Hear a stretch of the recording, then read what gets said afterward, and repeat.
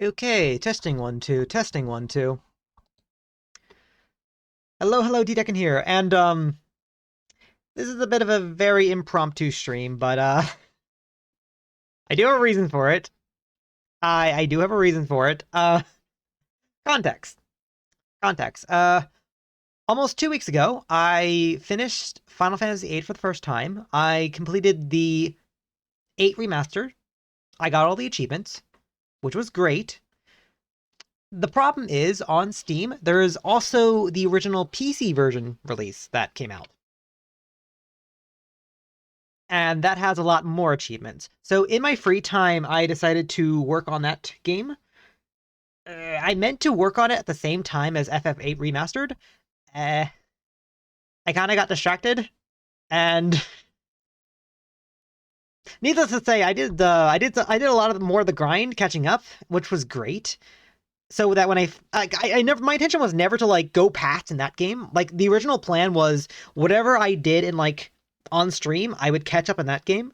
The problem was that game also had a lot of extra side stuff to do rather than just specifically catch up in story. There was also collect all the cards. There was also collect all this.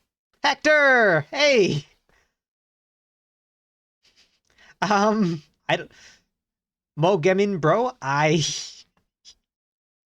Um, Hector, for context, this is gonna be a long stream today.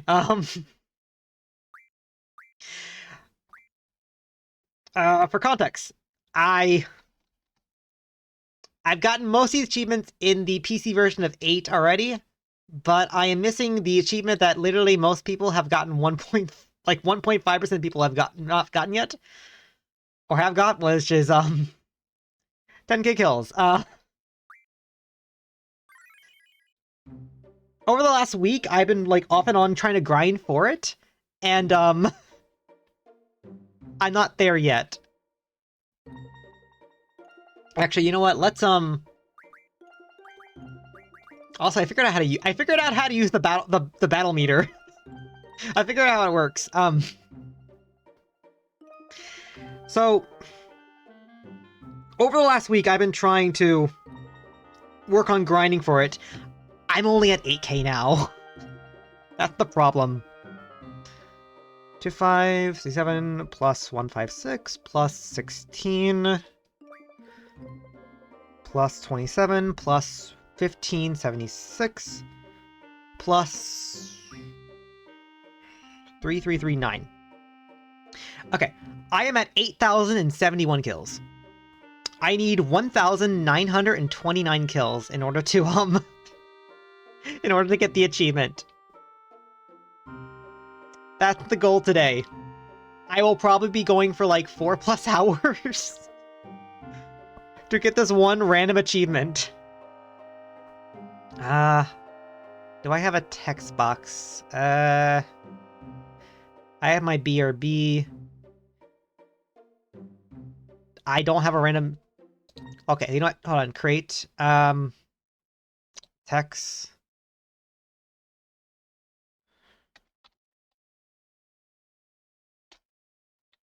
Random text. Okay. Oh gosh, that's big.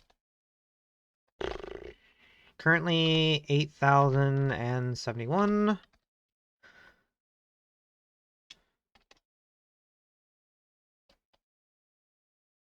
Okay. Let me do that. Yeah, we can start with that. I'll change the color in a second. Shrink that down. Let me put that here. Is that big enough? That not too big enough. Let's see. Properties. Okay. Okay. Random text properties.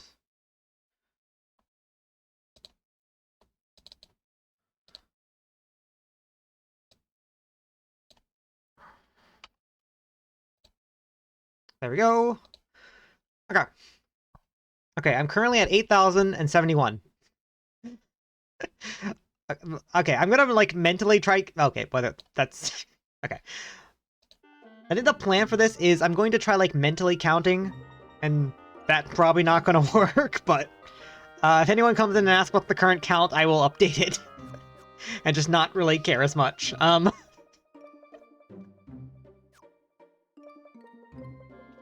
But yeah, no. So, the problem is with this grind is... Ironically, the problem with the grind is both the speed up function as well as, like... where we're grinding at. So...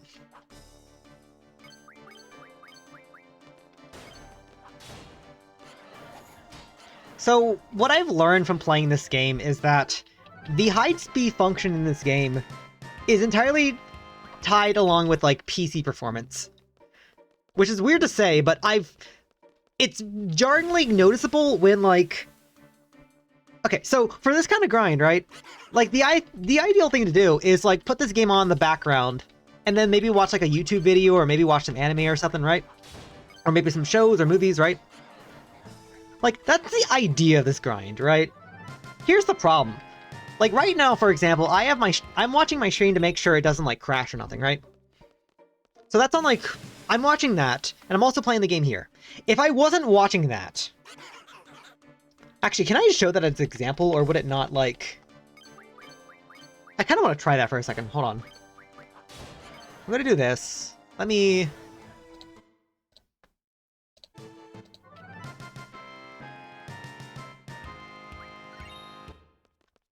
It's hard to tell. Okay, probably not as much. Probably because I also have, like, OBS open. Yeah, probably because I have OBS open. But, like, in between the videos, I've noticed that, like, the moment, like, I'm not specifically doing anything in this game, or, like, I'm not doing anything else, just specifically playing this game, the speed up function, like, goes very fast. Like, I think... Like, what is it? I think the range is... I don't actually know numbers. I think it's like somewhere between like times 1.2 and times like times 2. Like it's very fast, and that's kind of like annoying because like when you're just sitting here for like several hours, just like I'm trying not to like how loud is it actually? Hold on, me.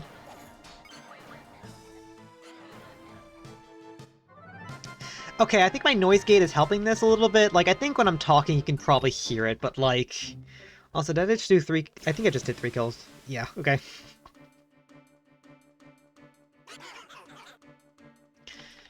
But yeah, no, like this grind is literally just sitting here for hours just spamming like one button on the keyboard. It is not exactly fun. But that's not the same thing. Like I've done grinds in like 4 and I've done grinds for 4 that have been very grindy in terms of, like, I'm just doing nothing but killing monsters and waiting for, like, a drop. So it's not exactly that annoying, but the problem is... So, cactors... There's a little bit of setup for the cactors, right? The cactors here, so long as you're on the sand area, they spawn anywhere between, like, 2 to 4 cactors. Typically, like, an average of 3. An average of 3, but sometimes only 2 show up. Rarely do 4 show up, it's 4 do show up. Right? So you sit here, you also have to... Okay, there's 2, for example. Squall naturally has, like, a very high hit chance. So you don't really have to stress about him. Apparently, Selphie's ultimate weapon gives you max hit chance. So, realistically, for this grind, all you have to do is, like, junction, You have to junction one of your other characters to just have max... They'll have, like, max hit rate. Apparently a lot of people online recommend, have recommended Irene, just because he has a very fast animation. Just because, well, gun. So, that's kind of what I've done for, like, the past... I want to say almost 15 or 16 hours.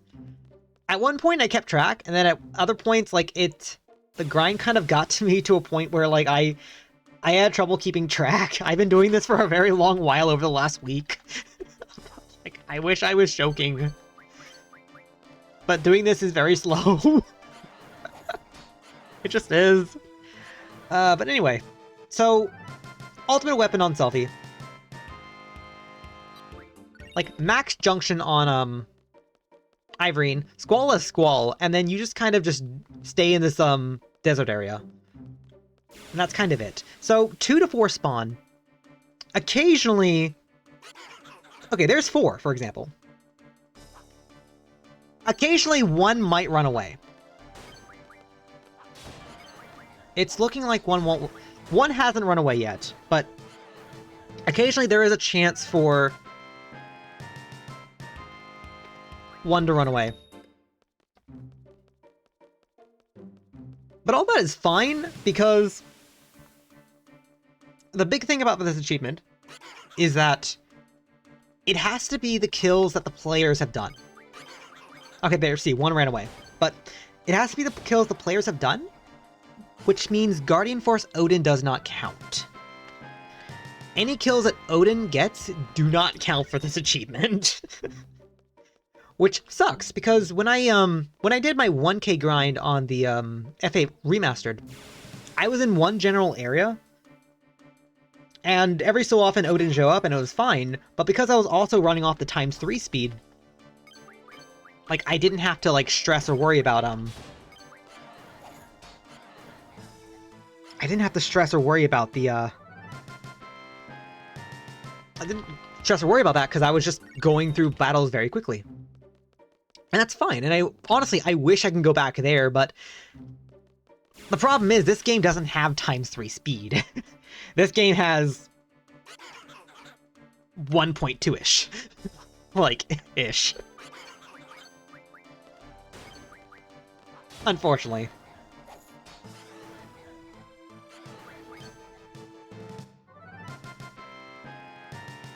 Also, fun fact, in the time that I've been talking and rambling right now for the last couple minutes, I've gotten 38 kills.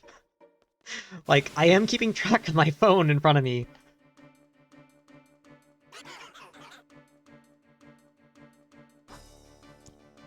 The problem at this point is I'm mostly just rambling.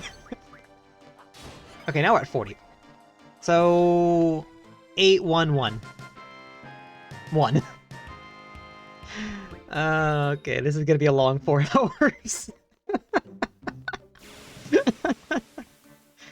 Oh, geez, alright. Anyway, so like I said, the reason why we're here is... Factors are relatively, like... relatively weak. I actually don't know whether or not, if we turn on the, or turn off the quadruple 9, it'll actually still kill them or not. I've not tested, just because I kind of haven't. I also have not tested whether or not, Irene's Overdrive works with, quadruple 9, which I think that's something I kind of want to talk about now. So, as mentioned, I've grinded this game off-stream, and obviously, like, during stream, for FF8 Remastered, I was trying to make it a point to avoid, like, the assist specifically for, like, boss battles. I wanted to actually fight them myself. For obvious reasons for this game, I have not cared. Like, for obvious reasons, I've not cared for this game, just because, like, I'm not stressing about, like, authenticity, I'm just stressing about achievements, which, weirdly enough for this game,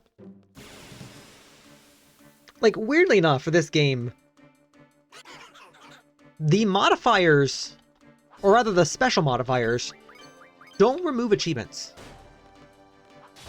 So there is magic boost in the... There's magic boost in the FF8 Remastered, but turning them on turns off achievements. For this game, doesn't matter. You hit this button, you can go max level on the... You can go max level on all the on the Guardian Forces, you can max out your money. Awesome. Remastered, no, you do that there, you lose achievements. Don't know why, but like... It's fine, I guess. That game also doesn't ask you to max out Guardian Forces. That game also does not ask you to max out money. So it's not as, like, it's not as important. Also, did I just kill 2 now? Or did I already count that? Sure.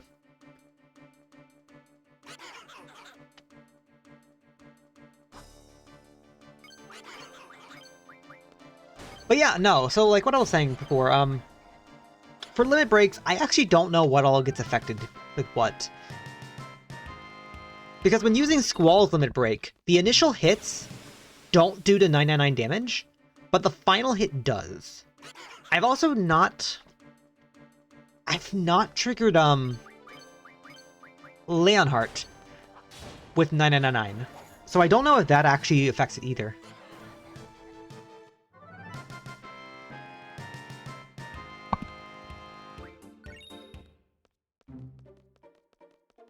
But yeah, no, so through testing, obviously Kediss' any single damage Kediss limit break does 999.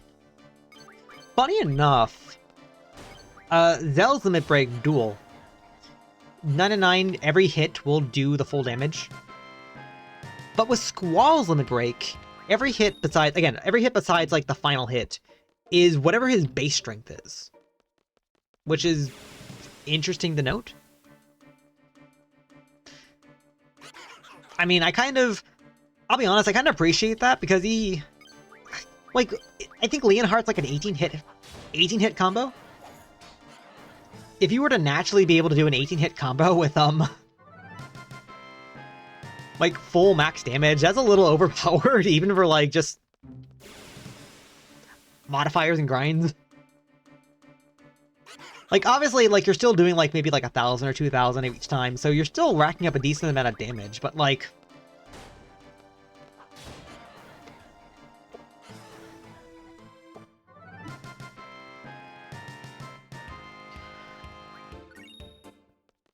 You're still racking up a decent amount of damage each time, but...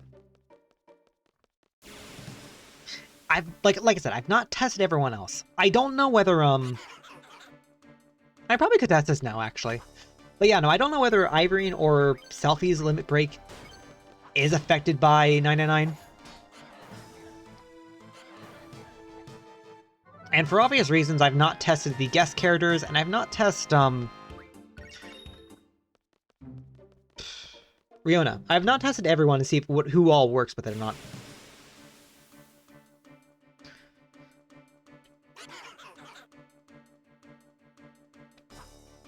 I just do still find it funny that Squall's limit break is not affected, if anything else.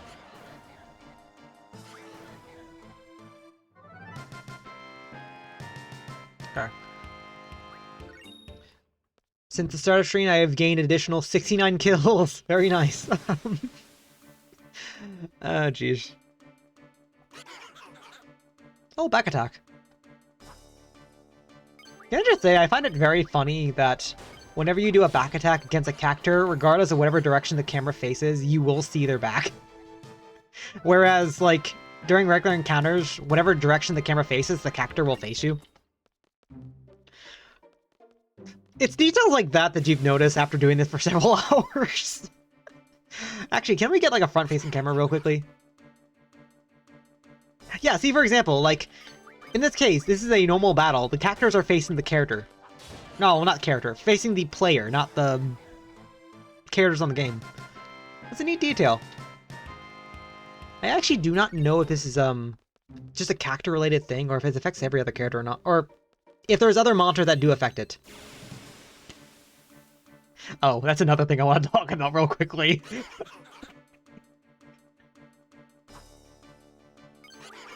Oh, shit, went our way. Alright, that's fine.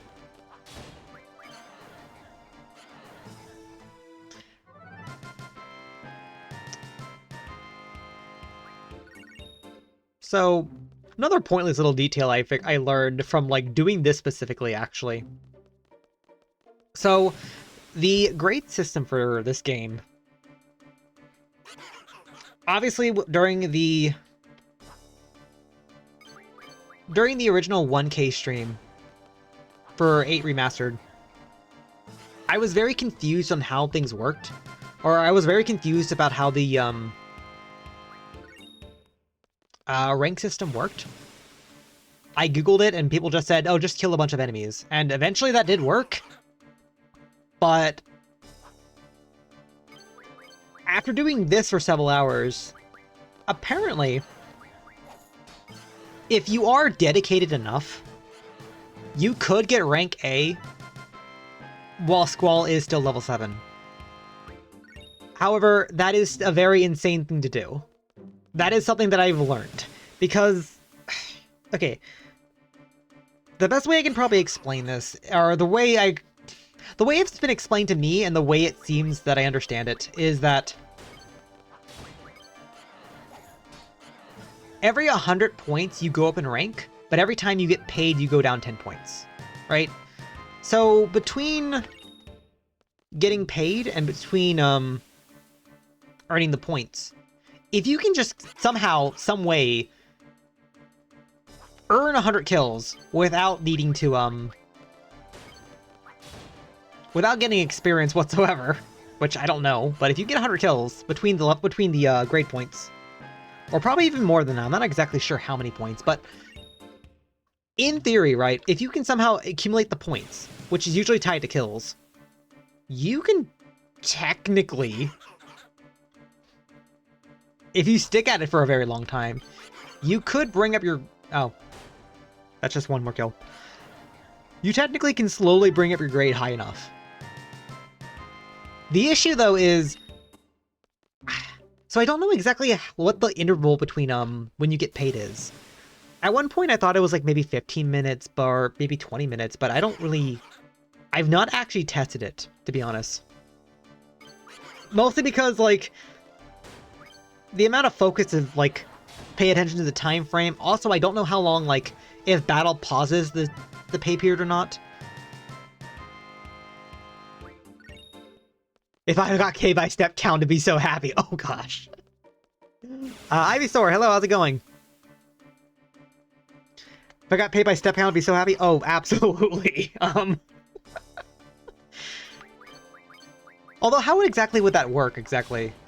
Because, like, I've seen, like, certain challenges, not exactly, I think, from Final Fantasy, but, like, other games where, like, people try to beat the game in, like, the quickest possible route, right?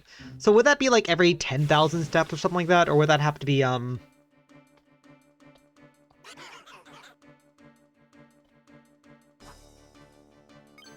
think that's how it works in this game. Really?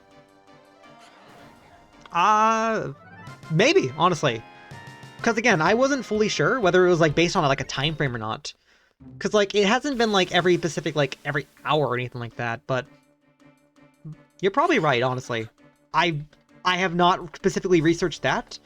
The only thing I've been aware of is that performing kills earns you a point. Every time you get paid, you lose 10 points.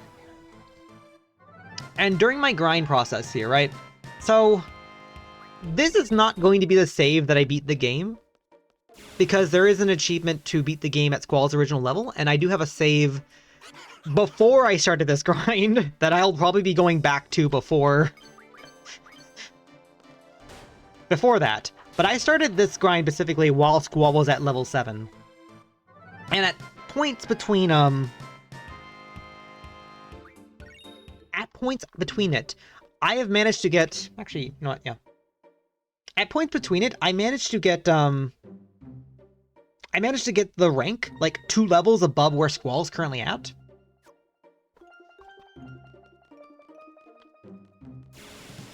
And then eventually 3 ranks, and then eventually I hit rank A, but... In other words, it is technically possible to... It is technically possible to get, like, seat rank A while Squall is still 7, but it's still, like, the fact that you have to specifically watch out for experience and all that, and the fact that you have to... Well, if it is based on step count, too, you have to be also very careful with step count. Like, another reason I'm also on the Cactuar Island here is because apparently they are the most frequent spawn. Like, they're the most frequent spawn. They obviously do not trigger Odin, so that all the kills can count. They're not... I have not looked in their scaling, like... I have not looked up their, like, group scaling range, but apparently they don't go above max H... They don't go above 999 HP. So you can still one-shot them if you use the modifier. But yeah, no, like...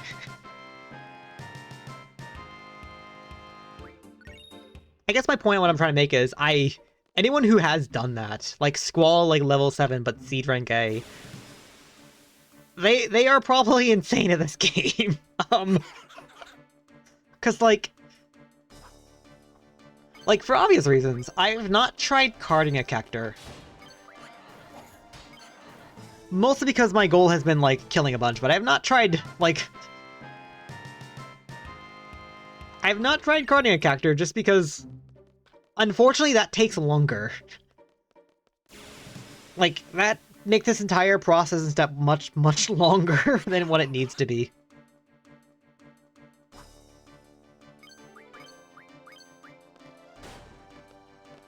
But I'd imagine, like... I actually don't even know how much HP they even have. Like, usually the point of a Cactor is to be small and high accuracy. Well, not, well, small, low HP, but, like, very high accuracy and very dangerous if you leave them alive. That is typically the point of a Cactor. Like, Cactors look innocent, they look funny. If you're not careful, they hit you with 10,000 needles. Basically.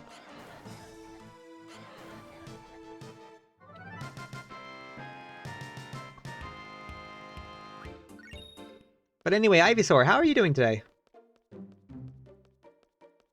How are you doing? Unfortunately, I am rambling for the next several hours. I am mostly just gonna be rambling for the next several hours, but how are you doing?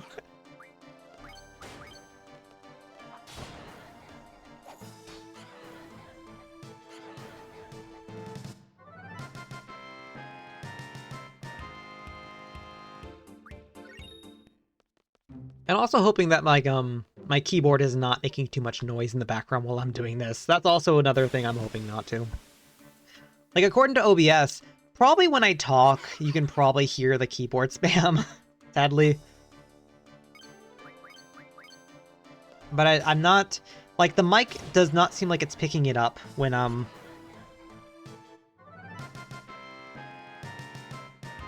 the mic doesn't seem like it's picking it up, so hopefully, like... Hopefully it's fine. Oh.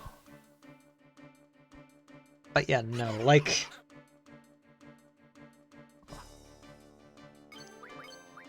Sadly, this is gonna take several hours. My current prediction is like 4.5, maybe 5. To be honest. And a lot of that is coming from the fact that... Like, I am trying to keep track of how much I've done so far right now. And to what I can see so far, like...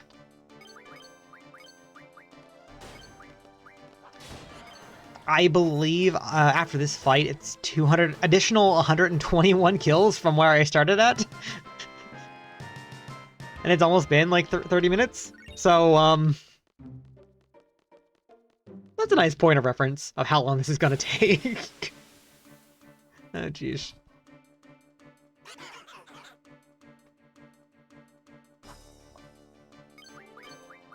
So if I'm rambling a little bit, I probably just am. Would now be a good time to update that? Probably. That or I could update it whenever I get paid. I don't know, what would be a good idea? Like, again, I'm roughly keeping a track of it, like, on, like, the calculator on my phone, but I'm pretty sure my phone's eventually gonna die within the next, like... Oh, +4? Nice. Pretty sure my phone's gonna die within the next, however long. Also, I wonder if I turn off, I wonder if I turn off, 1 second, can I, like, what the... Yeah, disable preview. Let me do that.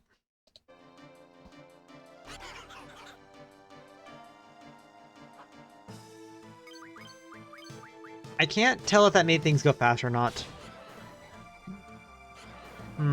Let me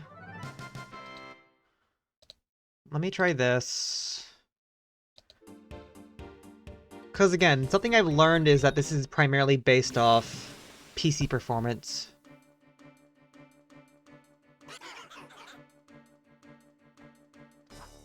No? Doesn't look faster, sadly.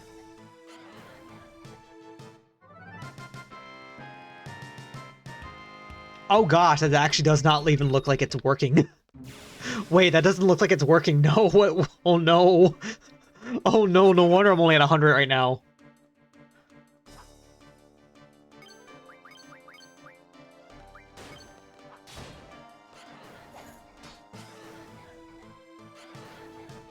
Oh gosh, like, is that only,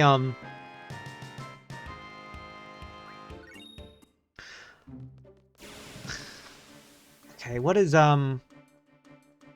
what's another solution I could probably do here? Because I can't really do that.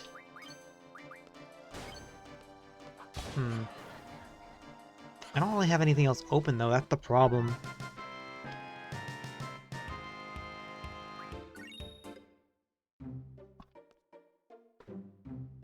Also...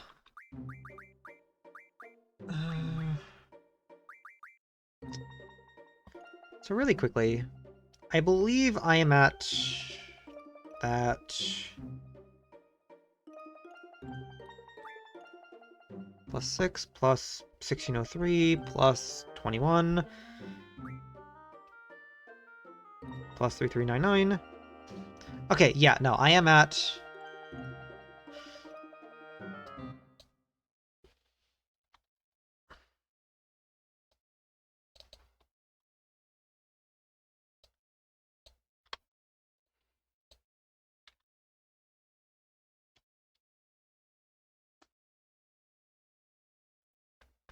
Okay.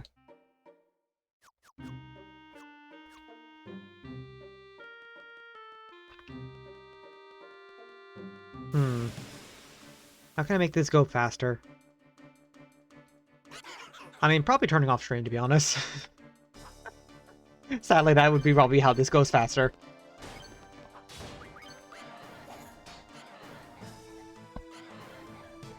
Yeah, no, like...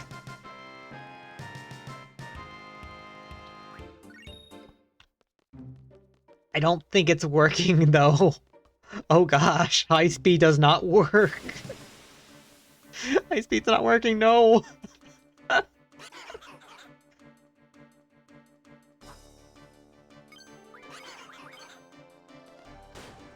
If I close something... No, maybe?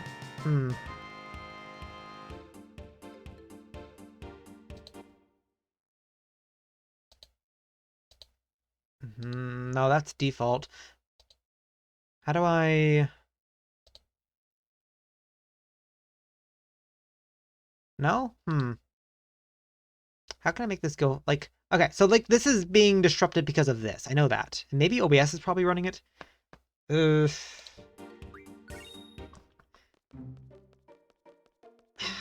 Yeah, no, sadly, like, I think it's... It's OBS plus stream, isn't it? Okay. Translation... I've made this harder for myself, got it. Okay. Oh no.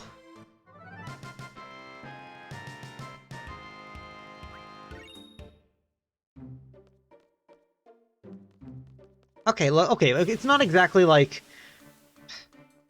It's not 1 for 1, okay. It does look like I am speeding up a little bit. But... Again, I think it's like 1.2 rather than anything higher.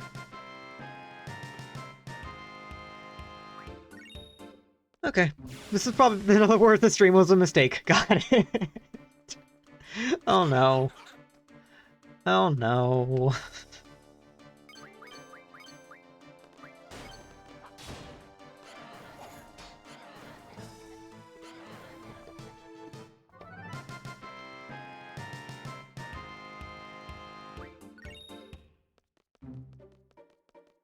Okay. Well, anyway. What else can I talk about for now? I mean, I guess I could probably bring up, I was probably gonna say this a little bit more for tomorrow, but I guess I could probably bring it up now. So, thoughts on the PC version versus the actual remaster version. So, what I do appreciate... Okay, so after playing this game now for a second time, what I do appreciate is a lot more of, like, the side stuff that I kind of wish was a bit more mandated in, like, the remastered version, right? Because, like, a lot of the times, like, certain achievements will, when you do certain achievements, you find out certain things about the game that, in order to do those achievements, obviously you have to, like, comb through the side stuff and whatnot. Like, for example, the Pew Pew side quest and the Obo Lake side quest. You wouldn't really need to do those unless, like, there was an achievement for them. You wouldn't know they're there, right? But, like, there's, like, more things in this game besides that. For example, for one of the cards you need to collect for Triple Triad, in order to do so, you also need to start this, you need to start a side quest in, FH. Fisherman's Horizon. There's a side quest you need to start in FH, where you need to talk to basically an old guy who's fishing. Then you need to go up to his, like, prodigy, his, like, apprentice, who's also fishing, like, in this one random area. Both of which are slightly off the screen, so you might not actually know they're there. Like, I think... If I'm remembering correctly, I think I did find the old man in, I think I did find the old man during my remastered playthrough, and that's how I got a Colt 3. But I didn't do, like, the boy side quest. Because I didn't actually know you could scroll over to that side of the screen and there was actually something there.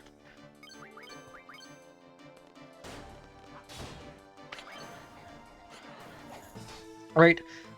So it's certain things like that I wish, were, like, they're not necessarily required, in a sense. Like, technically speaking, the remastered version of FF8 don't require, like, the full collection of Triple Triad cards. That's not a requirement.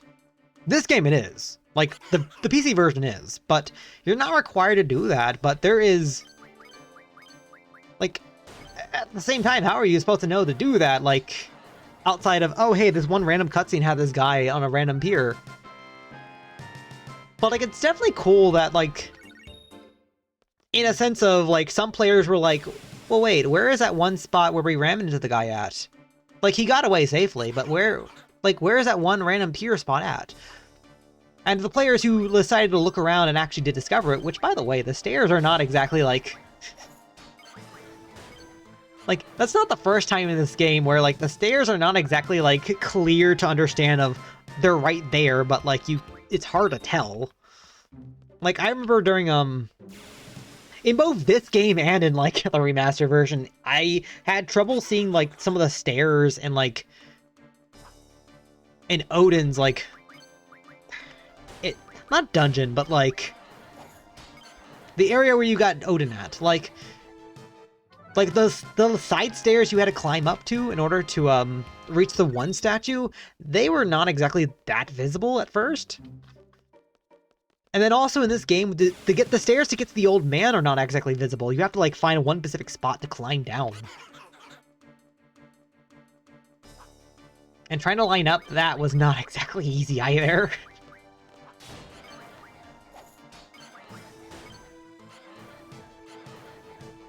Which, I will say though, in terms of environmental, like, environmental design, I do appreciate this game having a lot better environmental design compared to 7. 7 had some really pretty, like, background art for a lot of the, overworld maps. But there were times where that pretty background art did not translate to, like,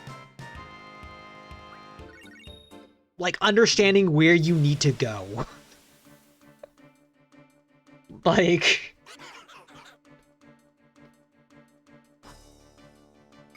Like, every so often, I still get, oh, just one. Every so often, I still get, I still think about that one area. I'm trying to think what it is. Like, when you visit the City of the Ancients, and then when you go to leave the City of the Ancients, there's this giant, like, bone, like, spiral pillar that you need to climb. But, like, the layout the layout to go up the spiral is a bit obvious to, like, track. But there's also this, like, little item on the side. And, like, trying to get there wasn't exactly very clear. Like, neat art, very cool art. Very cool that you can interact with it. The environmental mapping did not really make a whole lot of sense. And I think a lot of that also was, like, in the beginning of the game, when you're traversing through Midgar as well, there was a couple points, like, with the train station, a couple of areas with, oh gosh, that one area before the playground in Midgar, like, with the construction area, that had some, like, pretty confusing layout as well. With, like, how like, it wasn't really a factor of, like, difficulty in terms of fighting enemies. The difficulty just came from, like, where am I on the map? like, where am I supposed to be able to walk to? Which was weird, because, like, throughout the entire game, it was like that until you get to the final dungeon, at which point, they color code the areas that you can climb. Like, why? It's like, you couldn't do that for the rest of the game. Why? This game definitely has been a lot better, though. This game has definitely been a lot better in terms of, where exactly you can go. I will say, though, in one area, before Esther, like, when you, are traveling to Esther, right? There's this big snowy area. Apparently there is a side path I didn't know about, and it's not fully obvious that you can walk there. But there's a side path you can go up and walk on to find a few extra items, which, you know, would have definitely been cool. It's something that definitely rewards player for exploring, but at the same time, like, again, like, it's not really that obvious that you can walk on it. But I guess to be fair, like, a lot of Final Fantasy games don't... Sometimes they don't always, like, telegraph certain things in the environment, and that's been a thing for a long while, so to speak. Like, there's been quote-unquote hidden pathways, and there's been,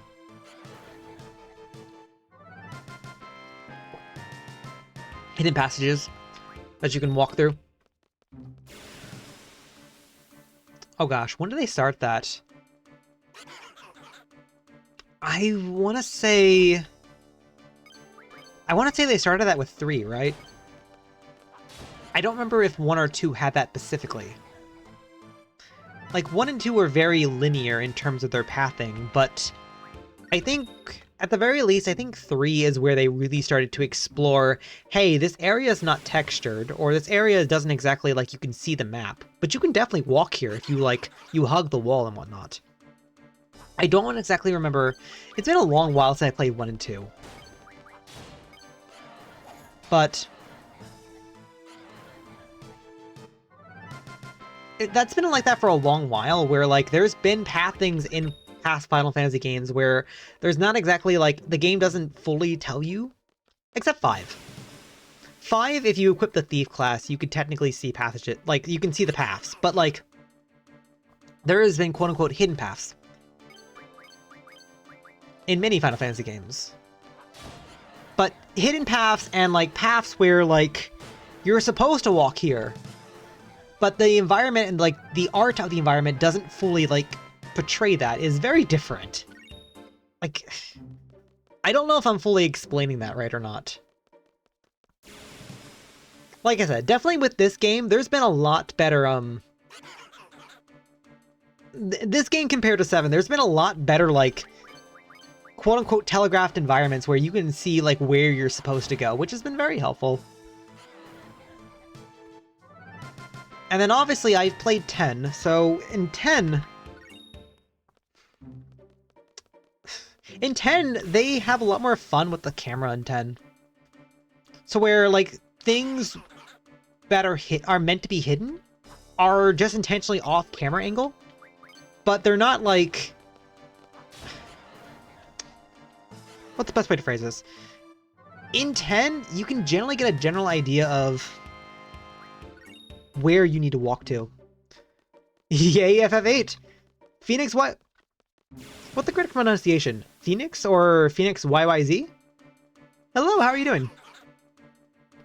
How are you doing today? Yes, I am playing Final Fantasy VIII today. This is the... Specifically, this is the PC port, not the remaster. Unfortunately. But how are you doing today? I am unfortunately rambling for several hours while working on a very grindy achievement. And unfortunately, I want to say like 20 minutes ago, I realized by going live, I've actually made this achievement that I'm currently working on a lot harder. Because the quote-unquote high-speed function in this game is tied to PC performance, and by streaming the game and having my PC, like, run different processes, I've significantly slowed down the quote-unquote high-speed function of this game. So I have dramatically, like, reduced how fast I can work on this achievement, unfortunately. But yeah, no. You said it right. I'm great, working on watching you now. Working and watching you now. Oh, nice. Do you mean working as, like, work from home, or do you mean, like, work as in, like, you have your own, like, things you're grinding on? Or things that you're grinding, in certain games, like dailies, or... What's the term there, exactly? Dailies specifically, or, like, Sorry, I don't play Genshin, but the immediate first thing I thought was something like Genshin, where, like, you have to, like, every day, like, defeat this many monsters and collect this many resources, or, you know, stuff like that, in other words. But yeah, no, for the most part, I've mostly just been yapping to myself for the last several hours, or not several hours, like last almost an hour, actually, but I'm going to be yapping for several hours, unfortunately. Trying not to go too insane. Previous thing I was talking about was, I was kind of comparing, like, the environmental design between, 8 and 7, in other words. Or not other words, geez. So, when I was playing through 7, or at least the PC version of 7, there were times when I was playing the game that I had trouble, like, reading where the map wanted me to walk to. Like, some of the background art of 7 was really great, but then when it asked you to be like a sprite on the screen walking through the map itself, that was a bit confusing, if that made sense. Like, I want to say the best example I can probably make is, like, the Ghost Train Yard in, like, Midgar at the beginning of the game, where you're on top of the, like, the trains area. Like, it's a cool-looking area. The problem is, like, trying to just understand, like, hey, I can go down this area right here and then go down to different parts of the map. That made things confusing, if that made sense. Or, as I mentioned before, like, the area after, like, the ancient city. There's, like, this giant, like, spine, like skeleton spine that you walk up to, which is really cool looking. The problem, though, is, like, navigating everywhere below the spine area. Like, getting on top of the spine's not the issue, but, like, there's just, like, one random, like, item on the side over here. And I remember, like, struggling for a couple minutes trying to figure out, like, how am I supposed to walk around this? Where do I need to walk? Where's the point where I need to, like, actually go up and I can actually physically go around? Like, Like, the Art of 7 was really nice, but, like, translating that to maps and, like, traversing it was a pain.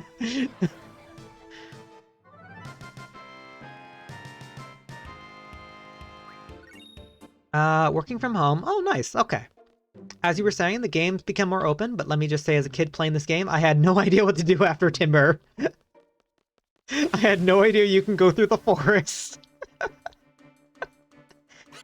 Fair. So for context, right? I guess I don't have my VODs linked, but when when trying to go through a Galbanian Garden, right? Like, as part of the story, and I think, like, is that technically disc 2, or does that still disc 1? Oh gosh. Yeah, no, I didn't know how to find the garden until eventually I found the forest. So I was running around for a couple minutes trying not to, like... Because at first when I was playing this game... Like, at first when I was playing Remaster... Let me clarify. When I was first playing Remaster, I was trying not to kill things, I was trying not to gain levels. So I was trying to run around every 5 seconds. And I just didn't know where anything was at. So yeah, no, you're fine, that's fair.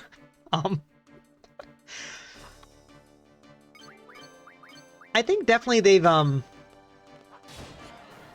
like, obviously I've not played any of the more modern Final Fantasy games, if that makes sense. I think the quote-unquote most modern Final Fantasy game I've played is, well, actually no. Huh. What came first, chicken or the egg? Okay, so as a kid, I played 12, but also got lost at some point in 12.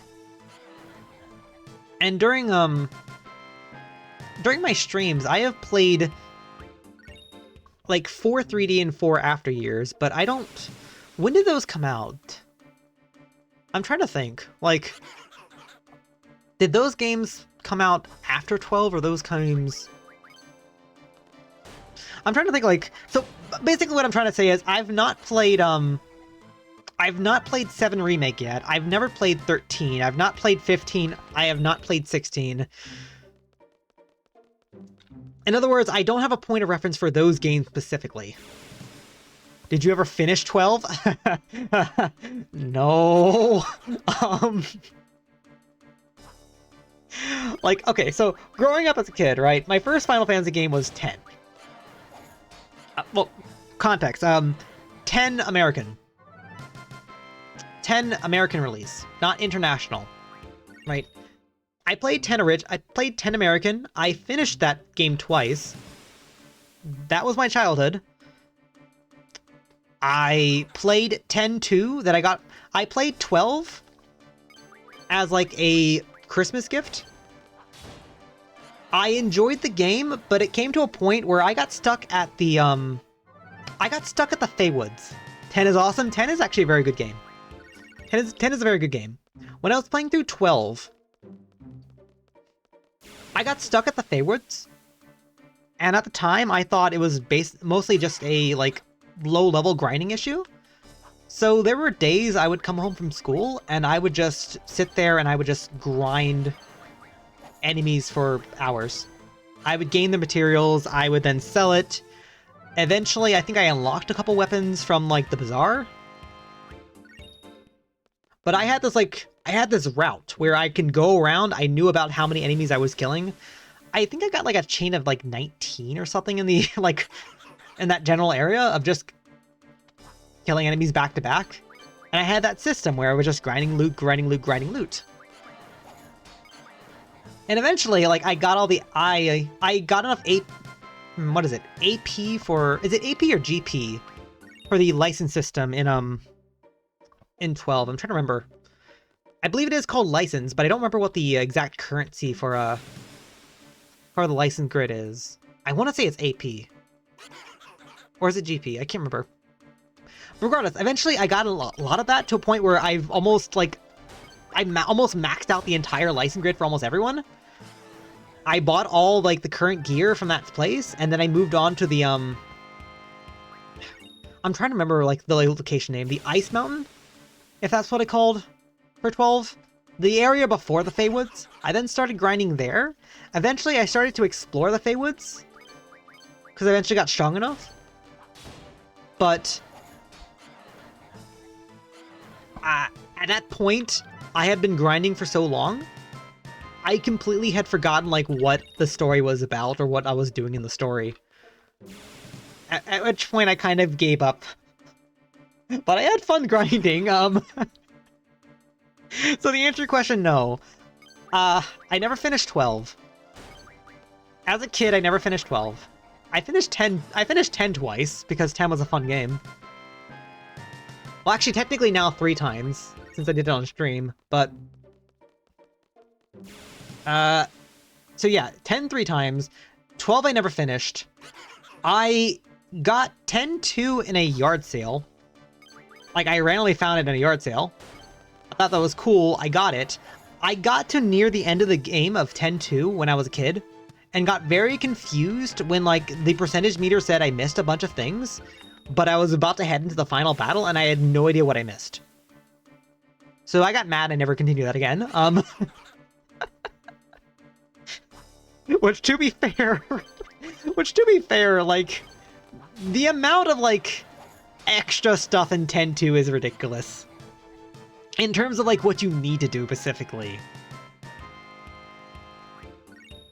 In terms of, like, the amount of extra stuff you need to do in 10-2, it's like, oh, when you get to this chapter selection, make sure to go through every single previous world to make sure you clear all the storylines.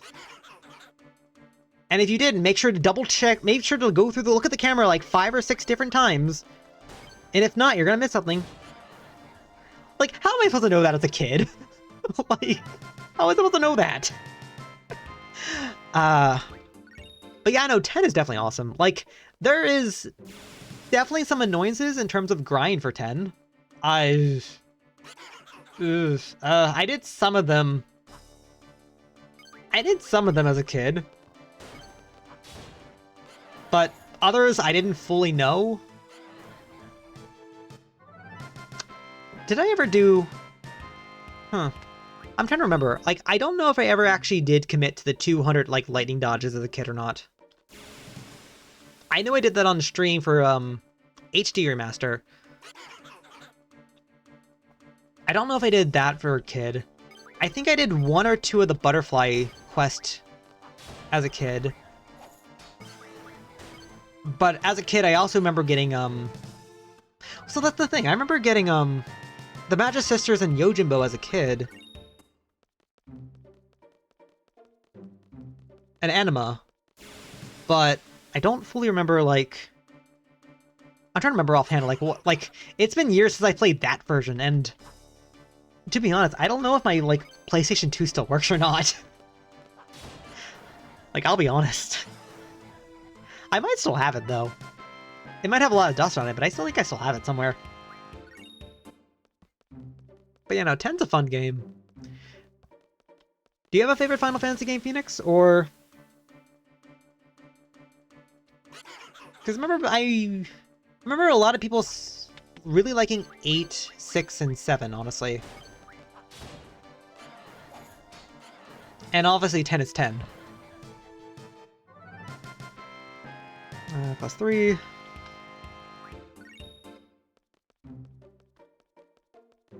I probably should... Should I update the count?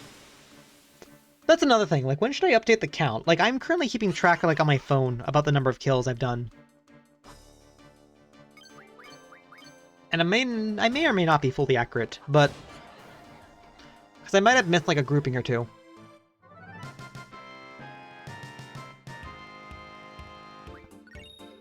But should I probably, like, update this every time, like, I get a grade? Or should I upgrade this every time? I'm not fully sure.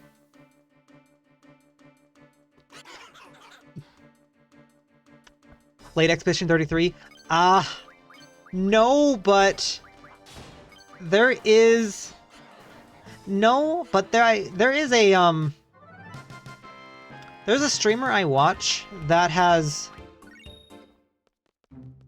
That seems to very love that game. They didn't do it on stream, but Apparently they have, like, convinced a lot of their friends to play it. They really like the story and all that. They really like the characters. It looks like a fun game. Unfortunately, I have not played it, but it's...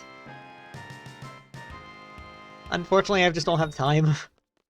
Like, I'm playing through a lot of other games. Eudora 8 and 10? Nice. I'll be honest, there are things about this game I don't fully like. Like, there are a lot of things that are very cool. Like, I'll be honest, I really like the... Okay, this is gonna sound weird. I like the junction system. I hate the Guardian Force system. Like, I really like the idea that you can junction your stats based on, like... Well, not exactly grinding, but, like, resources that you have gathered, if that makes sense. Like, you can junction, like, your different value stats and make yourself stronger that way. I think that's a really cool system. What I don't like is this here. I don't really like the fact that, as a character, you can't... If you don't have a Guardian Force, you are not able to do anything except attack. That seems a little ridiculous. In terms of, like, kind of like a lore sense, or not really lore sense. What's the best way to phrase that? Like, okay, there is shops in this game, right, where you buy potions, right? And if you get hurt, you drink a potion, right? If you do not have a Guardian Force equipped, you don't know how to use potion. You buy potion, but, like, you do not know how to use it. That seems a little silly. Like, I'm not gonna lie. You must play it. I will definitely have to try to find the time to do so. Like, the issue, though, is just... The issue, though, is just time, unfortunately. Like, right now, I'm technically playing 4 different games on stream. And even then, I'm not, like... Like, even then, I still want to dedicate, like, more time to each of those games, but because I'm splitting them up, like, it's taking me longer for each of them. And then in my free time, depending on what I'm playing, I may or may not be doing other things as well, unfortunately. And that's kind of my issue at the moment. Like, for example, like, I mentioned this, like, when I was playing 8 Remastered, this is not 8 Remastered, this is PC, but when I was playing 8 Remastered on stream, I was supposed to be playing this game in the background during it, and trying to slowly catch up. I didn't do so because I wanted to play Danganronpa. Like, I was playing Danganronpa on, my free time, just because it's a game that I've watched Let's Plays of, but never actually finished myself. But that, for example, depending on the game, I might have additional grinds. Like, when I was playing through 3 and 4, for example, let's go with that, actually.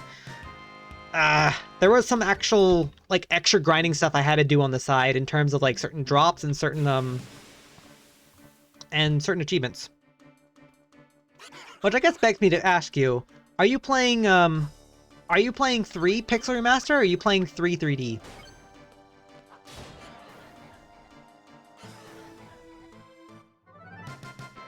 That's probably what I should I probably should have opened with that question, to be honest, when I read your comment, but I kinda got distracted by the FF8 and 10. But yeah, no, are you playing the Pixel Remaster of 3, or are you playing 3 3D?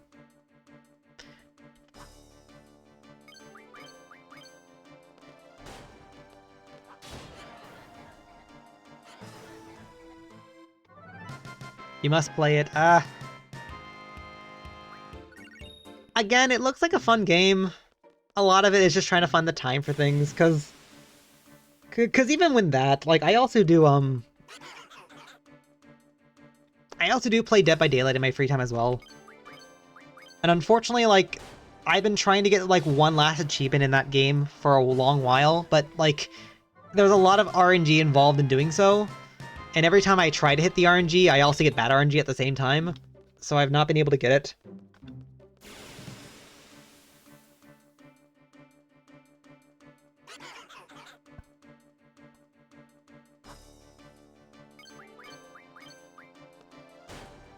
But yeah, no.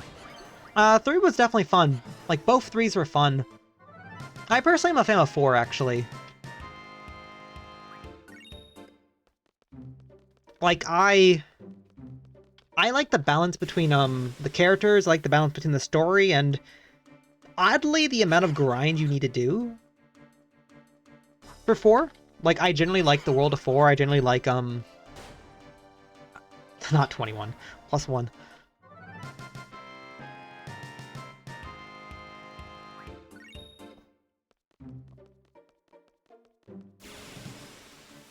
But yeah, no, my favorite, like, I did grow up with 10. So far, my favorite FF game has been 4, though.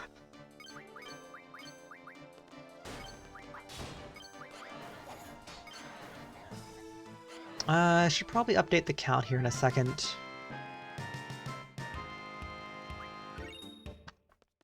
I can't tell, but I think things are going a little faster now. Okay, next fight, let's update the count. If I'm correct, I should have gained an additional 174?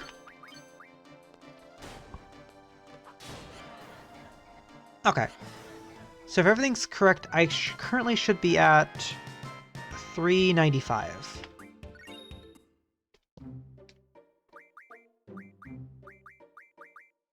Alright, let me test that.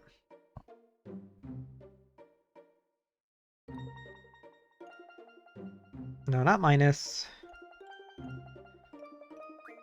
Plus 27, plus 1648, plus 3483. Oh, 3483. Wait, what? Oh. Yeah, no, my math is actually off. Whoops. Apparently I am at 8413 right now. Okay.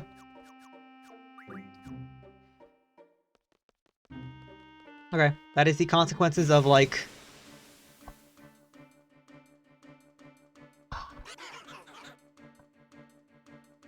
That is the consequences of occasionally looking over and missing a few comments.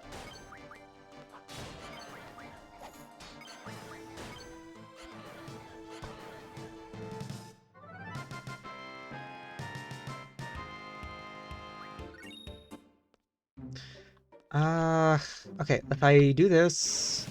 Alright. So I found it a lot easier to go at this angle and, like, just go up and down. If that makes sense.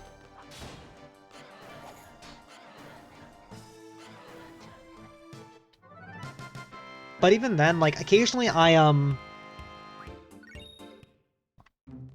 I hit the angle wrong, I somehow start slanting a little bit each time.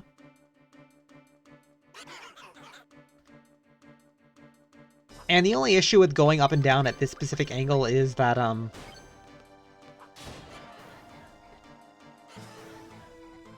occasionally I do start walking over that small, like, little dirt path there.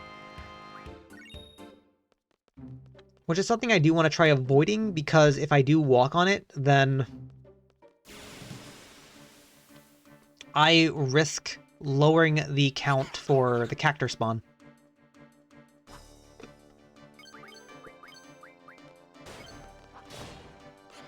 Like, I mentioned this, that... Sorry.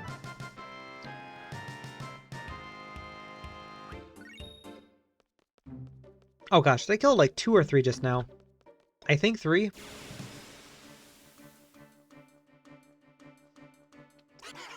I think I just killed 3. Okay.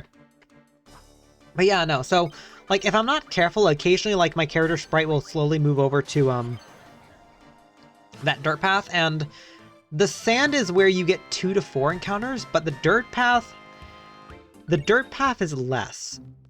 If I walk on the dirt path and get a spawn, it could be 2.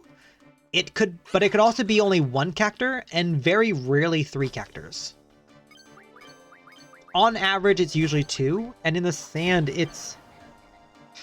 Okay, so in the sand, it's like on an average of 3, but I've noticed that it's an average of 3 in the sand, but they do run away every so often.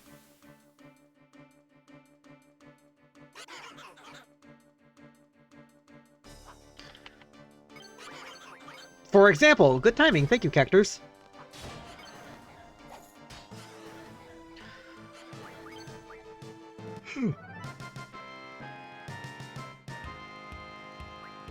But yeah, no. So, okay, see, like, I am slowly getting closer to that dirt path. If there's a better way to run through this, I'd be very happy, but... Because when I first started doing this, I was going side to side, like left to right. But the problem with that is it's kind of hard to see, like, the dirt paths when you go left to right. And then also, like, the camera angle, like, from going, like, side to side can get a little, can also get a little messy. Not to mention, like, when you do go, like, if you're angling yourself like this, it's a little hard to see, like, the dirt path at the very top. So if you're not careful, you walk to that dirt path, and you possibly could risk not getting, like...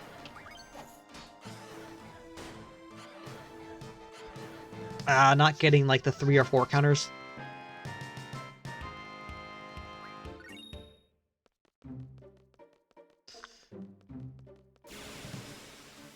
But yeah, now I'm actually very messed up. I can probably try to adjust the camera if I... after this fight.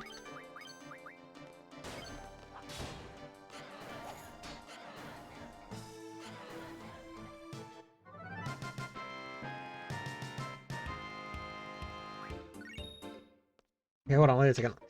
Okay, yeah, see, that's the dirt path. Can I... Okay, let me do this, right? And then let me walk over and...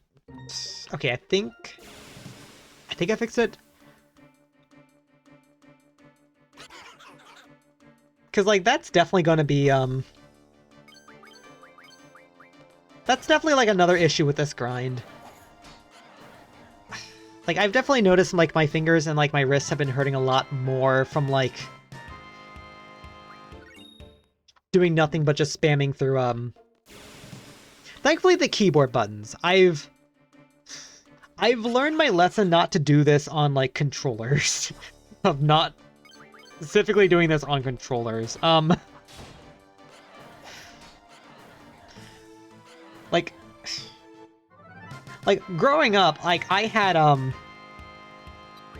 USB jack, like PlayStation style controller that I got from Radio Shack growing up. I loved that thing. But the problem was, like, I would constantly, like, play games that required me to spam, like, the A button. Or rather, the X button for that gamepad. Not sure. But eventually, that button got so worn down that it was visibly, like, lower compared to other buttons. And eventually to a point where, like, it, like, indented and, like, you couldn't, like, use it as much. Now, I don't really know if that's fully, like, if that was fully, like, the controller's fault or, like, me spamming fault, but I've always associated with that, because I believe that also happened with, I want to say, like, my original DS? I want to say either my original DS or, like, my, my Game Boy Advance SP. One of those, I definitely remember, like, the button, like... the buttons, like, eventually, like, one of them definitely deeping in. And it's always been, like... I've always been, like, a little bit more paranoid on it, if that makes sense. So for this... I opted not to use the controller. Like, I can probably spam through this a lot better, but, like, I am scared for ruining this controller. This is a nice controller.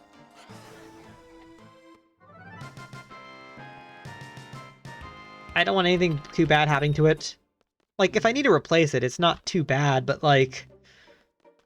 I like this controller, it's nice.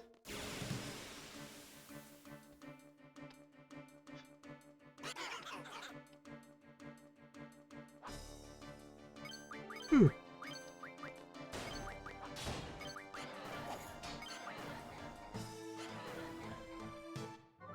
Okay, +3. We are making some progress. I think we're definitely speeding up a little bit, which is good. The sad thing, though, is off stream, I think every 30 minutes was 200. I'm definitely under that per stream right now, but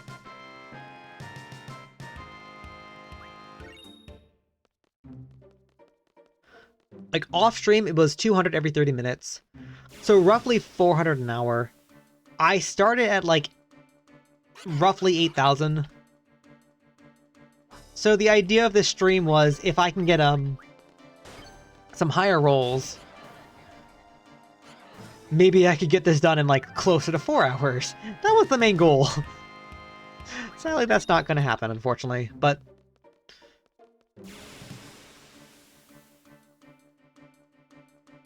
sadly.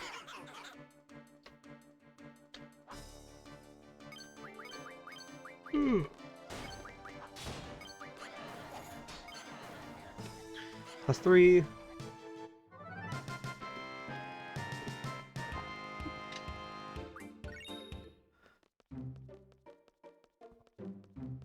But you know what? Let's go back to that Expedition 33 thing. So there is a lot of games I do want to play. I believe I have Expedition 33 at least on my wish list on Steam, along with a couple other games. But right now, in terms of future games, the only one I have in place besides the Final Fantasy games and besides the Yakuza games is I do want to play Persona 5. Like, I have definitely been a little scared of starting Persona 5, which is why I've definitely delayed it. Which is why I've definitely delayed starting it, just because 4 was a massive grind. But I do want to play Persona 5. I just know that's going to take a very long time, though. Like, that's the issue.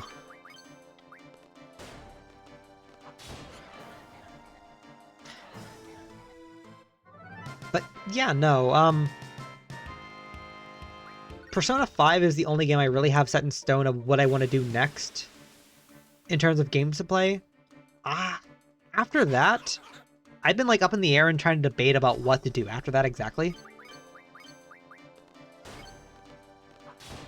Like Expedition 33, that sounds like a very fun game. I believe that's also long. Like I would have to look into it specifically, but I think there's a couple multiple paths you could take. And not to mention, I don't know. Essentially, I don't know what the achievements are going to look like for that game either. Like, I don't know whether that's,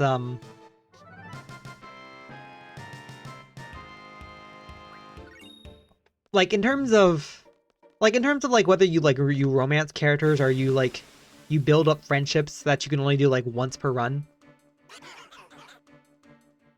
I don't know whether that could be, like...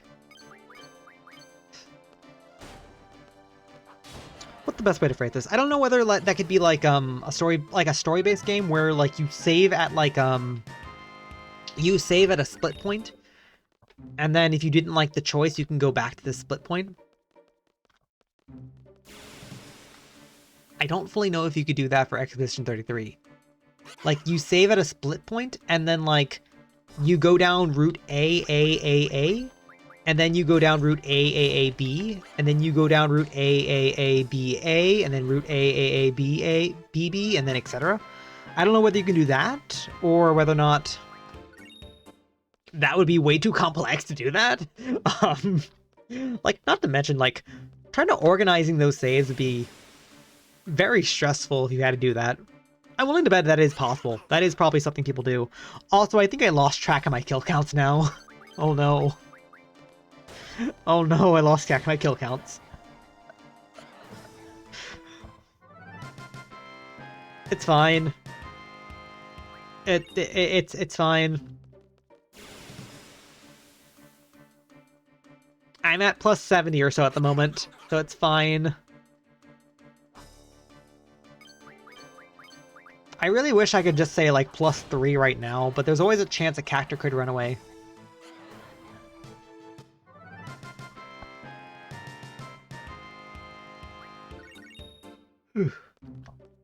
Like, that would make it so easy in terms of, okay, 3 Cactor show up, plus 3. 2 Cactor show up, plus 2. 4 Cactor show up, plus 4, right? It'd be so easy to do that, but I don't know. Okay, this is sad to admit, I don't know if there's a way to, like, lock the enemies from escaping. If there was, that would probably make this grind go a lot faster. But guess it's neither here nor there.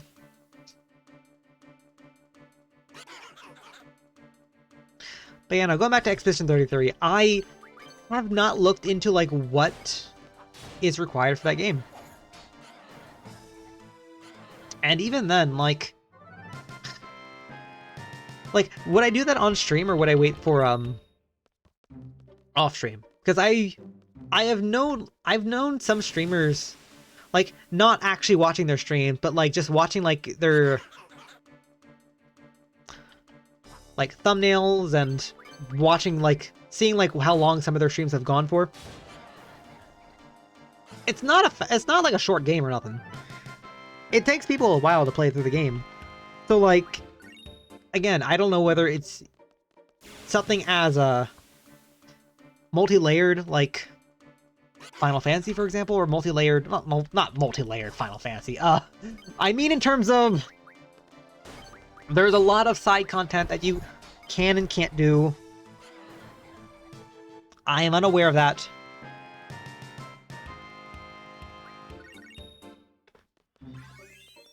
Okay, let's go next fight and then update the count.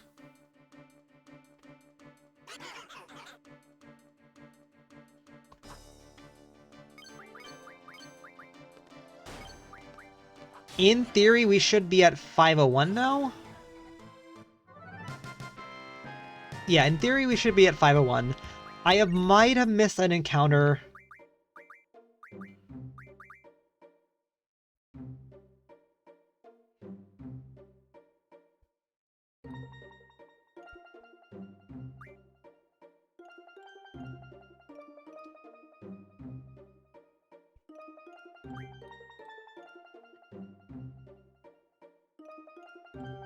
Okay, I missed one encounter.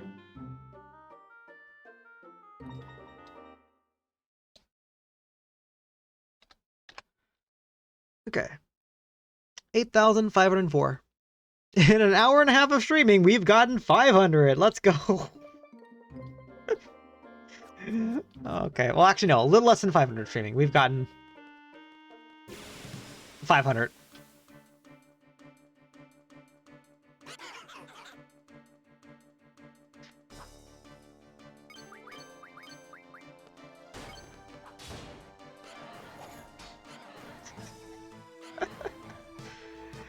Oh, gosh. So yeah, that's how long the grind takes. That's the problem with the grind.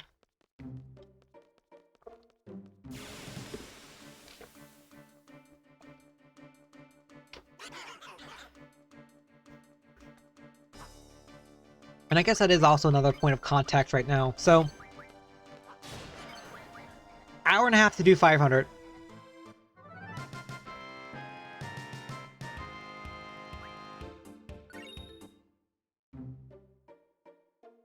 I was not paying attention to how many we just killed. I want to say 2. I'm going to say 2. Whoa, whoa, whoa, whoa, new. Bad. Bad. Report. Spam. Bot.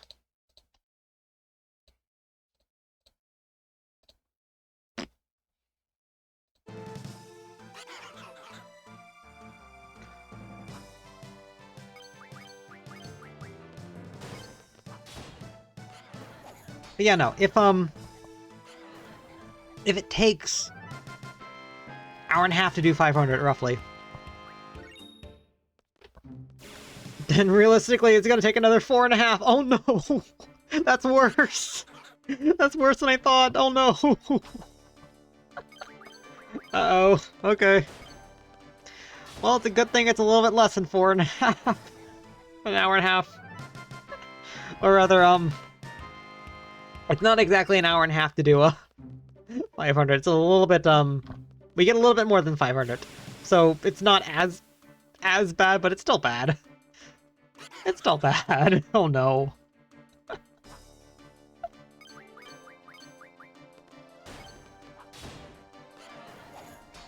Oh gosh.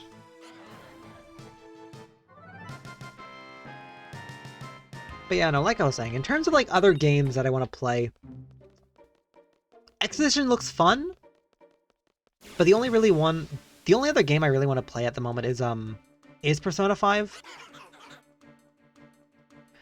Play through that,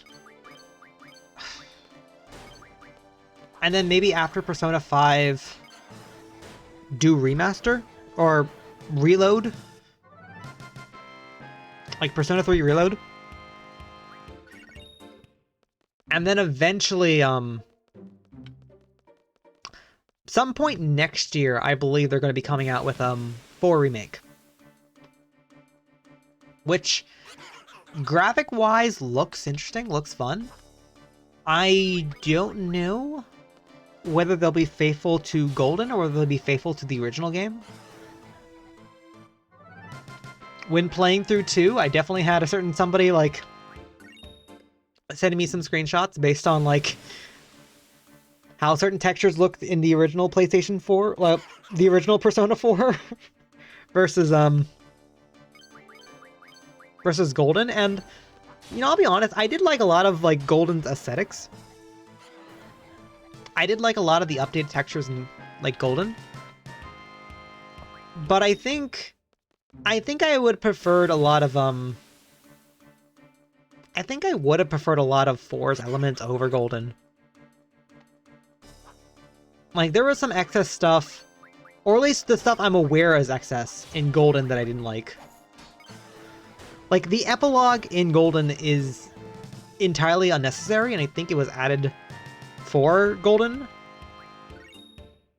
Which sounds frustrating, and unfortunately, the only version of 5 that's available on Steam is Royal. Like, the original 5 is apparently delisted. Like, you cannot play the original version of Persona 5 on Steam. You can only play 5 Royal, which 5 Royal adds a new character. Something similar to, I think,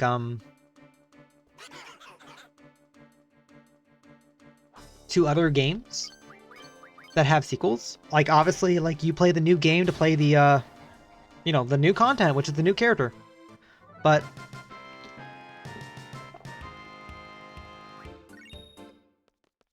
at least with Atlus games, what I've noticed is when they do that, the new character is usually the focus of whatever new game it is. So, unfortunately, if you do want to experience the main story, you also have to include the quote-unquote new iteration, which, to be fair, right? When I did second playthrough of Golden, if you don't interact with Marie, she's kind of just there. So I do appreciate the fact that, there wasn't really much hand-holding in terms of, like, quote-unquote Marie's route, more or less.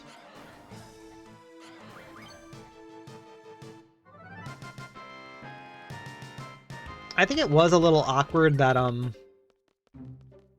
if it makes sense, I think it was a little awkward that, if you went down the Golden route for your first playthrough and you did all Marie stuff, you kind of end up quote-unquote romantic with Marie, but not really, not explicitly. Like, I'm trying to remember, like, I don't think I didn't say I didn't, like, quote-unquote confess to Marie during my playthrough. But for some reason, at the end of the game, she's like, "Yeah, I like you, and we're now dating." Like, what? like, like that didn't really make sense at all. So like So in other words, for 4 Remake, I don't know exactly what they'll do specifically. Like, in theory, I guess they could do something like they did with, They could do something like they did with, 3 Remake, where maybe Marie is quote-unquote bonus content, or post-story content. But if they were to do that, she wouldn't exactly be the same thing. Like, you probably could do something like, Episode Aegis for Marie, but that doesn't exactly work, quote unquote, because she is very much, or rather I guess she was originally like very heavily tied to the main story and the story progression. Like once you hit a certain point, you couldn't do anything else with Marie because it involved the main story, and if you didn't progress there, like you kind of were scot out of luck. So I don't know what they would do for her, whether they would like specifically include her or not. And even then, like, if they do include her like from the start, there is also still the option where you can kind of just ignore her. Like if you choose to ignore her, she's the person you give the cards to, and eventually, like, that role then goes back to, I'm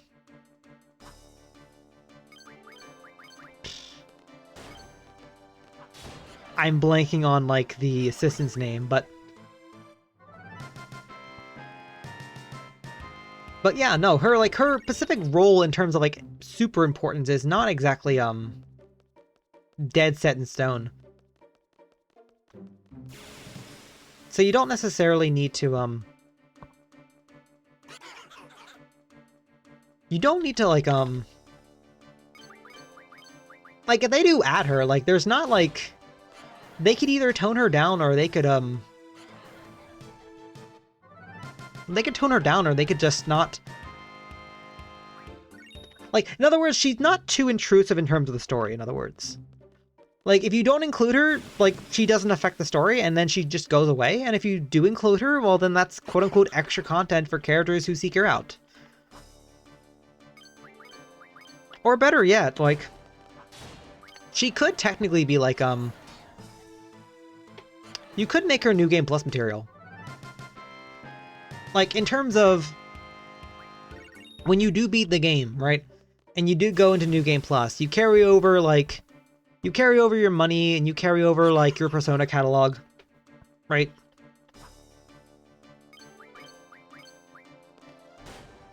You go into New Game Plus, and then you are instead greeted with her.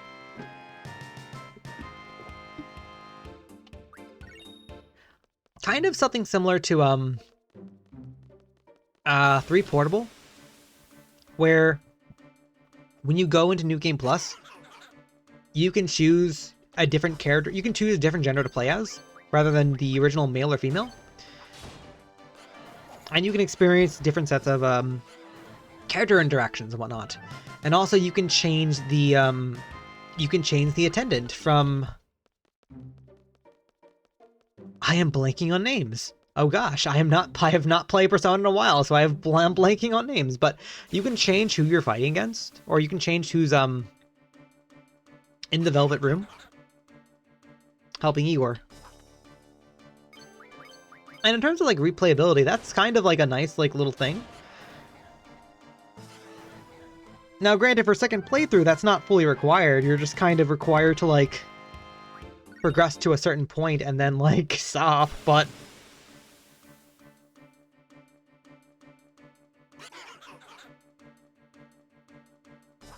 what I'm saying is, like, what they could technically do for Marie is they could, you can go through your first playthrough not knowing she exists, but when you go through like New Game Plus suddenly she's there and she's a new element that you could interact with if you want to. But I think the key phrase there would be like, you choose, right? Oh, but wait, wouldn't that, I wonder if that means, like, the quote-unquote golden ending would be locked for second playthrough, then. Like, first playthrough, by that logic, you couldn't get the true ending. Or maybe you could, or maybe, like, in first playthrough, you could. But whenever you do second playthrough, if you don't do her as well, you can't, quote-unquote, get the true ending.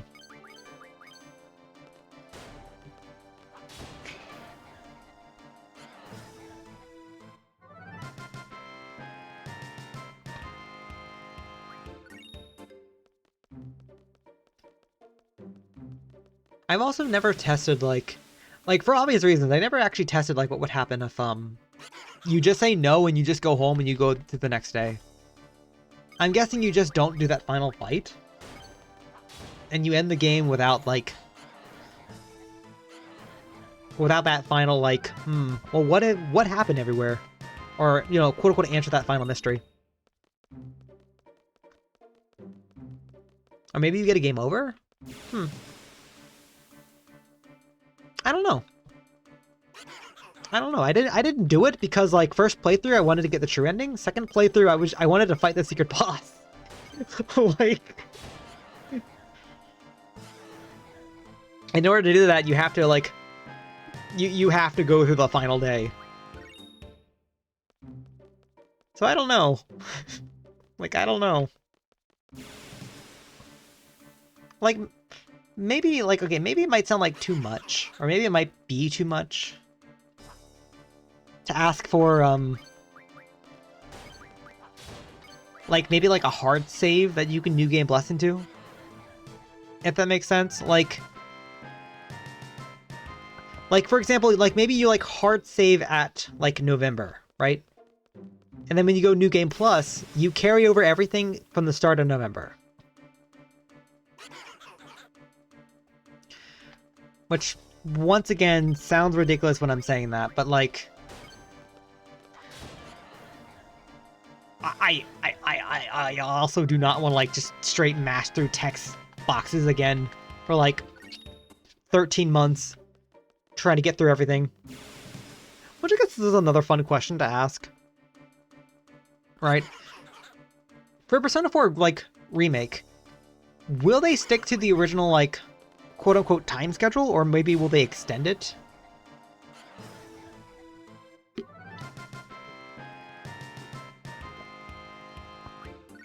Because technically...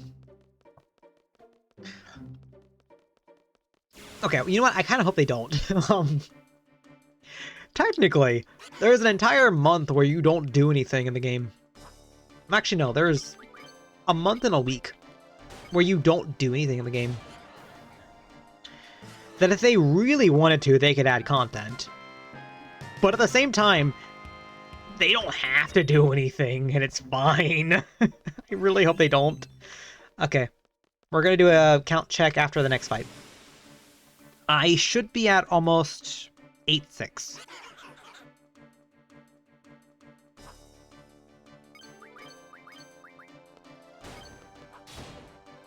Yeah, I should be somewhere around 8,595.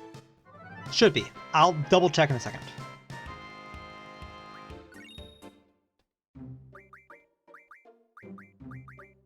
Okay. I was doing a better job at trying to keep track of this time.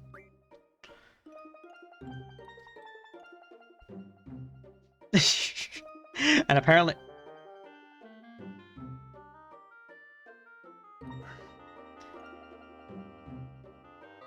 What?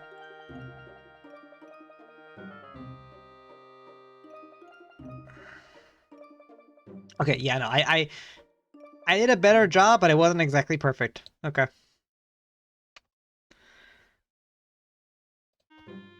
Better job, but not perfect.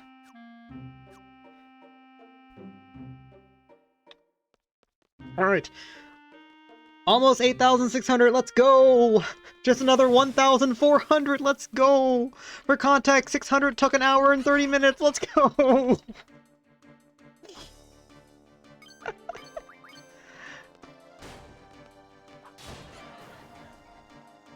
But yeah, no, it's roughly 400 it's roughly 400 in like an hour.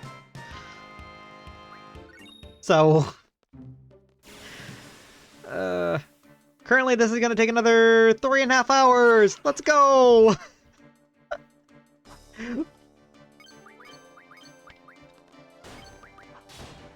I will be awake for 23 hours when we get done. Let's go.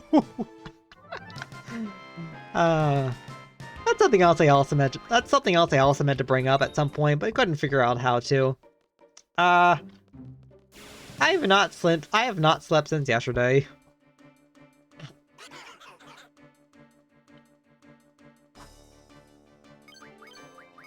I have not slept since yesterday, so fun.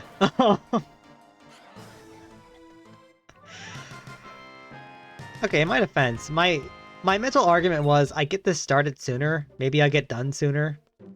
Which, you know, math does not work out like that, but, you know, like, math does not work like that. That's not how, like, staying awake and, like, grinding this... Essentially, I thought I would, quote-unquote, get done sooner if we did this, like, sooner, which doesn't make sense, but I was hoping. I was really hoping. Anyway. Anyway. Yeah, no, this is probably still gonna take like another 3 hours. Oh gosh. Anyway. But yeah, no, like I was saying. So, in theory, right, Persona 4... The Persona 4 remake could probably add more content if they really wanted to, but I don't think they need to, I guess. Like, I can definitely see them upgrading, like, maybe the fishing system. I can definitely see them upgrading, like, the battle system, but I don't... Like, what would they add? Like, what could they possibly, quote-unquote, add that would be necessary or needed? Right? Like, New Game Plus material would be really cool besides, like, bonus fights, right? Besides, like, you go New Game Plus and then you spend, like, 12 months to justify a secret boss. Like, they could do that again. Or maybe they could add content that's only available in New Game Plus. That would be really cool. You know, give a reason for players to, like, play the game again. Like, this is both on topic and off topic, but, like, when I as a kid, when I played through Final Fantasy X, as weird as this might sound, I thought, like, the Al Bhed... What's it called? Cipher or Al Bhed, There's just, like, this little device near the beginning of the game, and then throughout the game, where... In one playthrough, if you collected most or almost all the Al Bhed ciphers... Al Bhed... I can't talk. The Al Bhed books, right? If you collected most of all of them in one playthrough, and you start a new playthrough, you interact with that book, all of a sudden you either have all of them or you have, like, whatever you collected in that first playthrough. Which, all of a sudden, you're now starting a new game and you can, like, you can actually understand, like, the Al Bhed language, or you can all understand, like, the different conversations with the Al Bhed characters that you couldn't understand before. Like, it's minor, but that's really cool. That's a really cool feature. So, like... So with Persona games, like, you carry over the money, and I think you... Like, what all do you carry over? You carry over the money, and you carry over, like, your Persona collection, but... It'd be really cool to, like, carry over, or even, like, have new material to, like, start the game with. Because obviously, with your Persona collection, you buy the stronger Persona you have access to, you kind of just stomp through most of the early fights until eventually you get back to where you essentially were, and then, like, once again, you still have, like, the strongest personas in the game to have access to. So, like, I guess the point of, like, New Game Plus, in a sense, is if you didn't go through every story quest, which you technically could in a given playthrough, but if you didn't go through it, you couldn't do so now in New Game Plus. And I do like the fact that in Portable, when you do play as a different character, there are different storylines or different, I want to say sub-stories. They're not sub-stories. Social links, there it is. There's different social links to go through and different interactions. Like, I think that's really cool. But I'm trying to think, like, what they could do for Remake. I still do think Marie would be a cool concept, but I also don't think they wouldn't do Marie for, like, for Remake, because, well, not, like, in base game, I want to say. Because, like, as sad as it sounds, money-wise, it would make more sense to, like, make her DLC. But also, like, how would you make her DLC, but also make the main story work, right? Would it be, like, main story and then DLC for New Game Plus? Or would it... Because, like, in Golden, like... I know I already said this, but in Golden, like, you technically could ignore her, and it doesn't, quote-unquote, change the story. You just don't get, like, the best ending. Quote-unquote. But you technically can ignore her, and, like, the game still plays out like you probably originally would have played it in Original 4. But, like, she's tied to the main story of Golden. So if you do Remake 4, and you don't include her, do you give her a new storyline in like a paid DLC? Or, like, how would that work exactly? Or would it be paid DLC that you go New Game Plus into? Because, like, that would be, like, the only thing that would make sense. But then that would probably also make people mad, being like, well, why am I paying for this? But that also would make other people be happy with the fact that they don't have to do Marie, and that Marie is specifically DLC. So I don't know. But that also would mean she'd probably be tied to achievements as well. Like, I don't know what they would do. Oh, there's another +3.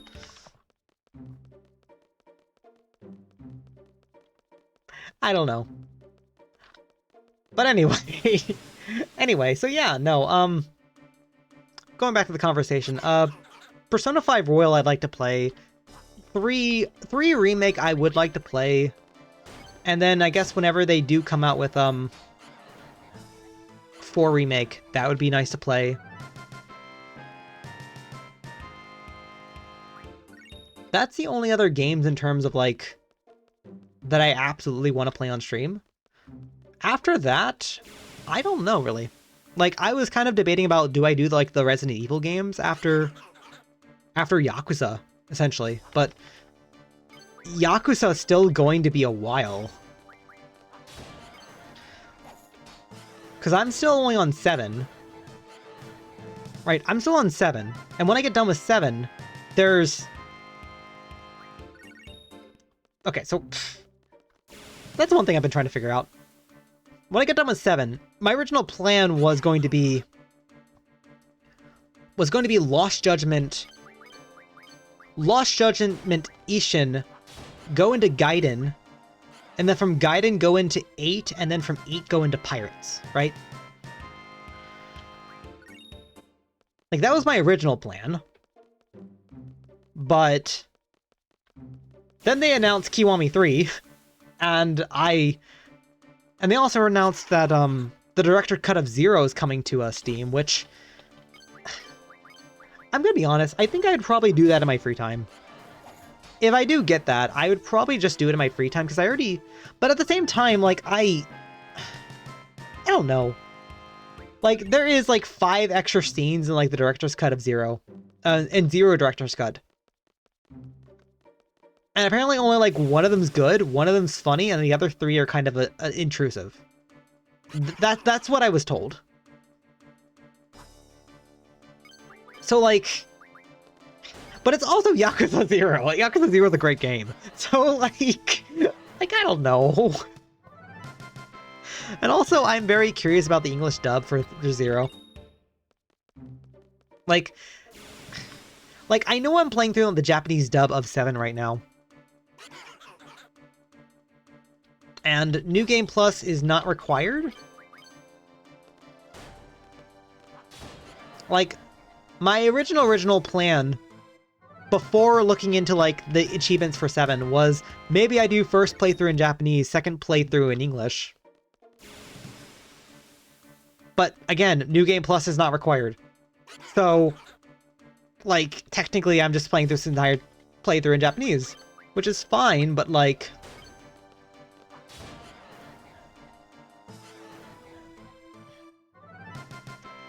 Like, I don't know. Like... This is...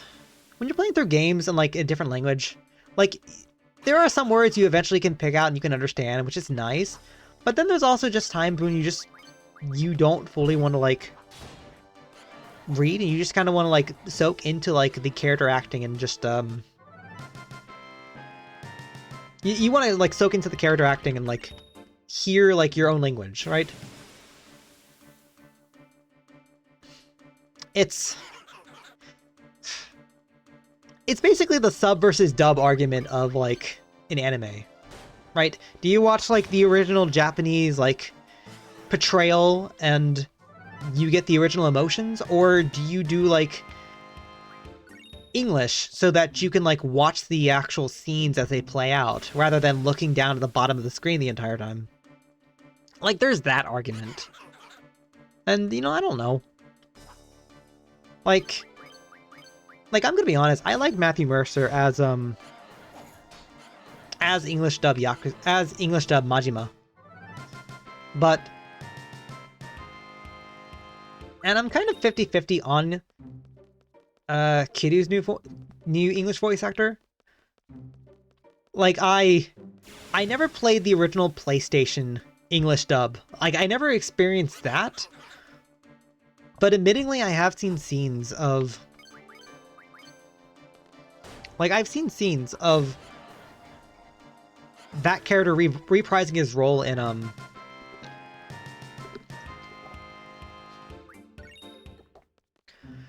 like, reprising his role for 7. And honestly, I was a little excited for that. I really liked his portrayal. I find it very sad that he is, I find it very sad that he's not fully coming back. But at the same time, that's also...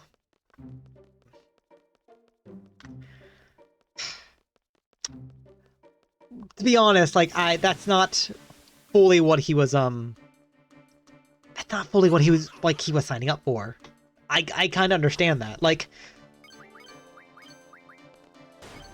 his betrayal in, like, 7 is very strongly, like, a love letter to, like, the original, like, PlayStation Yakuza game. Like, bringing him back was a really nice thing. But after 7, they also... Like, he has... Like, Kiryu appears in Gaiden. Kiryu appears in... 8. Like, and there's other, like, a lot more voice acting, like, goes into that. Like, there's, karaoke as well, and... I don't fully blame them for not wanting to, like, commit to all of that. Because that is a lot. Okay, I'll update the counter in a second, after next fight. So yeah, no, I don't blame him, but, like... While it would be nice to have... It would be nice to, like, have him back as Kiryu, like... I don't know.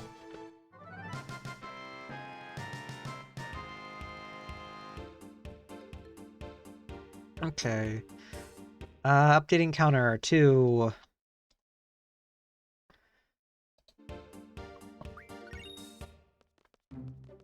Okay, I'm not going to check the tutorial screen. I might be a couple notes above that. Like, I might be, like, a few kills above that. That maybe I skipped over when I was, yapping.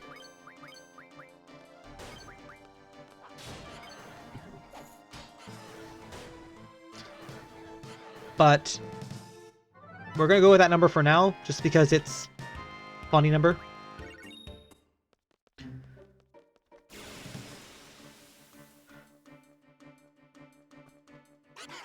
Also, I'm looking at this now and I realize, like, the size of the text is almost perfect in terms of, like, whenever we go to, like, the, like, display screen, it's almost perfect in terms of, like, the way it's laid out. That surprisingly worked out. Like, I'll take that. Okay, +3.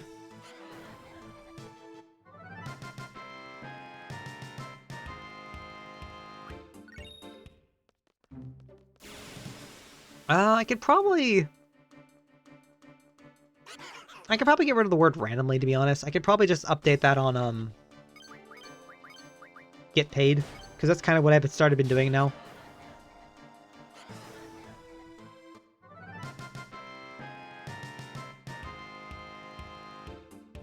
Yeah, let me do that.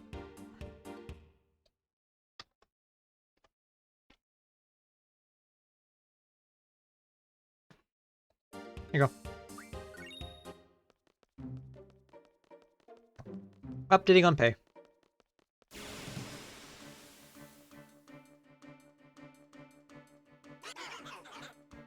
Ooh. So something else I definitely have noticed is that, whenever 4 characters appear on the screen, it does that little sidebar on the bottom there. I don't... Like, I guess the next time it shows up, I can definitely point it out, but 4 characters is not always guarantee. Let's see. Okay, so this, for example, is a 2-character. Right? There are certain camera angles I've kind of gotten used to seeing a couple dozen times to be like, oh yeah, that's 2 characters. Like, the overhead shot they typically do for, 3 and 4 characters. But whenever they're trying to, like, transition, like, a big, like, I guess sandhill is a good way to put it.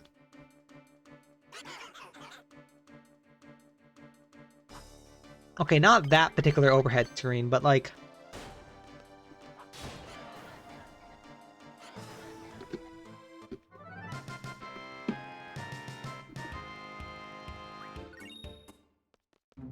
Like, not that particular overhead screen. Let me see the next time I can probably pull this up. Okay, this overhead screen, like, usually it's either 3 or 4.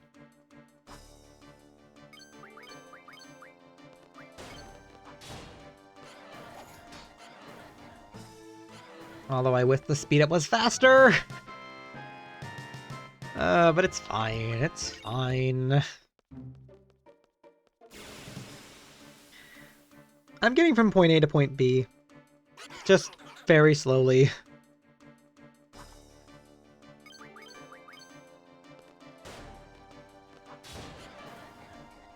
Just very slowly. But yeah, no, I guess going back to talking about games. When I get through Persona, and then when I get through Yakuza... Oh, right, Yakuza, right. I remember.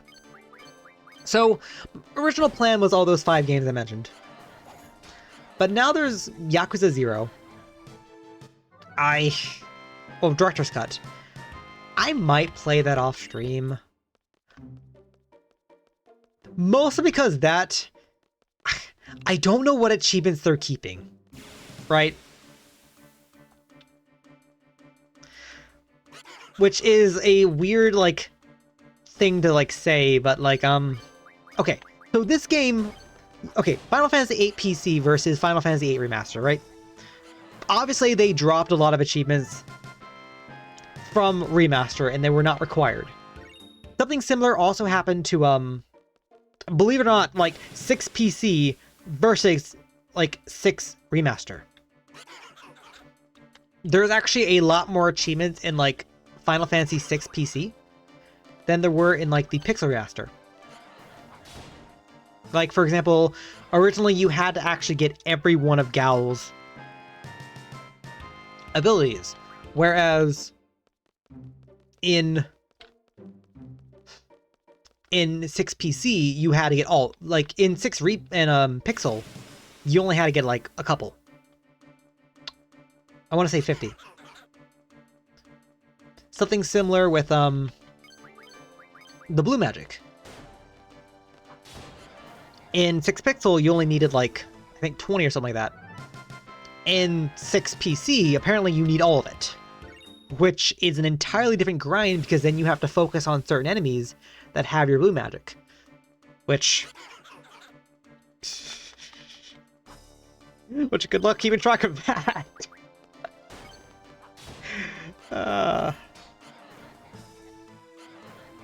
Fun, in other words. Just more fun stuff.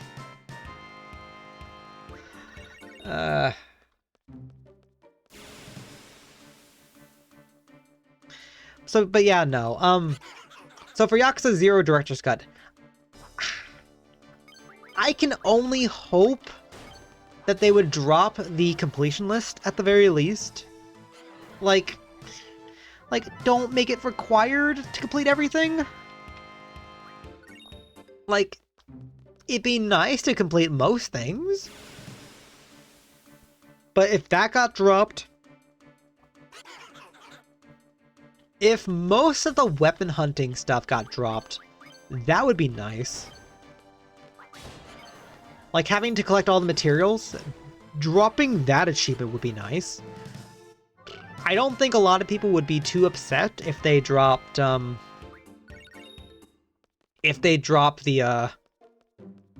Japan National, like, Women's Wrestling achievement for 10 grind wins. That definitely wouldn't be as bad. But yeah, no, like, it really depends. I think,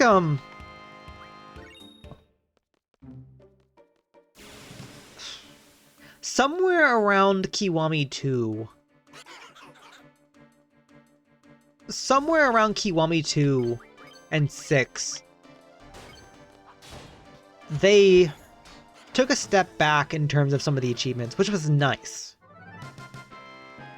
That was not the same thing for Judgment, but Judgment is Judgment, so, like, you can't fully fault them for that. Judgment's Judgment. 7 hasn't been too bad so far. Like, 7, I've unlocked the completion list. But they're not asking me to do the entire completion list. I think they're asking me to do most of, like, part-time hero, which, you know, is fine. Like, they're asking me to basically do one part of the completion list, which is not the part of the list that asks you to grind and work on, like, your personality stuff. Like, I think it's cool that, like, when you do unlock it, you can get basically a big personality boost out of it, and you can, and maxing out those stats do unlock other things. Like, I think that's cool, don't get me wrong.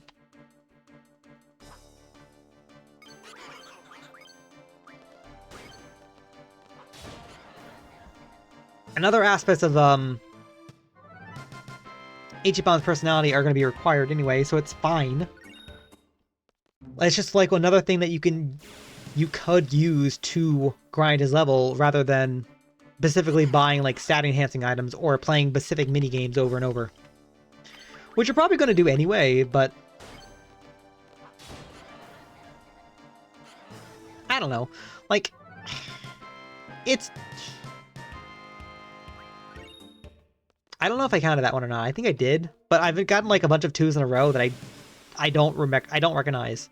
Like, it's a lot easier when it goes, like, 3 characters, 2 characters, because it's like, ah, yes, I fought, like... I see the 2 on the screen, I killed 2. Clearly. It's easier when that happens.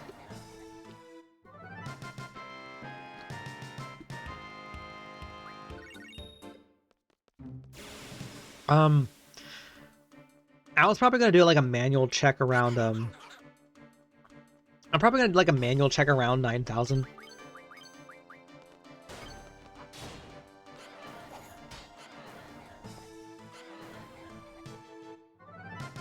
Yeah, I'll probably do, like, a manual check around 9,000.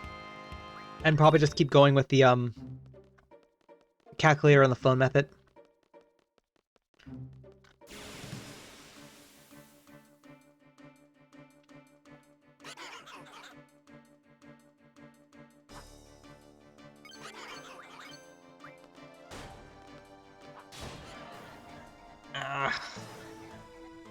Alright, stretch, stretch. Been leaning over a little bit too much.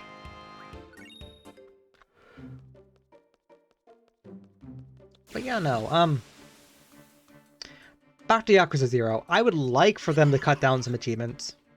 Whether they do or not, I don't know, but that game I might work on my free time rather than do it on stream. I don't know.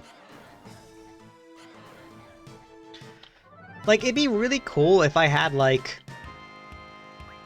If I had, like, a free day or not, or something, like, when I wasn't, like... I didn't need to go back to work for whatever reason. It'd be really nice to, like, be like, hey, you know what? Yakuza Endurance, let's go. Cause, like...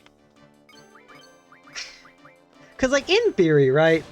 They'll probably do the same thing they did with the, PC version of Zero, where, like... There isn't really a New Game Plus, essentially. Your New Game Plus is you play it again. And if they do that, you know what, that's fine. Like... Cause, like, I remember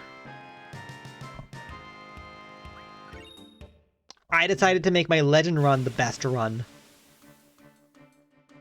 Which was nice and all, but it had its own complications. But it also had its own benefits.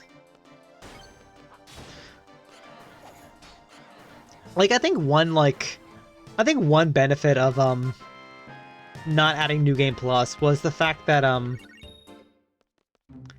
like, the quote-unquote Dragon Grid and the quote-unquote, like, Mad Dog Grid from Zero completely made certain things, like, a little too easy, if that makes sense. Like,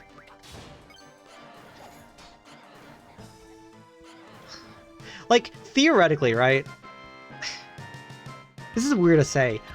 Theoretically, the Almond fight in Zero is... You can probably call that the easiest Almond fight. Because in theory, you could just one-shot him. Like...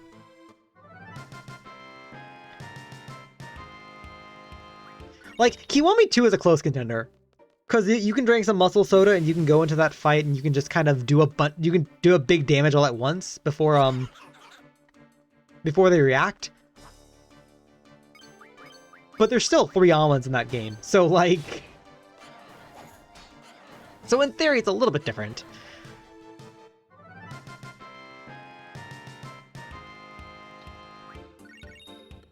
A little different. But yeah, no, like, Zero has, like, Zero, I think, by definition, has, like, the easiest almond fight, where, like, you could... Both almond fights, you can technically one-shot if you get the money together for it. And that kind of... I don't know. I don't know if that, like, cheapens the experience or not. Like, but at the same time, I don't know how exactly you would, like, you would modify that specifically. Like, it's really cool in, like, the Judgment Almond fight. Where Almond basically steals your phone, and you do not have access to, like, items.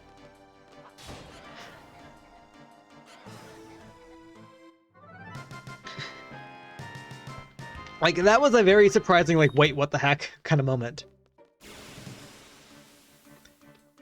So, like, how would that work? Like, what would happen there? Like, would Almond basically, like, disable your...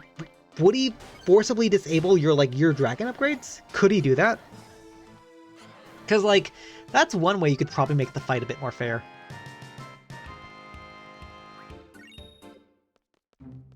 At the same time, you can also still Tiger Drop him. Like, that's still a thing.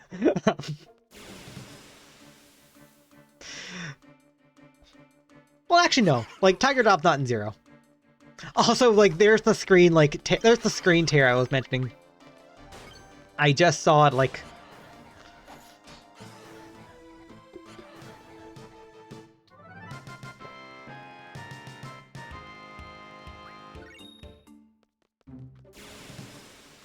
But yeah, I don't know. Zero Director, I might do free time. But there's a part of me that wants to, like, do, like, one playthrough, like... That wants to do, like, a dumb playthrough one time over. I don't know.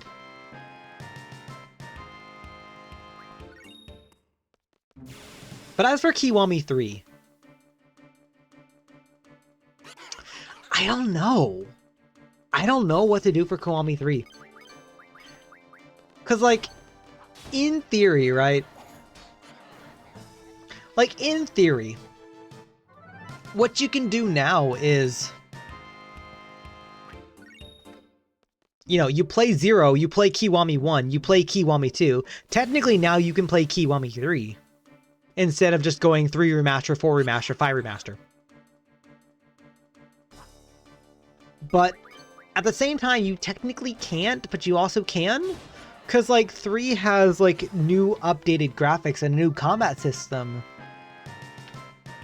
So, like, how does that work exactly? Because it's basing a lot of things on more of the modern, like, Yakuza stuff, to where, you know, I'm gonna be honest, like, I'm kind of surprised that there's quote-unquote a director's cut of 0.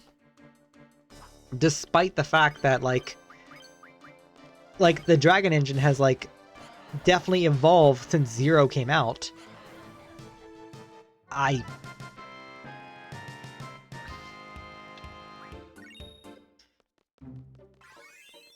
Okay, we're gonna update the count on the next fight. And once again, I'm gonna go off my phone number rather than,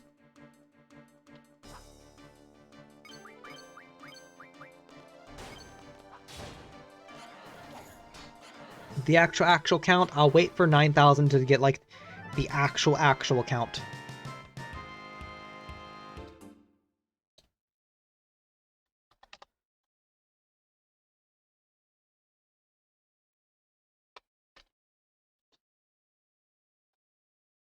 There you go.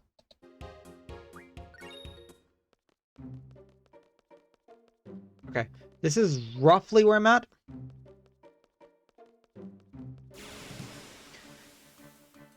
We're not quite at 9,000 just yet. But, but hey, we went 2 hours to get 700, let's go! 350 every hour, let's go! Like I said, I think I'm a little bit higher, because I might have missed, like, a battle or two. I might have not counted a battle or two, and it's fine. Whoa. Sorry, I have the controller on my... I have the controller on my leg rather than on the table.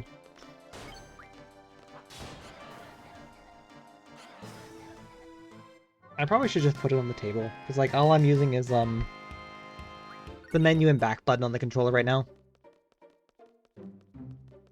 Which, you know, I was gonna save this complaint for, tomorrow, but I don't mind saying it today. The button scheme for this game is weird. Like, I get this is the PC port of, like, the original, like, of the original game, but, like, the key bindings they have selected is so odd.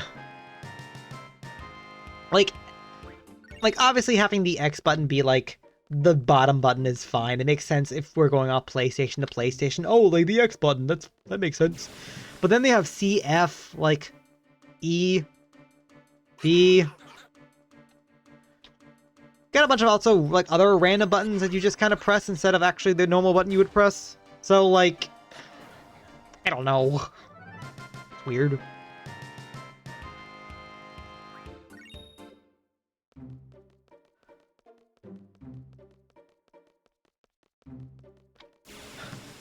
But also, these buttons are not fully lined up to where they're supposed to be on the controller either. Which is something fun I found out when doing the train mission.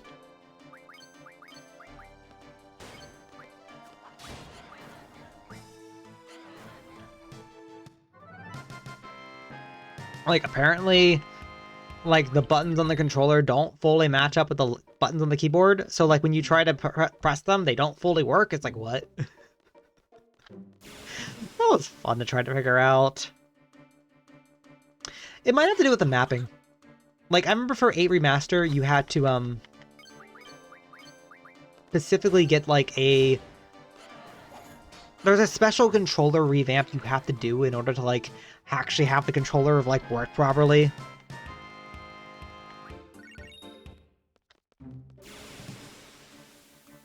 But I guess if you're just using, like, keyboard and mouse, like, I guess it's something you just eventually just try to get used to.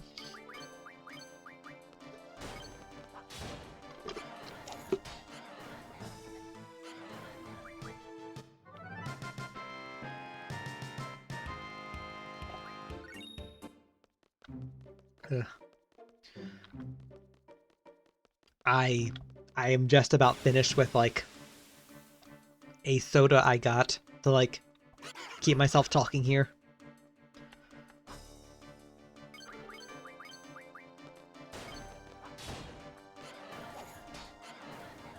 Like, I think I have, like, a little bit left to, like, to sip out of the cup, and then I switch over to, like, another drink I have. Like, I was ready to talk for several hours. I really was. What I'm talking about is random, though. So there is that. Anyway. So Zero I might play off-screen. I might play off-stream, or I might do, like... I might do a normal run of it, just to do a normal run. We'll see.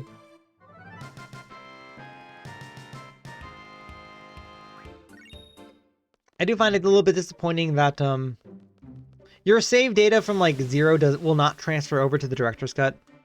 That's a little disappointing. Oh, what? You did 200 hours on, like, the original Zero? Well, guess what? You're gonna do it again for Director's Cut. Well, not really.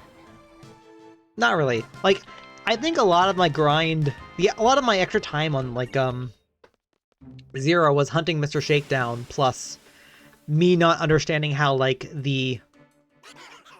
like, item find system worked for Majima. Like, if I toned those down, things definitely are faster. So that's not as bad, but that's probably still like another 150-hour grind. Oh gosh. Regardless. Like, regardless, but then there's Kiwami 3. And I'll be honest, I don't... Like, in theory, right? In theory, I should play it after I get done with 7. Right? Either that or I should play it after Lost Judgment. I don't know. I'm debating about that, because technically, the story of 3 is a game I have played already. So the main story is not going to surprise me. Like, it's mostly just going to be the gameplay and the new updates. It's 2 said gameplay. And then also the new updated graphics and etc. Like, that's the main thing to play through Kiwami 3. That and Dark Tides. Dark Tides is definitely like, Dark Tides is definitely like, hey, we're sorry we killed Mine when we shouldn't have. Here, now we get an entire game. To which, at the end of it, we reveal he's secretly been alive the entire time. He's back! I'm like... like... I wonder if they'll do that, by the way. Right? Like... Like RGG Studios has retconned a couple characters to not being dead anymore. In later entries of the game. Okay, so I knew about Kashiwagi, but I thought Kashiwagi was alive in 8. Like, I didn't know he was going to be in 7. That actually surprised me. That actually surprised me when I saw that. I was like, wait, what? Like, wait, why are you still alive? Wait, what?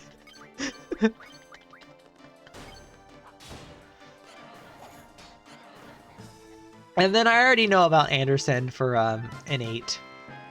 Like, there are some things I know about just because there's a lot of very loud Yakuza people, a lot of loud Yakuza fans. So there's some things I'm already been aware of, but like, that doesn't stop me asking like how and why, and like, what are some of the implications of it? Because I'll be honest, the main thing I want to play like Kiwami 3 for is actually not like... is actually not things other people are asking for, but... okay, okay, this is gonna sound incredibly dumb. But what I want to know... I'm gonna say this now. I want to know what, I want to know Kiwami Arise, or rather, Dragon Engine Arise is gonna be like. Right? That's what I want. Like, I... oh, sorry, that sounds so dumb. It sounds dumb, but like, it's a very simple thing to like, question, right? So, for those who have not played like Yakuza 3,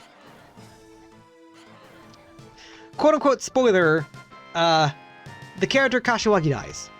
Quote-unquote not spoiler, he didn't actually die, apparently. Like, just, you know, casually getting machine gunned down by a helicopter machine gun, live to tell the tale. No idea how that works, but regardless, in-game, in Yakuza 3, he dies, right? And there's an entire side quest in 3 that states that because he died, people were, like, somebody took over, like, his side project that he was working on to help rehabilitate some Yakuza back into society that wanted to quit. And those who couldn't took up, like, bounty hunting jobs and started harassing other people, to which we were then hired to, like, stop them. Stop the other Yakuza from, like, trying to go back to normal lives. Which... you know what, I'm gonna be honest, like, I don't know if they're going to address it or not. Because, like, in theory, it's one of those... in theory, they don't have to. They could retcon that out. And then if they ever do a Kiwami 4, that's just not gonna be a thing. But at the same time, like... at the same time, they have something already in place for it. Like, Kiwami 2 included a bounty hunting section, which is roughly the same idea, but executed differently, right? Okay, like, so that screen tear just now is where you get the 4 character. Right, in Kiwami 2, there was a bounty hunting mission where you go to the Deboha bar. You go down, you talk to the barkeep, and you go on these like big wide scale you fight. Now, granted, so for 3 Remaster, what it was you select a quest, someone spawns somewhere. You go through that storyline. You beat up the person, etc. Right? And I think there were some story mission ones, and then there were some, like, just natural fight ones. But regardless, that all ended with you fighting Arise, who reoccurred back from Kiwami 1. Or rather, not Kiwami 1, but he came back from the first Yakuza game. You fight him at the end of that section. So what I want to know is... and Arise appeared in Kiwami 1, but Kiwami 1 used a different Dragon Engine compared to what's currently being used. Right? And in 3 Remastered, there is a sort of there's a sort of bullet system or sort of gun system that the game is playing off of that Arise reuses, right? So what I want to know is, what are they going to do with Kiwami 3 Arise? Or if they even do Kiwami 3 Rise. That's what I want to know. Like, will they revamp his Kiwami 1 like fighting style? Okay, next fight, we're going to update it. Are they going to revamp that? Or are they going to, like, give him a similar system that's already in the game and just do that? In other words. No. Alright, it's fine.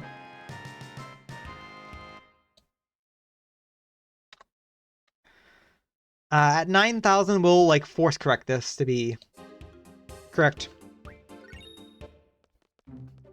But this is roughly where we're at now.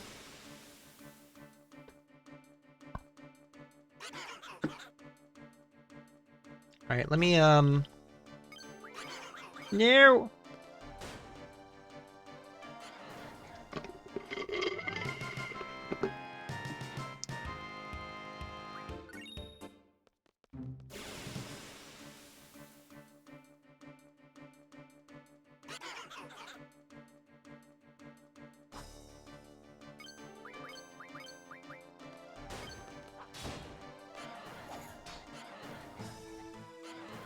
Okay, +3. Right. In a second, I'm probably going to have to switch over to my other soda, which is more bottle-based than straw-based, but...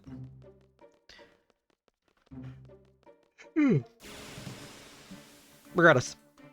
But yeah, no, that is actually the one thing I want out of Kiwami 3. I want to know what they do with Kiwami 3 Arise. And also... Like, okay... I want to know what they're doing for, like, with, like, his OST track. Are they going to give him... Are they going to, like, repurpose, like, Vertical Point again? Or are they going to, Are they going to give him a new track? Like, that's what I want to know.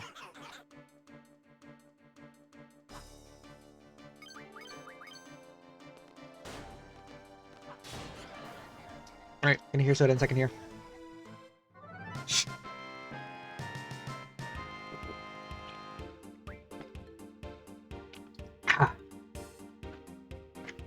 Alright.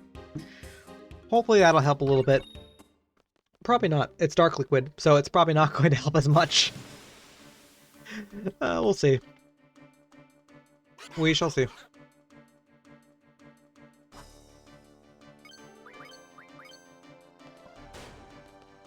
Let's do.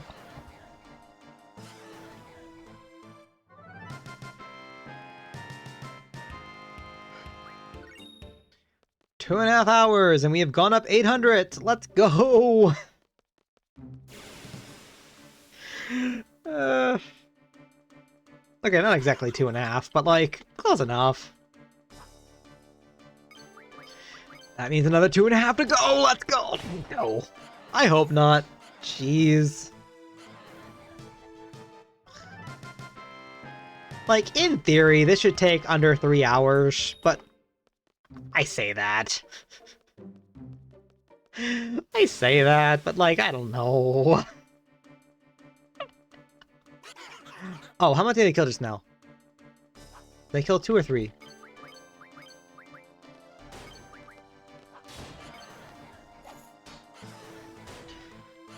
I'm gonna say 2. I'm gonna say 2 from that previous fight, because I wasn't fully paying attention. Again, I will massively course correct when I get close to 9,000. Which we're heading towards, by the way. We just need a little bit more to, 8,900. Or 8,900, I guess. We're getting closer.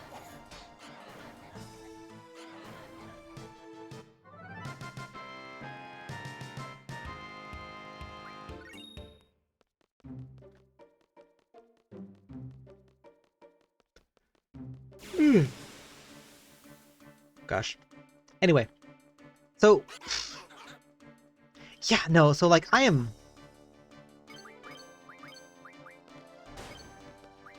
Did I have a fight between...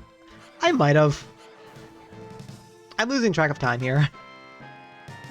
Oh, jeez. So, Kiwami 3. If it comes out shortly after I get done with 7, I will probably play it. But, like... I'll probably... Whoa. I will probably skip whatever I'm currently doing and play it. As, like, a priority. I also might make... I also might, like, wait a week or something like that to, I don't know. I really don't. Because, like, there is going to be a lot for people to, like, to shift, to, like, shift through in terms of content to be, like, to, like, quote-unquote, fully do everything. Like, mapping out all the achievements, mapping out this and that. Like, I guess it can definitely be, like, as you go along, you can definitely pick up and learn. Or you can definitely, like, recognize some things. But, like, obviously, they're definitely going to cut down on, like,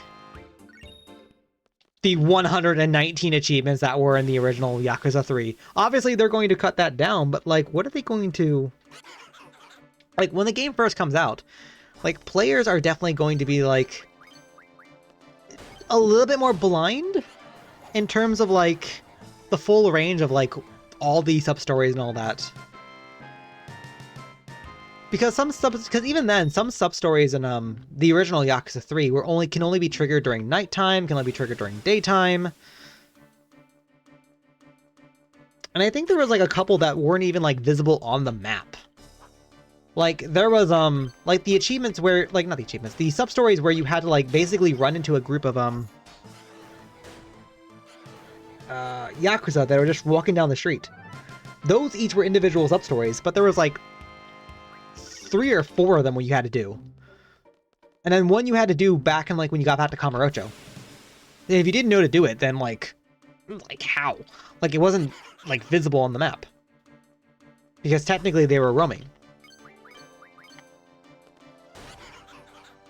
So how are you supposed to know? So, like, that's the thing. I don't fully know what they're going to do exactly. And that also includes, like,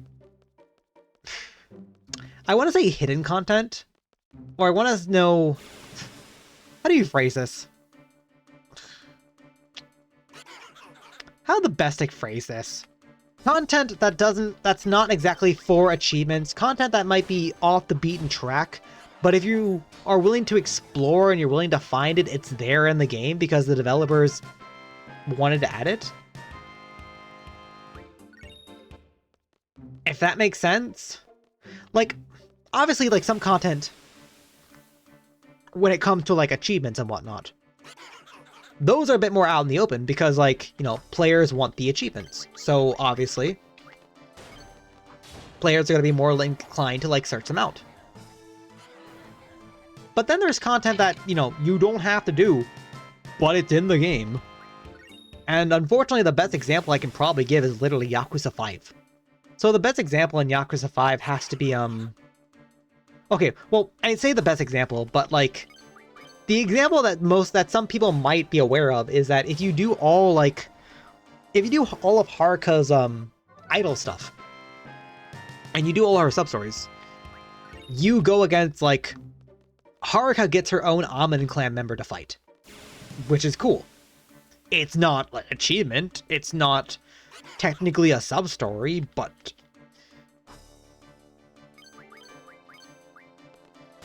it's additional content in the game that you can do because of XYZ. And that's really cool.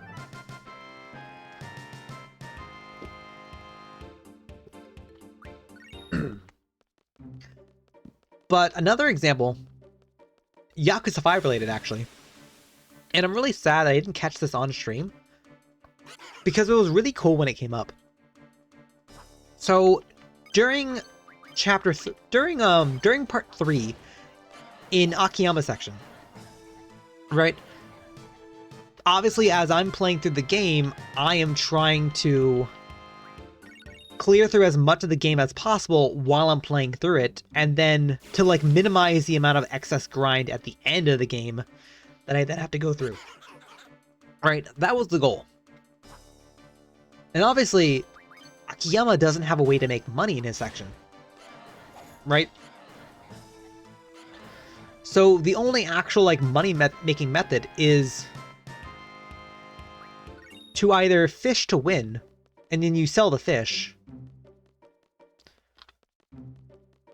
or mahjong. And apparently when you do mahjong as like Akiyama and Sotenbori, there is a small, very small like mahjong like side thing. It's not like a sub-story or anything like that, but like you challenge like the people inside the mahjong parlor, and all of a sudden they appear in the streets, and they give you a shortcut to the mahjong parlor to where you can immediately just start playing more mahjong, and like that's really cool. And then after you play a bunch of more mahjong, you unlock high stakes mahjong, to which this lady shows up, and you can make even more mahjong. You make even more money if you win. Which, again, is a really cool thing, but it's not something that's advertised because it's not related to an achievement. It's not connected to the completion list at all. It's in the game though, and you could do it. So it's stuff like that. Like, obviously when the game first comes out, there's going to be a lot of people who are going to be tracking and mapping through like the achievements. But there's also going to be a lot of content that people are going to miss over. Like, say, for example, because they may not want to do, like, 10 hours of mahjong in order to discover the, like, the hidden side quest that involves mahjong. I don't know. And I think going forward, that's going to be the really cool thing to look out for. Like, stuff that you don't necessarily, like, need to do. But if you go out of your way to explore it, it's a neat thing to come across. That, like, again, you don't get, like, an achievement and there's no other, like, reward for it, but because you went out of your way for it, it's a cool thing to experience. Does that make sense, or should I probably try to think of another example to bring up?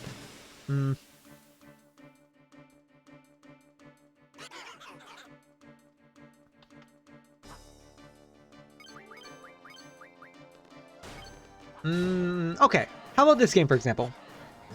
So I mentioned, like, the Fisherman Pier earlier on, right? Like, there's an entire side quest involving, like, the master, like, fisherman, and, like, he has an apprentice, like, little kid who's trying to get better at fishing. Technically, that's not... Okay, that's kind of related to an achievement because it's related to the Triple Triad cards. And then their Triple Triad has an entire other, like, side thing in this game, right? But apparently there is also 2 additional storylines, or 2 additional, like, story points in the game that are not required, but if you do them, you get cool stuff out of it. At the beginning of the game, which I didn't know about. This is actually something I more recently learned about. Because I happened to watch a video, like, talking about 8. And I beat 8, so I decided to click on it and watch it. But apparently at the beginning of the game, there's apparently this girl who really likes Zell. And if you had enough conversations with her, she would eventually give,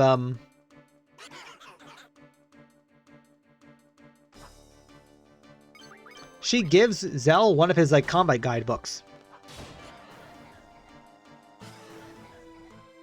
Like, really early on, rather than you having to, like, find out in the world. Which, you know, is really cool. I wish I would have known about that. Because I think I recognized her when I, like, originally beat the game. I didn't know who she was.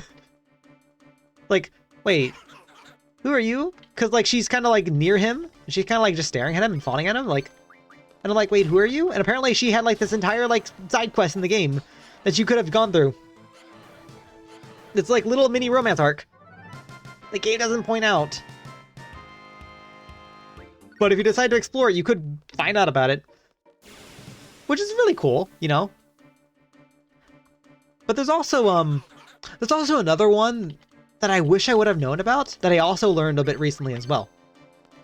That when you're in Fisherman Horizon, at the there's a shop like all the way at the end of like town that you enter, and you pick up one of the magazines, and it's cool, whatever. But apparently if you go back during like, I think it's like during like the original invasion, like there is an enemy you fight there, and then later on you can, when you're playing as Irene, the guy shows back up again, you beat him up again as Irene, and you get like a small little prize for it. Like, it's nothing like you need to go out of your way to get this, but like it's a cool like little detail and a cool little scene. Like, it's definitely one of those, they didn't need to add it, but they added it and it was cool, you know? And it's stuff like that that I find very interesting. And it's kind of why I'm bringing up Kiwami 3. Like, I'm willing to bet there is going to be a lot of side content in Kiwami 3 that might go completely missed for like the first month or two. Entirely just because people are... Okay, I'm going to do next fight. I'm going to do the manual update, and then when I hit 9,000, I'm going to do like... Actually, you know what? No, let's do the Force update now. Or... No.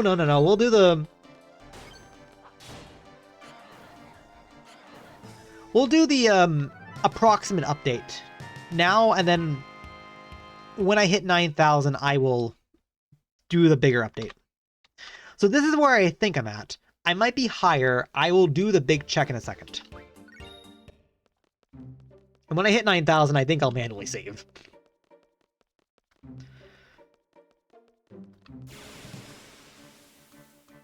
Alright.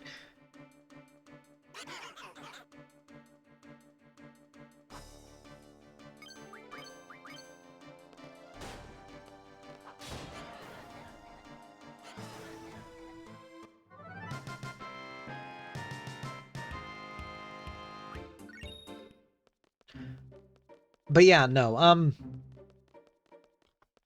when Kiwami 3 comes out, if it lines up with me ending 7, I might consider playing Kiwami 3 after 7.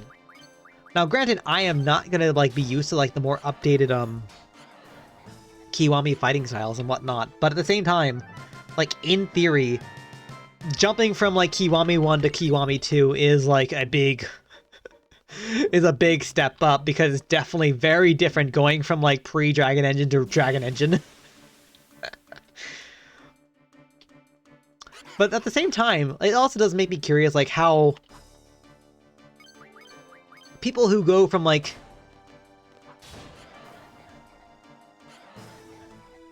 in the future, when people go through the game for the first time and they go through like Kiwami 1, Kiwami 2, and experience that jump, and then they go Kiwami 3, what is that gonna feel like, right? Is that gonna be just as crazy, or is that going to be...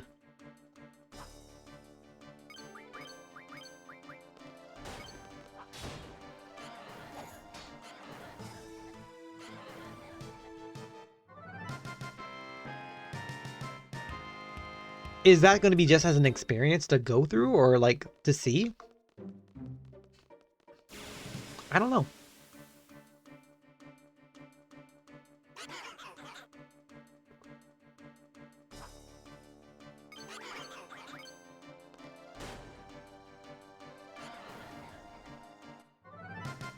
But yeah, no, I'll be surprised to find out like what content does and does not remain hidden and visible for like the first month or so after Kiwami 3 comes out.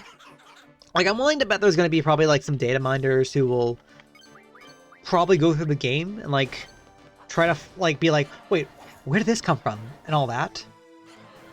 So I don't know.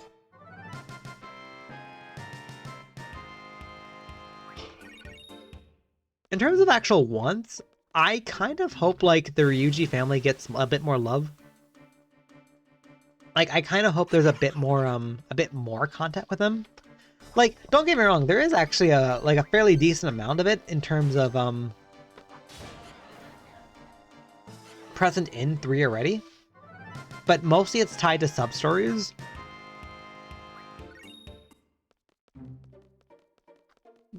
And then obviously like after 3 they don't get mentioned or show up ever again. So, you know, like for this one game,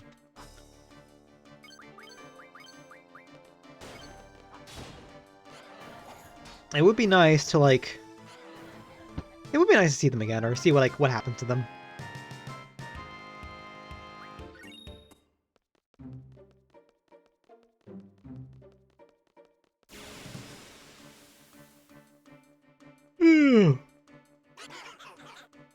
I've been going for almost 3 hours.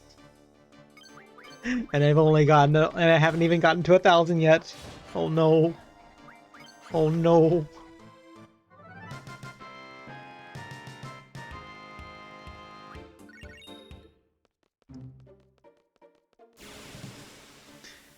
This may or may not have been a terrible idea.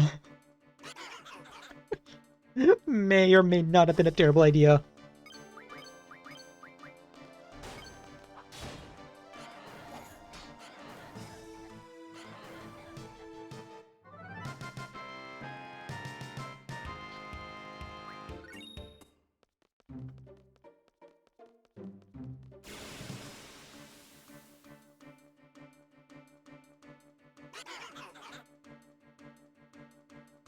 Ooh, 4.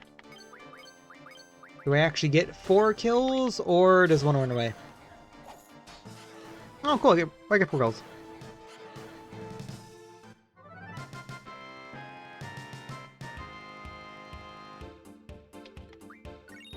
Okay, plus 4.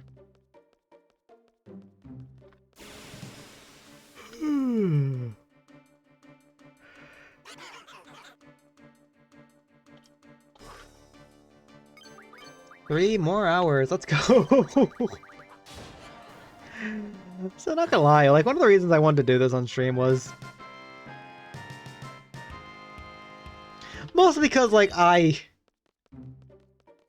I did this later, like the grind is definitely going to be like monotonous. Like okay. Original plan was me like going to bed right away and then maybe streaming a game, maybe streaming Hades later.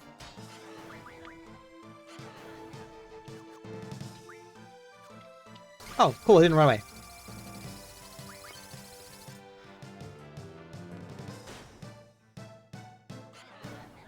Sorry, I got very distracted.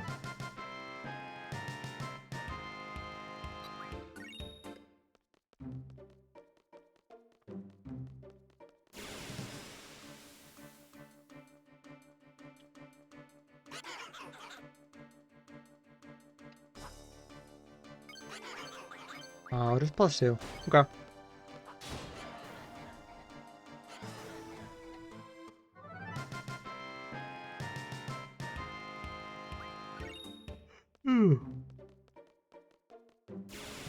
Apparently there's also like mods for this game that you can you could download and you can set the character report screen to like have someone have 3,000 kills, have someone have 3,000 kills, another person have 4,000 kills, and then just have that count. Which I don't know. Like I feel like that's a bit too cheating. Like that mod pack seems tempting in terms of like, oh, beat the game at Squall's initial level. Did you gain any levels? Oh no. So I don't know. Well, you can use this as a backup plan. I don't know. Like, wouldn't that just be the same thing as like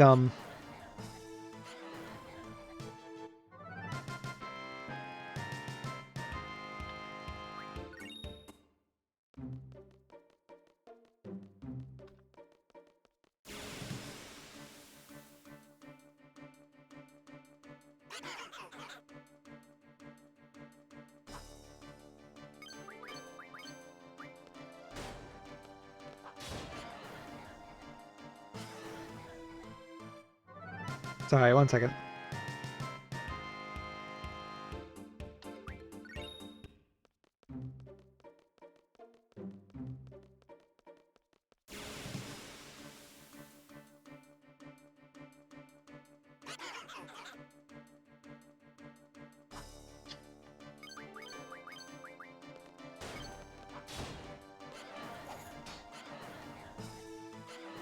Okay. I'm very... Okay, either I cross the 9,000 point threshold right now, or... Yeah, either I cross the 9,000 threshold right now, or I'm just about to. One of the two.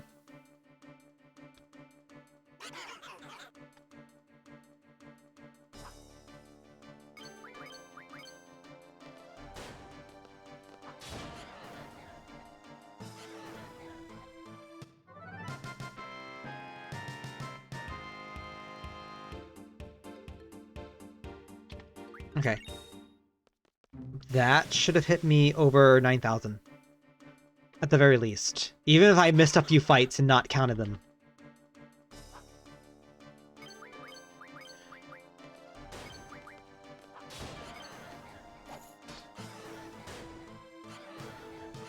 Okay. However, in theory, we've been getting about, like, somewhere between 70 and 80... 70 and 80 fights, so in theory, it should be like another 10 more, another 10 more encounters before we,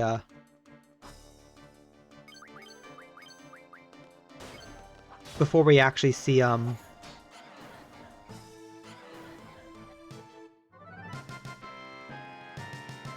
gosh. Before we see us getting paid. So I was hoping to be proven wrong there. I was hoping to say that, and then all of a sudden we get paid. It didn't work. Did not work.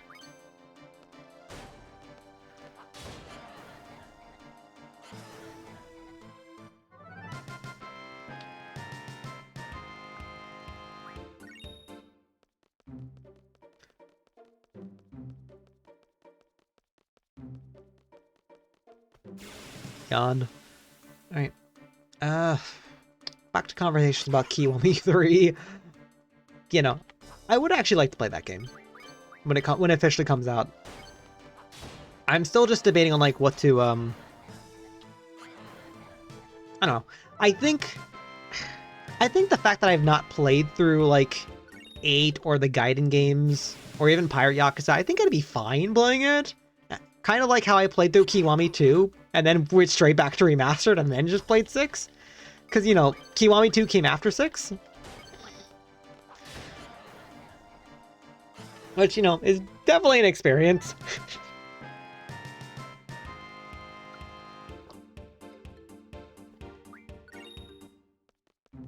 And that's definitely got to be jarring for some people, too.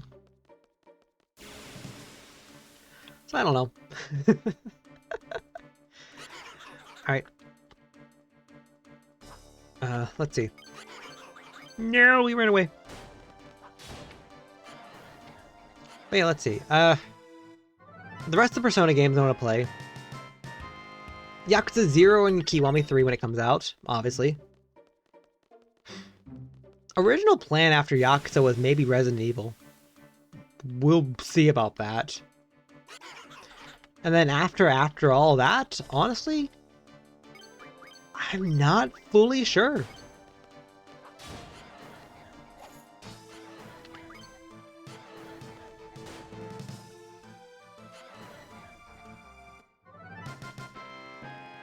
Not fully sure.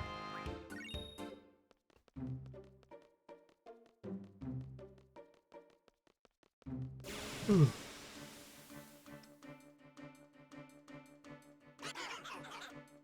Like, maybe I could definitely... Like, obviously I might do what I did this year, and maybe do some, like, smaller games in between. Like, games that aren't necessarily, like, several hour-long grinds.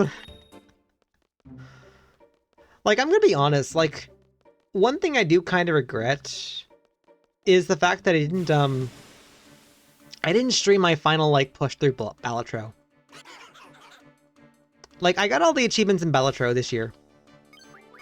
And that was fun. I didn't stream any of that because that was a game I was specifically playing in my free time while playing through Cookie Clicker. But that was a very fun game to play. Like, when it got down to, like, the final, like Joker hunt. Like, looking... Because, like... So, okay. So, for that game, right, there is 151 Jokers, more or less. Right?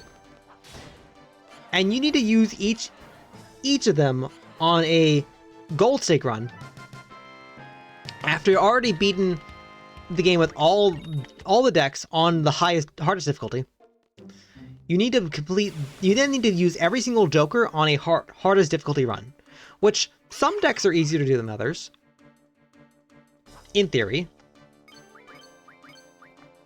Right? One thing I regret, though, is when it got down to, like, when I got down to, like, the last, like, 2 or so Jokers, I think I originally wanted to stream that, like, and be like, okay, we're on the final grind push. I think that would have been fun to do. Kind of like what I did with, kind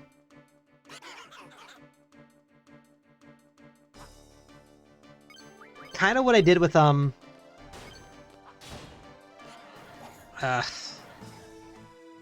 like Buckshot Roulette.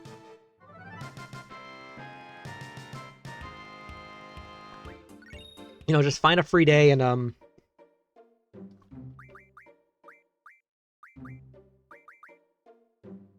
to do that, but I never did. I think I occasionally do get, one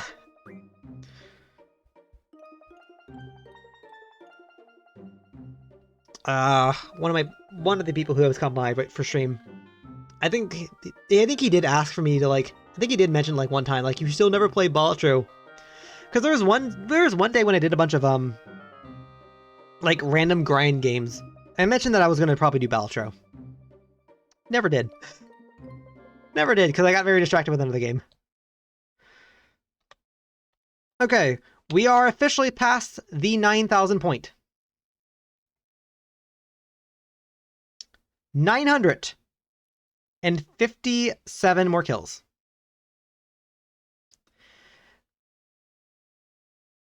What the heck is that outside?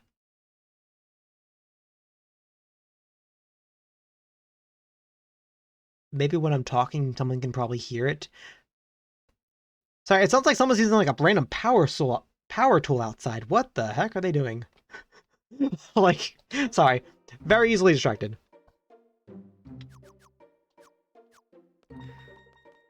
Very easily distracted. Sorry about that. Alright. 9,043 kills.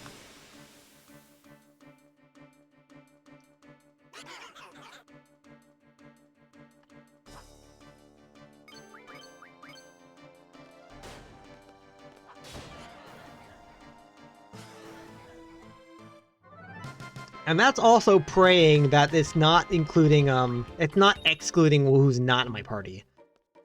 But let me also clarify that too. Like,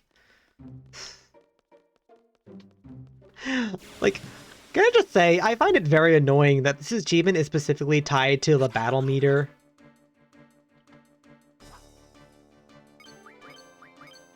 Battle meter and character report screen rather than, like, be accumulative. Like, the 1,000 kills is apparently accumulative. You can be across any save, you can be across...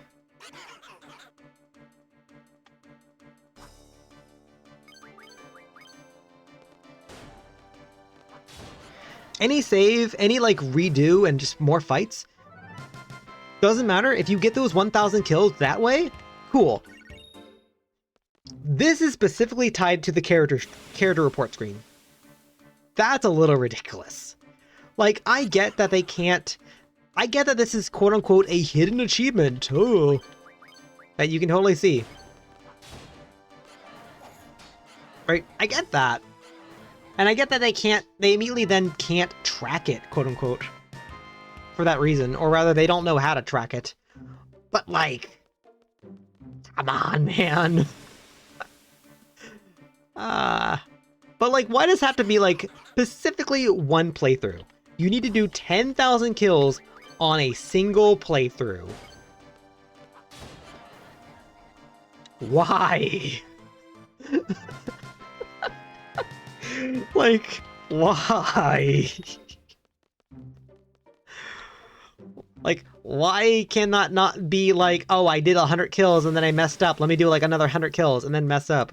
No, no, no. 100 kills, any experience you get, you need to keep.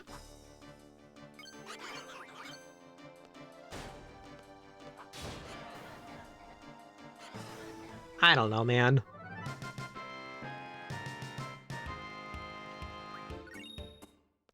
I don't know, man. But anyway. 2.5 hours more to go. Let's go.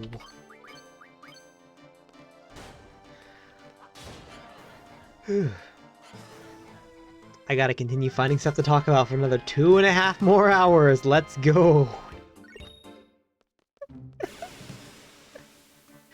I mean, I guess I could talk about Dead by Daylight.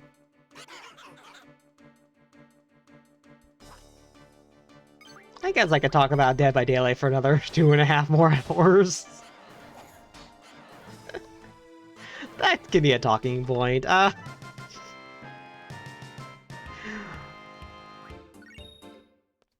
Okay. I mentioned earlier that I do play Dead by Daylight off stream. I have almost all the achievements for Dead by Daylight. I'm missing one though.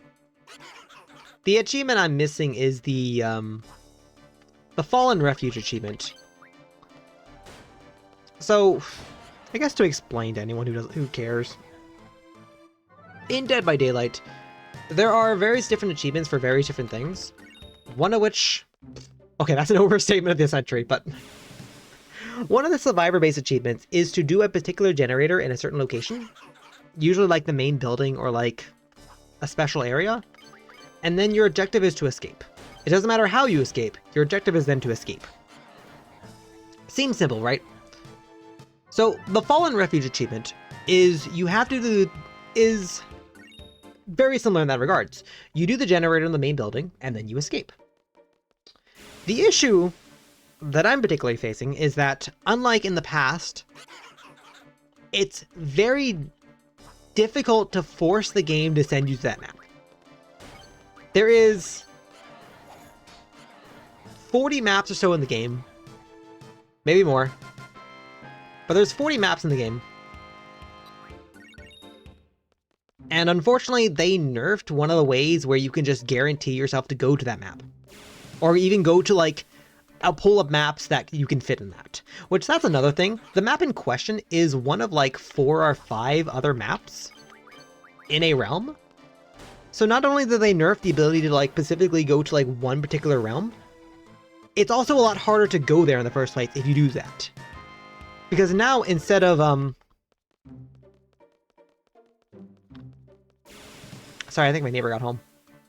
So now instead of like having a 100% chance to go to one of those maps now it's a 20% chance, which is probably not likely to work. And even if you do happen to like go to one of the realm maps, it's not even guaranteed to be one of like the 4 or 5 maps you want to try to go to. There's a good strong chance you're just going to go to like the other maps. But let's say you do then get that, right? The objective is still doing that generator and escaping. The problem is the map sucks. The map really sucks. Like, you not only have to go to that map, but you also need to like... Okay, this is gonna sound terrible, but you need to like quote unquote gen rush that map, or you need to like have teammates who are ready to like gen rush, more or less. And that's sad to say when like you're not quote unquote trying to gen rush, but the map is so small, the generators are clustered so close together. If you get chased by the killer, there's a strong chance you are probably going to run into one of your teammates working in a generator, which means their progress on that generator is going to be lost. And then depending on like what the killer build or killer you're going against, as well as their build, you also could then be screwed over. Like, if you go against a really strong killer and you don't have anything prepared for them. Uh-oh, whoops. Or if you happen to be going against, like, for example, the last time I went to the Fallen Refuge map, I happened to be going against a no-heal doctor who just constantly, like, made it so that we cannot do anything.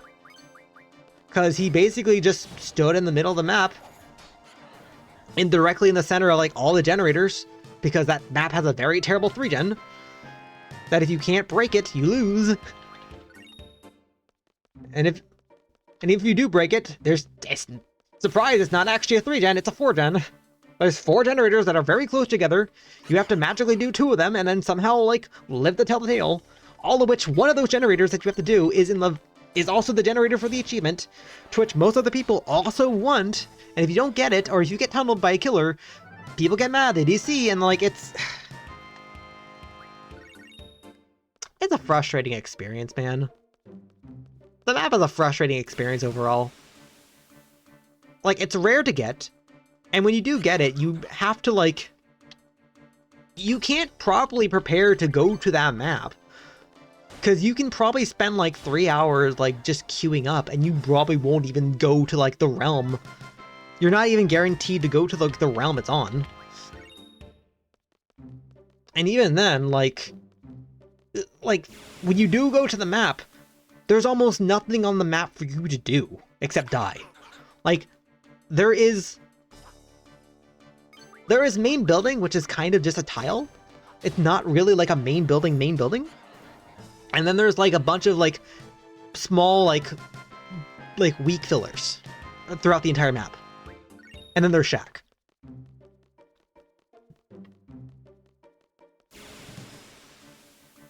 Like, that's it. Like, that's it. A good player can probably run you for a little bit. But while they're running you, they're running next to all the generators on the map. So if they don't run next to somebody who's already working on a generator on the map, like, what do you do? Like, what do you do? Like, how are you supposed, like, I generally want to know. I generally want to watch, like, a high knowledge player of the game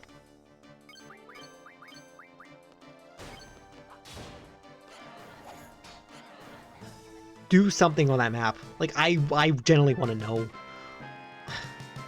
Like, one streamer I do watch for Dead by Daylight, you know, I'll actually say this, Artstarva. Like, I caught him, like, halfway through, like, when it, like, hit the match he got the achievement for it. He got the achievement. And he was playing with viewers, or his mods, one of the two.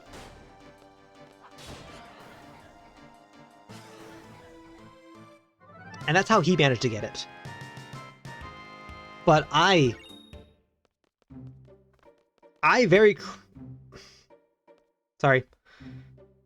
There we go. I messed up my count on my phone. I'm at 9.1. But you know, I watched him get it. And obviously, like, I'm happy that he got it. But like I don't play Dead by Daylight several hours a day just to increase my chance of going to that one particular map. And it's just, it's frustrating the days when I do play it, I just don't see it. And if I do try to go to it, I am not likely to see it as well, because, like, there's no guaranteed way to go to the map, because I want the achievement.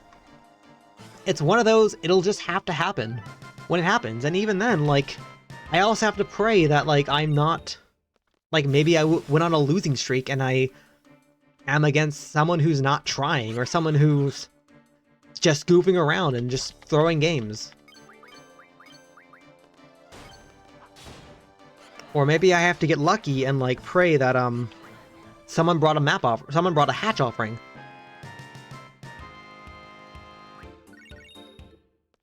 I don't know.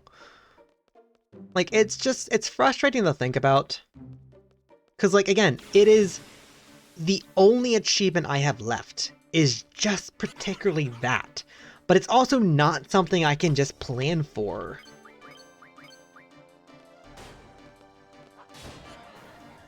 And if I do plan for it, I'm kind of over planning at the same time, right?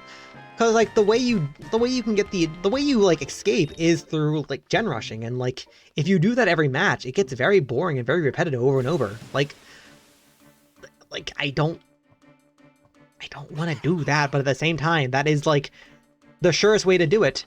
But at the same time, I can't even guarantee like I'm going to that particular map and that is my plan to do it. Like the only like compensation I can probably do is I can make a generic enough build to where I might be able to do something if I go to that map. Like, that is the only thing I can think of. Right? Like, I have a generic exhaustion build. Maybe some self-healing. That, or I bring like a really strong toolbox and then just try to do gen fast. Like, I don't know. Like, I generally don't know. But it's one of those, if it happens, it's gonna be great when it happens. I just can't guarantee it'll happen, and that's just frustrating, that's all. Because it didn't used to be that frustrating, but the problem was, like... Okay, we'll update this in a second. Let me go... this right here. I've been doing pretty good with, like, keeping track of the fight this time around, but I might still be off by one fight. Okay, let me see. I think I'm at this number.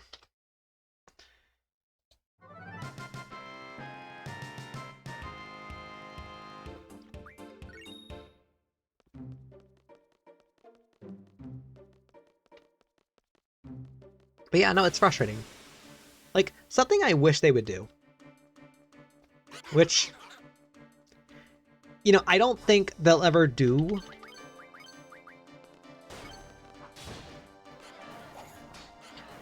But something I wish they would do was, I wish they would do like a realm rotation where like every week they have a realm, or they have like a group of realms like queued up that they have like a special queue for, where players can like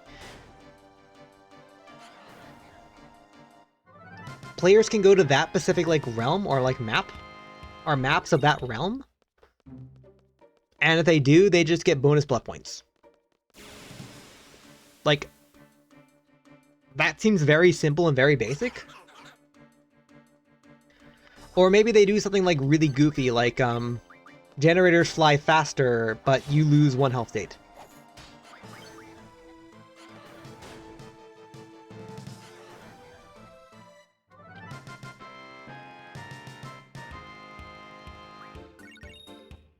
Like, I don't know, like something like very, very goofy. Where like you technically could go to the map, so you can go to like license maps. And there's extra incentives in doing so.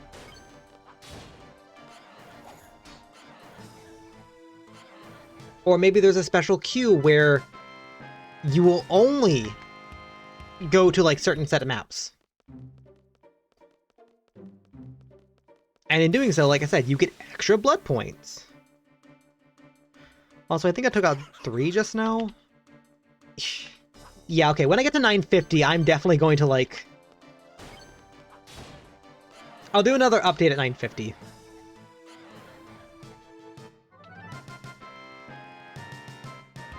Because, like, following it specifically is going to be...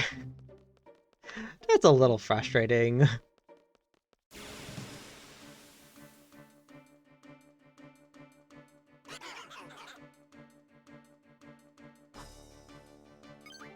I don't know. Like, if quote-unquote map offerings have to be, like, nerfed the way they are, because people would just do nothing but send players to, like, very survivor or killer-sided maps, then I wish there was, like, some alternative to, like, to them, then. Like, oh yes, you could run a map offering, you could increase your chance of going to a certain map, but, like, unless you're actually specifically, like, going to the maps that are, like, already more, like, higher up in the queue rate, it doesn't do much. Like, you know? And, like, basically at the moment, I'm not trying to stress too much about it, but I do find it just frustrating in general. I wish there was some solution that wasn't just like, oh, I get what I want, but like,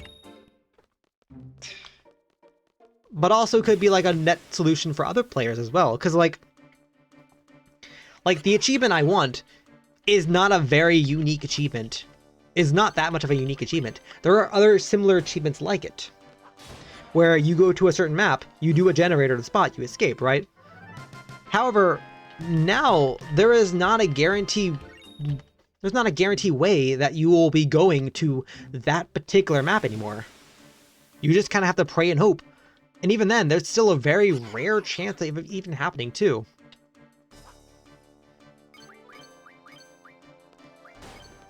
And like, the only other like as sad as this is to admit, the only other like quote-unquote viable solution is like in 3 or 4 years or whatever, if the Walking Dead chapter gets like removed from the game because the license holders like didn't want to renew or whatever, right? They would technically then remove the achievement because like they can't have the map anymore. And if that map's not available like to get, well then guess what? Hooray, we have... that achievement's gone, I don't have to worry about it anymore. But like, that still sucks in the meantime, because like the point of an achievement is like you doing a task that is like seemingly difficult.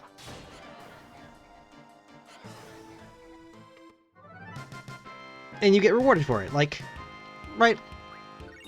And that's kind of the point right now, like, but like, there's a difference between like a 5% chance of something happening and like a... there's also a difference between a 0.04% chance of something happening, and then there's a difference between 0.0000004% chance happening, right? Like, one's rare, one's really rare, one is like mathematically possible but annoying when it happens, or like you can't like control the flow of it, or you can't predict it, or you can't like...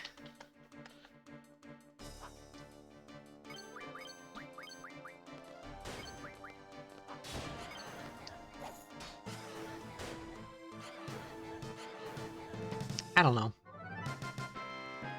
Like, I am hoping for like I'm hoping something gets done in the future. But unfortunately, like, the developers of the game are, like, my quote-unquote petty problem is not, like, the primary, like, thing they need to focus on right now. Like, oh no, this one person can't do this one random achievement, oh no, because we made it difficult for him, oh no, boo-hoo. Like, who cares? Like, that's not their priority right now. Their priority right now is trying to make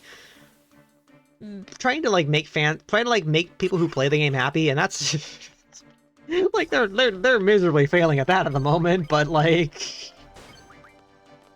that's kind of their fault, to be honest. That's kind of their fault at the moment, to be fair. And like, I'm gonna be honest, like I don't actually know like the percentage of players like me in Dead by Daylight who like the priority is quote-unquote achievements or like quest, and not actual like, oh, I need to escape every single time or whatnot. Like, I don't care. Like, typically I don't care. Like, if I escape, that's nice. If other players escape, that's nice. If they help me escape, that's also nice. But, like, if I can also die to make sure my, like, teammates live, I'm also happy with that.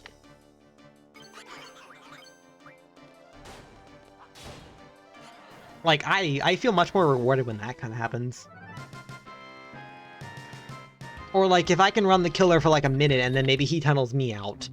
I still ran him for a minute. Maybe a few gens got done, or maybe some progress got made, and the rest of the team can kind of escape in that time, you know. I'll take that as a solution. I'll take that. The problem is, the one time I don't want that is just, again, the one achievement I want. And unfortunately, I can't really control, like, I want this achievement. I want to get this achievement.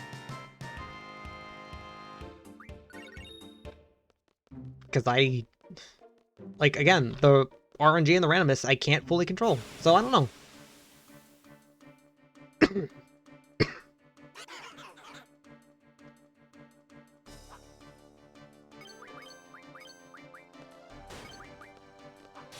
Okay, as long as one doesn't escape, that's another +4.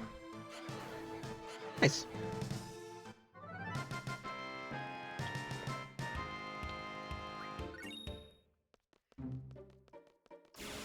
Is it weird to say that now that we're getting even closer to the goal, like, I am starting to see... it feels like I'm starting to see the finish line.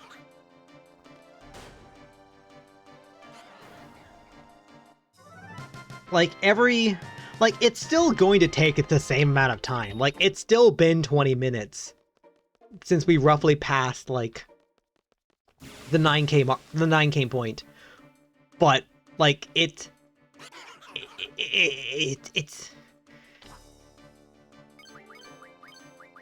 like, every point of progression is making it go faster, and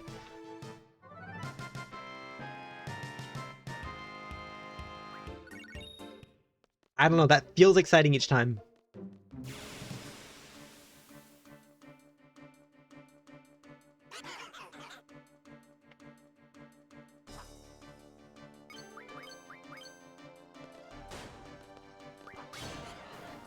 Also, in like the 3 hours I've been streaming, my phone battery's gone down like 13%.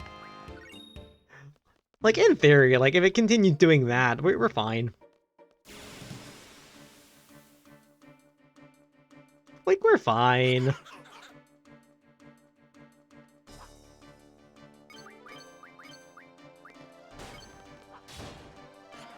Also, in theory, like, when we hit 9,500, I should probably do a hard save.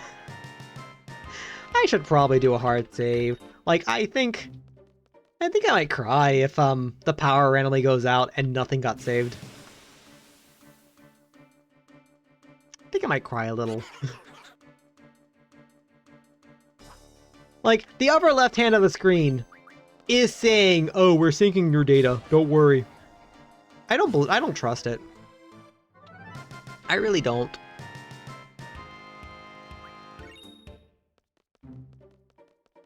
Achievement synchronized with the server. I don't trust you.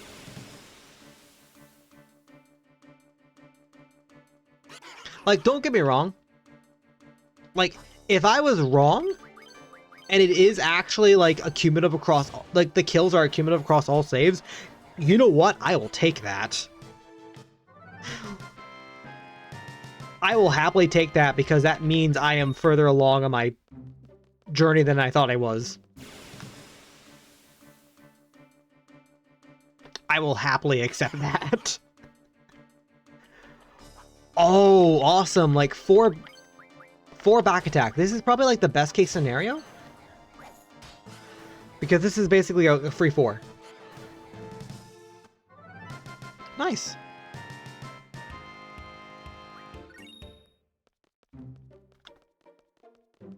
I'm also debating about, okay, so at, like,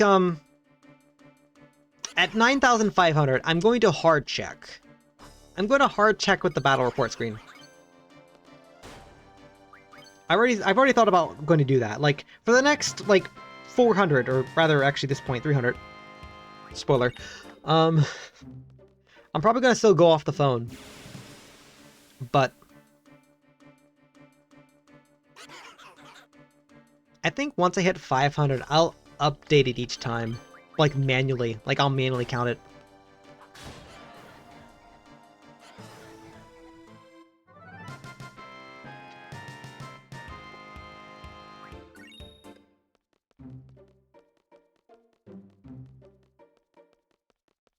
But yeah, no, so anyway. I think it's pretty obvious. Oh, 4! Cool, we got 4 back attack, let's go!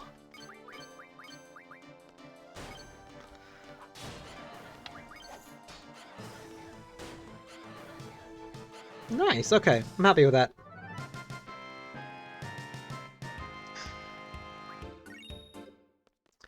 But yeah, no, needless to say, like, over the last couple days, I haven't really been playing Dead by Daylight because I've been focusing on this. And it's not exactly like... Okay, yeah, no, it is long. It is long and grindy. But, like, the problem is, like... I'm not doing that much. Like, I am spamming, like, the X button. That is the bulk of what I am doing. I have spamming X button. That is what I am doing. And like, you know, again, like obviously like the best thing to do is watch videos, catch up with like some streams. Like that's been nice. This is still a bit of a grind though.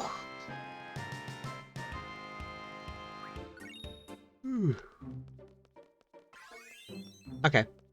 Next fight, we will update on what I think it is. Again, we'll do the hard update at 9.5, and I think after that I'll keep doing hard updates. Like, I'll record on my phone, but like...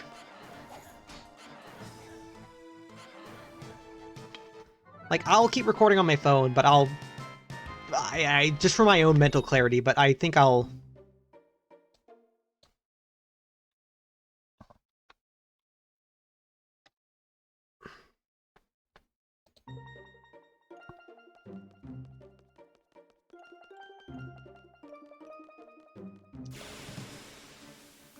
But I'll start doing hard updates just because, like, we're doing like 80 or so each time. And it's just like... Like, even though I'm only being off like about 3 or 4 each time, each rotation, it's still... I don't know, what's the term here? I want like the... clarification, or I want the, satisfaction, or...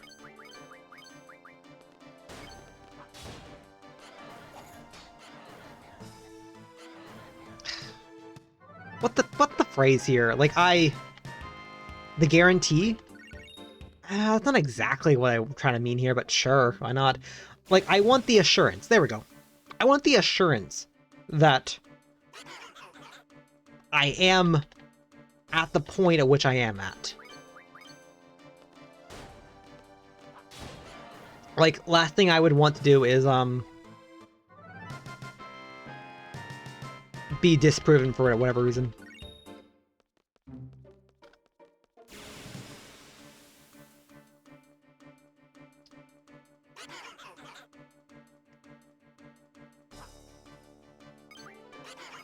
No.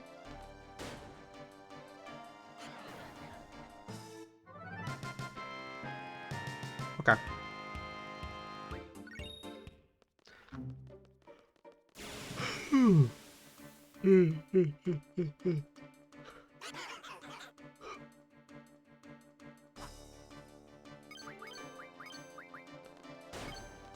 Alright. Slowly getting there.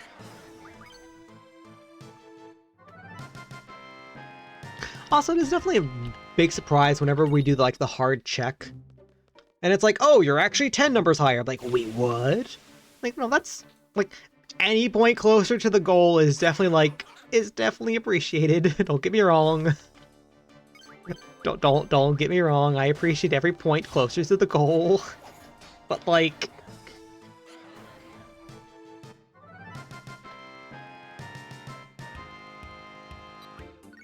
No, that was 3 right now, right? Yeah. But obviously, like, when I do, like, skip over some things, like, it's not because it's not because I'm not fully paying attention, it's because, like, it's a repetitive task over and over, man. And then maybe I might be distracted on, like, the topic I'm currently talking about or something. I don't know. I don't know.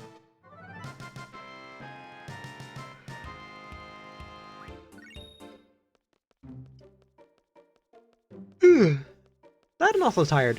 I think I've mentioned that a few points, but I'd never actually, like, finished the conversation point. But, like, I have been awake since, 20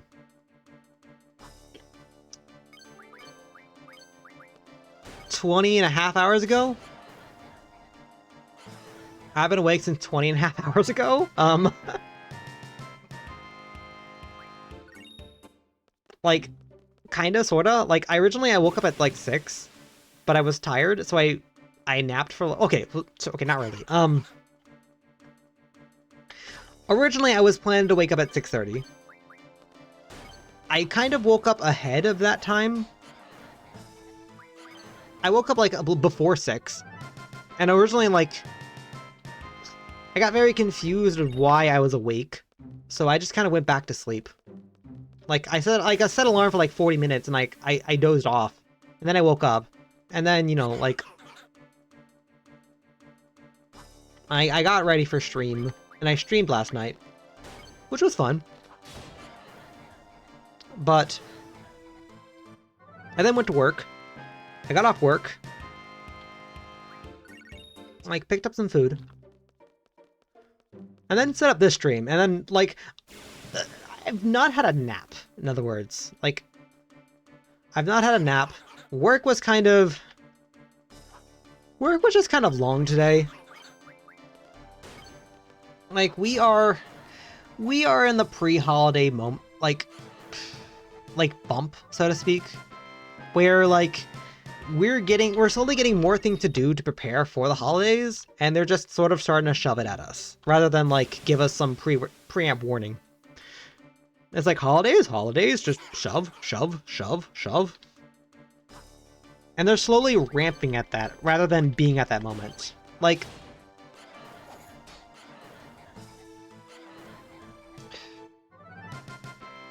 American Thanksgiving is in a few weeks. I want to say 2.5, I think? Or... 2.5, like... I want to say either 2 or 3 weeks from now will be American Thanksgiving.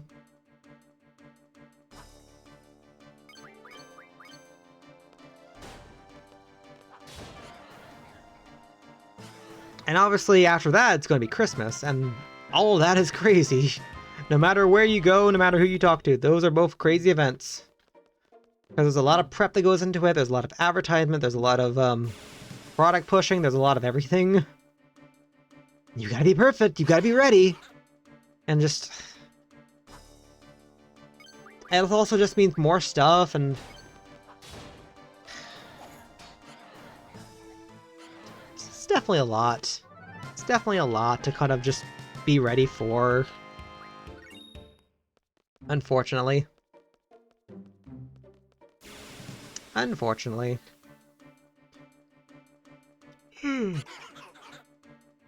Yippee! 4. It's not 4 back. Is it 4 without an escape? Eh? Nice! I'll take that. Any point closer to our goal, I will take that.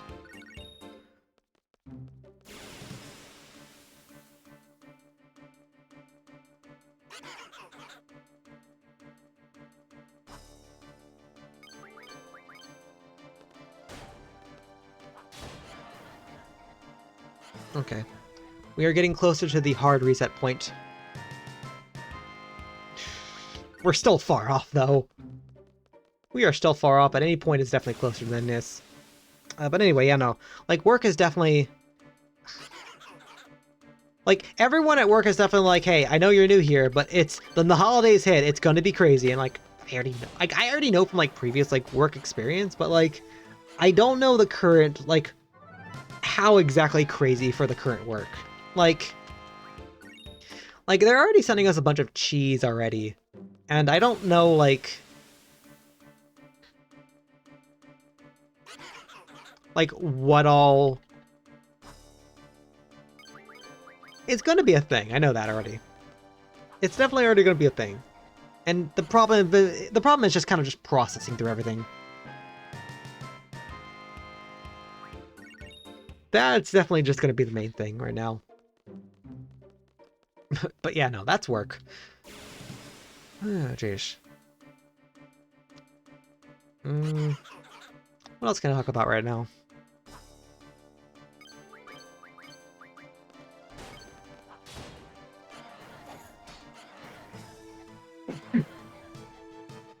Sorry.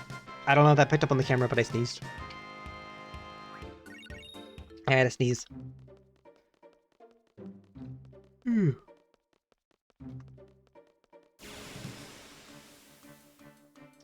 Alright. What else? So, I think I mentioned this. I was also playing through some Danganronpa. Danganronpa is a game that I've watched a lot of Let's Plays when it was, when it came out. Never properly played it myself, and to be fair, I'm somewhat cheating at the moment. Like, I have several guides, and I've kind of already know the story, so it's one of those, I'm just kind of, like, trying to go through it and trying to, like, find all the stuff and try to get all the stuff. So it's not really, like, a proper playthrough, which is one of the reasons I feel kind of okay with not playing it on stream.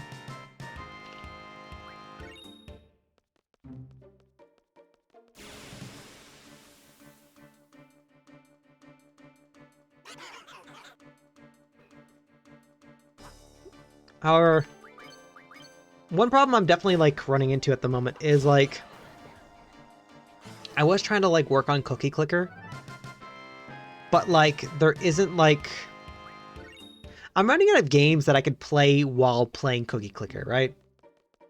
Because I was playing Balatro. Okay, no. I was playing Slay the Spire. Well, was I? Was it Slay the Spire or something else?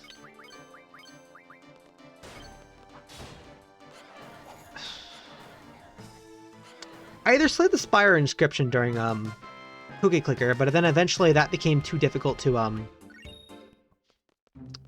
do. For obvious reasons.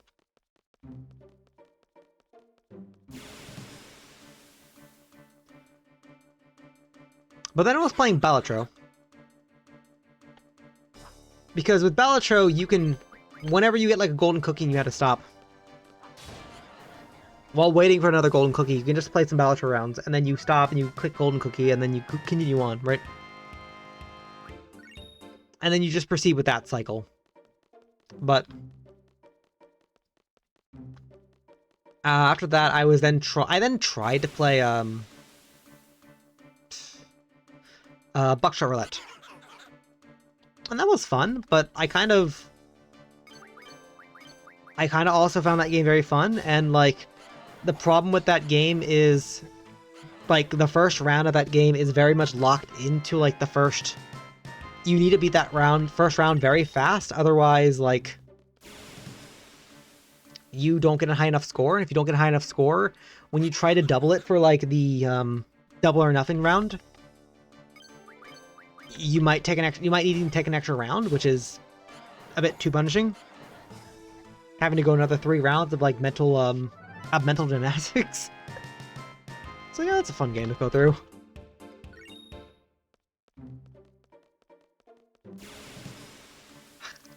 But yeah, no, I've kind of run out of games to, like, play during Cookie Clicker.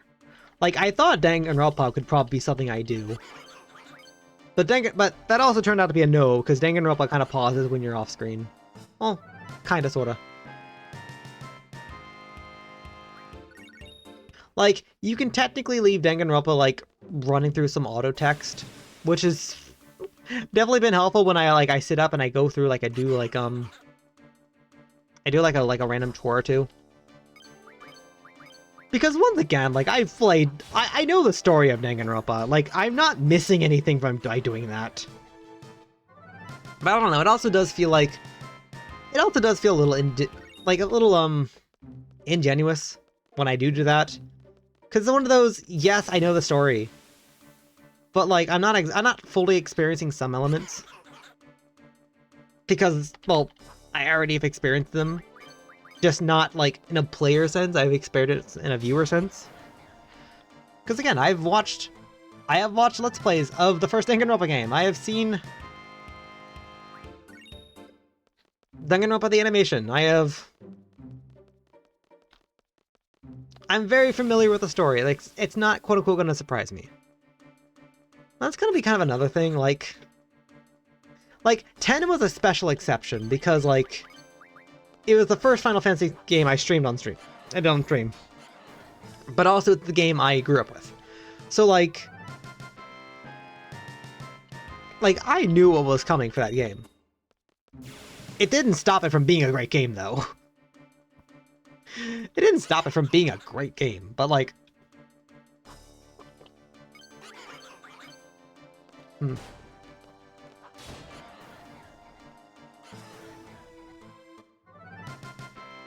I'm almost out of my current soda. I've almost gone through 2 things of soda. Oh no. In the last almost 3 hours and 40 minutes. No. No.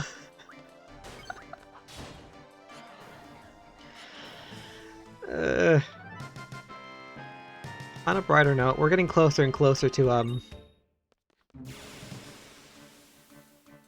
We're getting closer and closer to 9-5. Although, we may or may not have passed 9-3 yet, I don't know. Again, I might have skipped a fight or 2.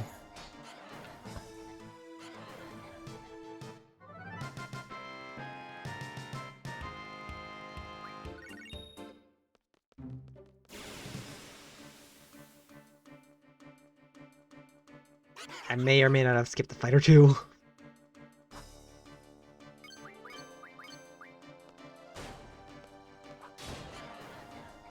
Close, though. That said, I wish there was, I really do wish there was, like, a faster method for this game than just, specifically doing this over and over.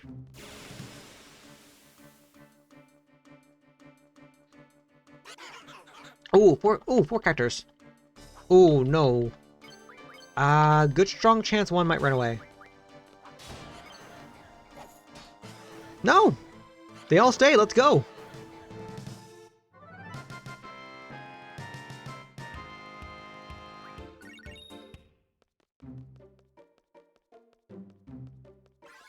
Okay, next encounter. We updated to what I think it is. Which again, it might be a bit more.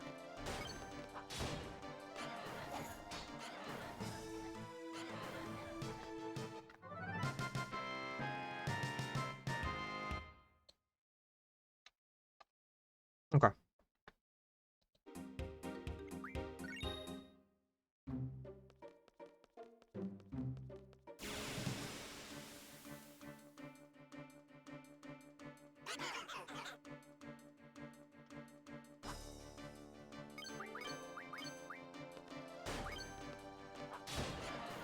Okay. So hopefully in theory, the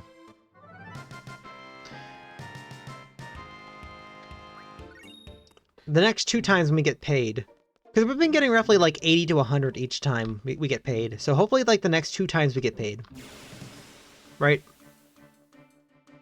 I do the hard check. And hopefully the hard check says I missed 20 somehow, and then I'm closer to my goal. That's kind of my secret hope right now. That's kind of my secret hope right now. I'll just be secretly closer to my goal. But also, to be fair, it's taken us 3 hours and 40 minutes to just do 3,000, like, roughly 200, like 1,200. Which, I don't really want to do that math at the moment, but, like...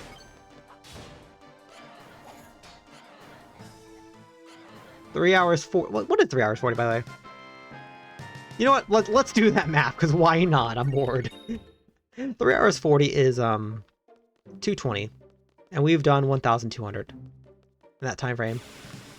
It means 110, or roughly under 2 hours, is 600.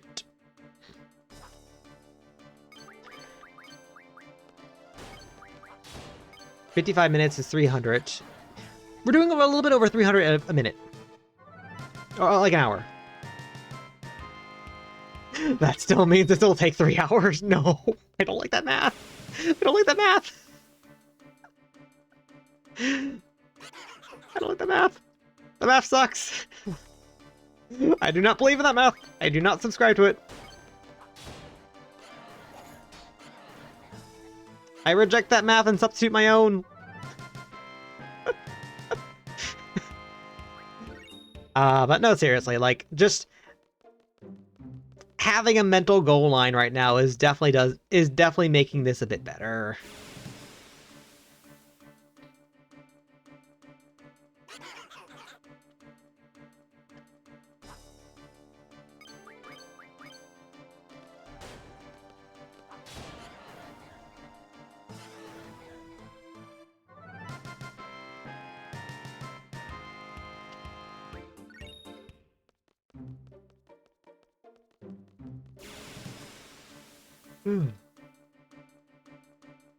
I might, at the 500 mark, I think I might go grab another soda. Because I definitely feel my voice getting a little hoarse at the moment.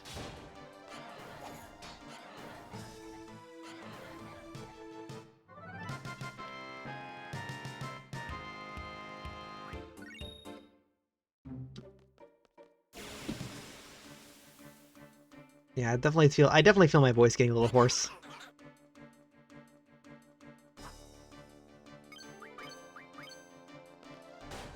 Like, thankfully I don't have to, I don't have to directly talk for the rest of the day after this. I might have to talk a bit more tomorrow night though, so I don't know. I don't know.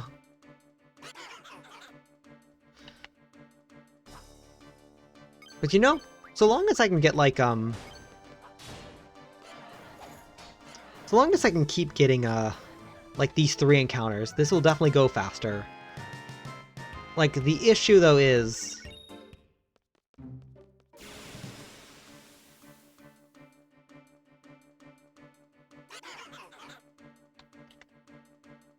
the character can always escape. That's the issue.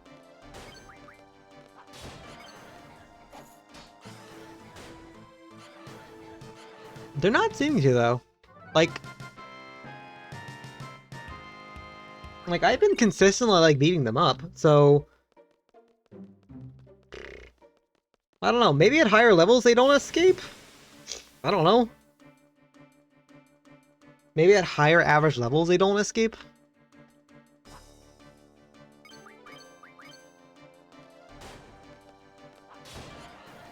Maybe that was the secret strat all along? Just be max level with all the characters so that the characters don't run away?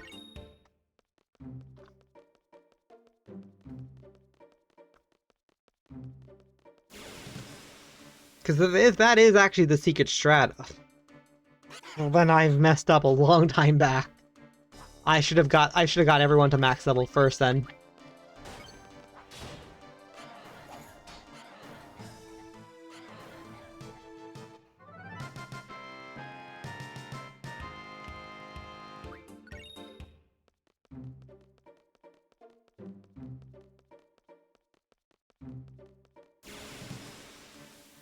I will say though that like I don't really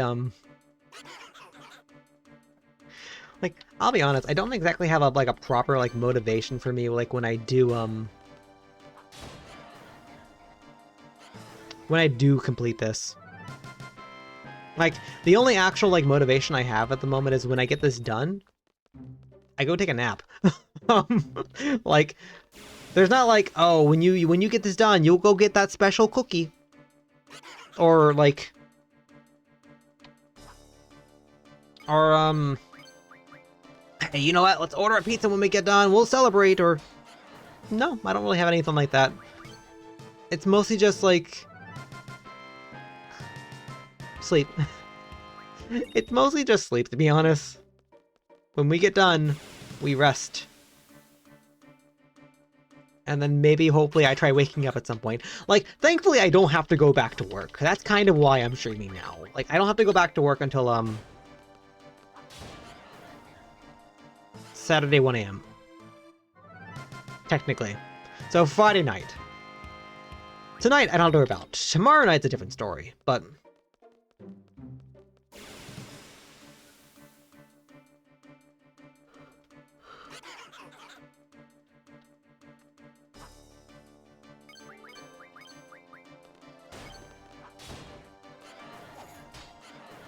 Also...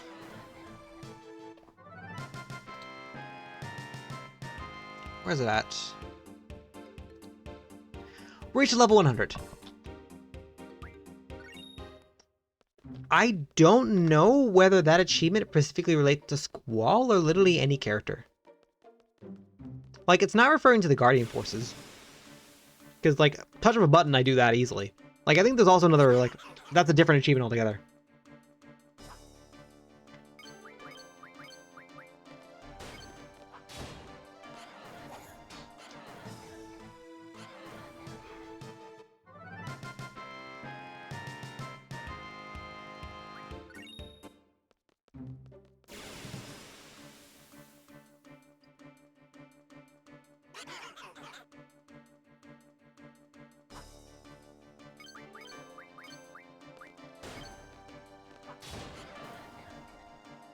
But I guess we'll find out in a second, because, like, Irene is definitely, Ivern, he's definitely higher level than Squall at the moment. So...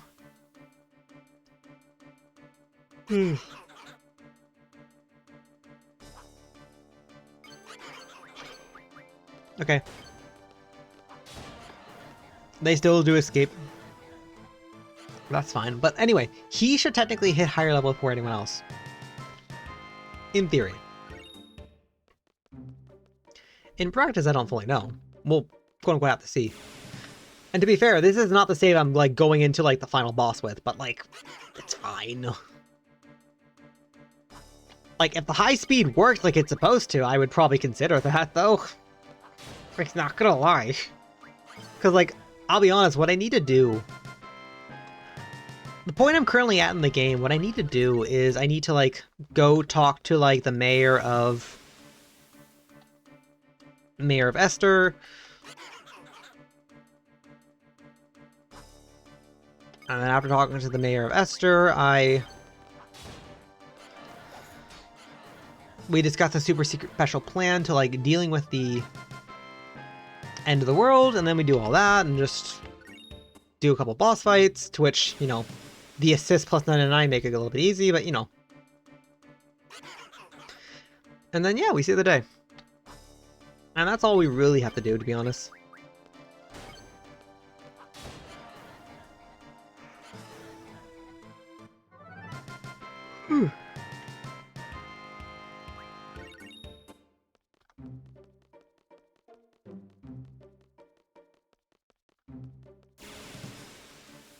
That's all I really do have left in the game. And, you know, I think I'll... Yeah, like, technically I should probably save this for, like, when I pass 500, because that's gonna be the really exciting point, but, like, no. I don't think it really matters. After I finished Final Fantasy VIII, I was debating about going to 9, or holding off and then going back to 7. And I think I'm planning to go back to 7. Like, Final Fantasy VIII was a nice break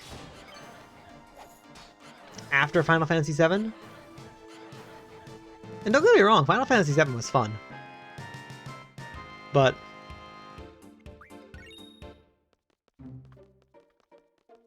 I definitely did delay 7 Remake because I wasn't sure how to feel about it. Because technically they're still coming out with a third game for Final Fantasy Remake. But there's also still the first 2 remake games. There is Crisis Core.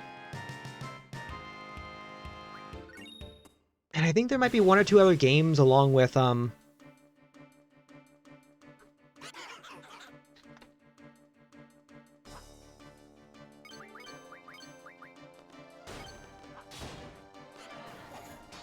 think there might be like one or two other games along with Final Fantasy VII. I don't really know. Most of which I don't have access to that are not on Steam, and some of which, you know, I can't do anyway, so it's fine.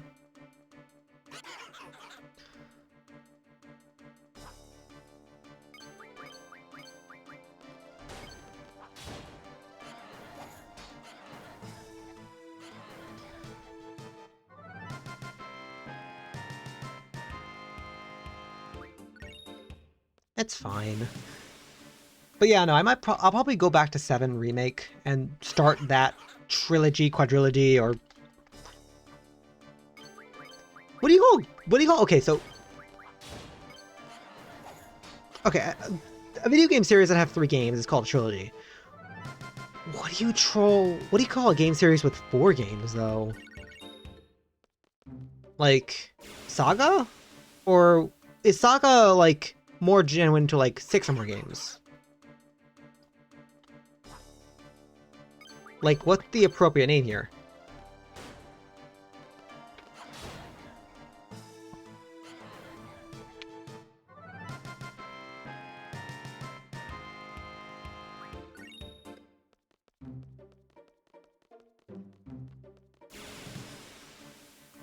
Like, I don't know.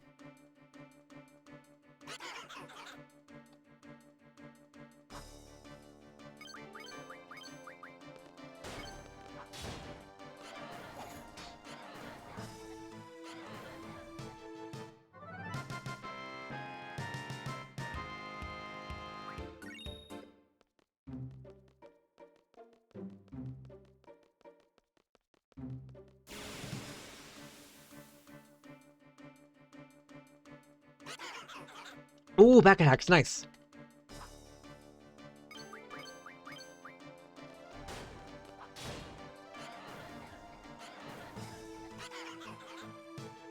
Oh. Did I not fully click on it?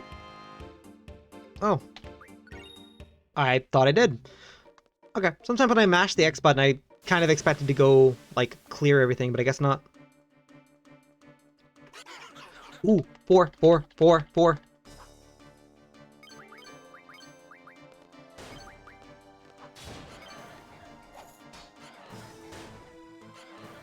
Nice.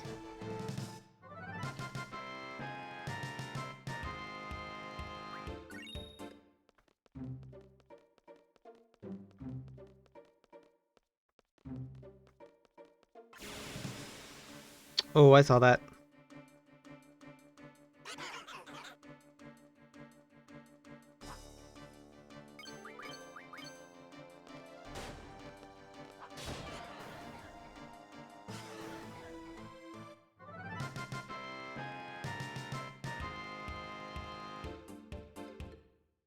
Okay, this is, again, I might be a little bit further ahead than this number, but this is my approximate number right now.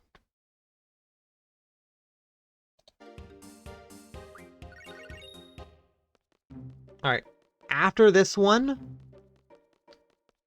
regardless of where I actually am at, I'm going to hard save. I'm gonna go quickly grab a soda. And then, yeah, we make it to the final stretch.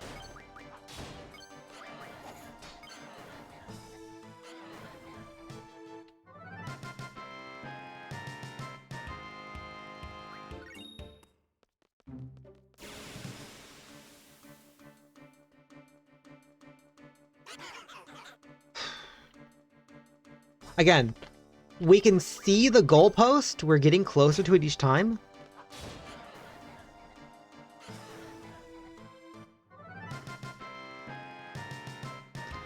Like, it doesn't stop, like... It doesn't stop, like... It's still from being a long journey. It just means, like... We have made a lot of more progress than to be expected.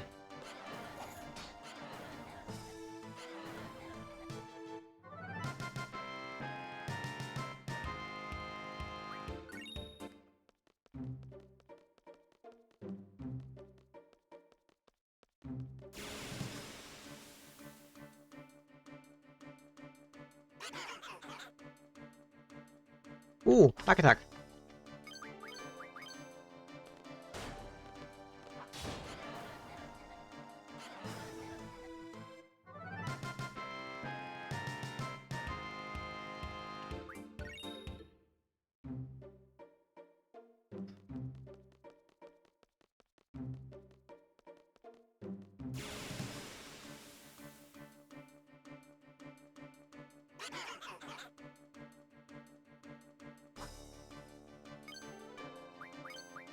Okay.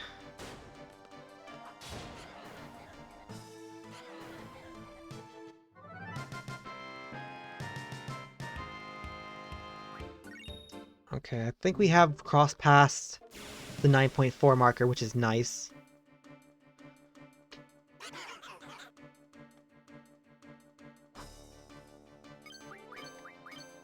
Oof. Is it weird to say that I think my key is getting a little sticky? Or a little worn out? Oh no. Like, it is the X key. I don't use it as much, but like... it still would suck if it wore out completely. Like, it has okay, so this X button has gone through like a lot of wear and tear. Like, I don't mind talking about this a bit more tomorrow, but like... like, I had to, like, very much abuse this when it came to, like, fighting the Demon Lord and, like, Chocobo World. For this game in particular. Which, by the way, was another... not as long grind, I mean, in comparison, but still like an 8-hour grind. What do you mean?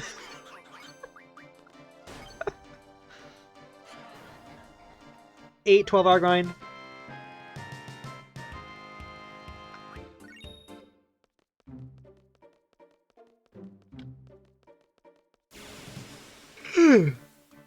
Jeez.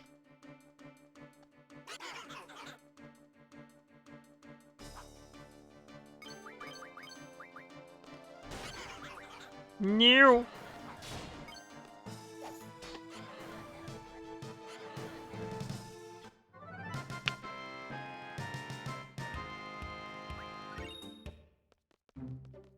Okay, not a perfect system, but again, if we're not dealing with Guardian Force Odin, then it's fine.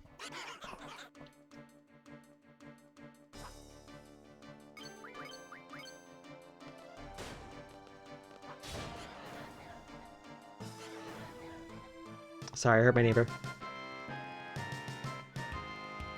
Alright. We are getting closer. Also debating about, like, the 4-hour mark.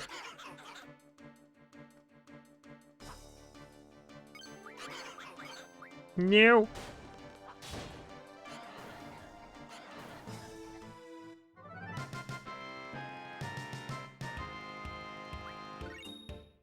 Like, when it does become 4 o'clock PM on my time. Because, like, right now it's almost 3:50 my time. It's like another 10 more minutes, it'll be the hour mark. Not the hour mark for stream, but, like, just hour mark in general. Another thing about this grind I want to mention, though. My wrist hurts.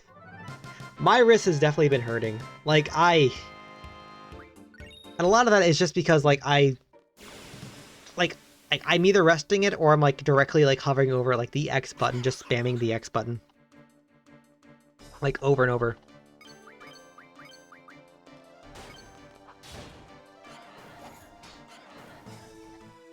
Like, I have been trying to stretch, I swear.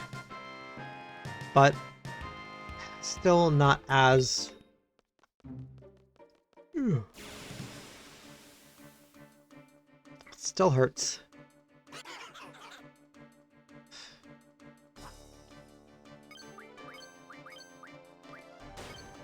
I don't want to say it's something I miss, but it's something about it's something about the Civ 6 streams I used to do.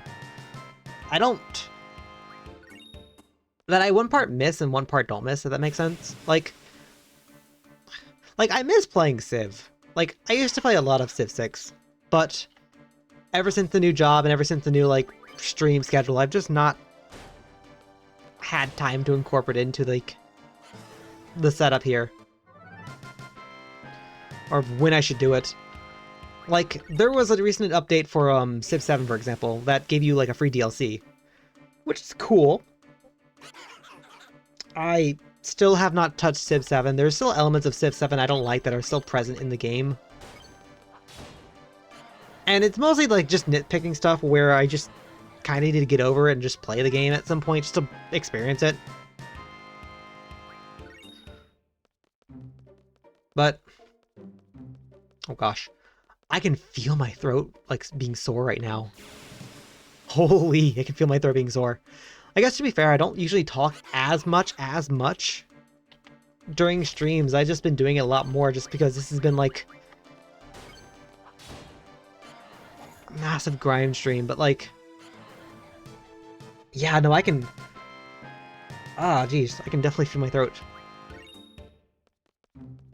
If I lose my voice tomorrow, like, I think that'll be funny. That might just be funny if I lose my voice tomorrow. Oh no. Dale, why can't you talk? I was talking for a 5-hour stream. I was talking for 5 hours. About what? Nothing important. Oh. Sounds rough. Yes, my throat is.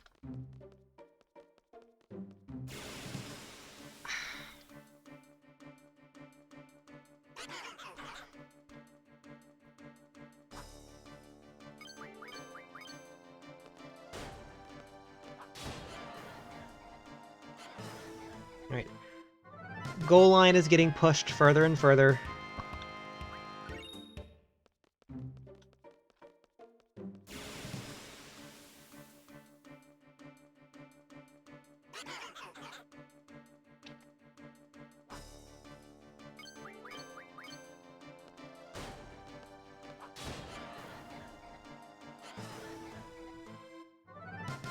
Like, in theory, it should probably trigger around, like, my alleged 9.46 mark. Like, it could trigger sooner, and it obviously could trigger, much later. Ooh, 4 character. I'm not complaining.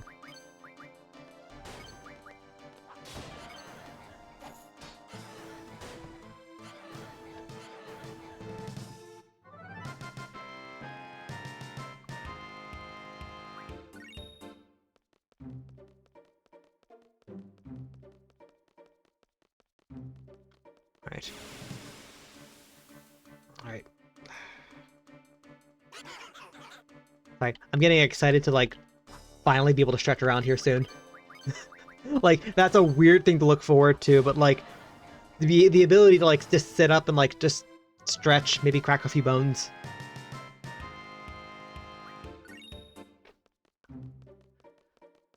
Okay.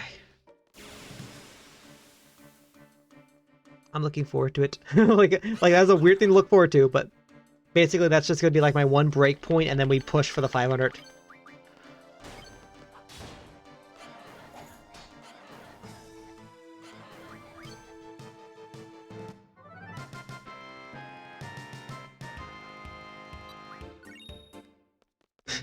Like, stuff your random game levels. Which, by the way, I guess I should probably also explain that too. Like, during this grind, I obviously got the 9999, like, HP achievement. But, like,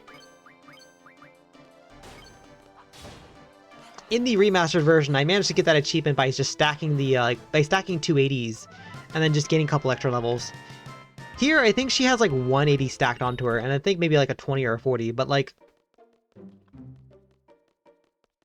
But I also have, like, the, like, because it doesn't fully matter, I also have, like, the HP Noids, like, ability, or HP, like, the plus 30 HP ability, which seems incredibly dumb for a game that requires you to not gain levels.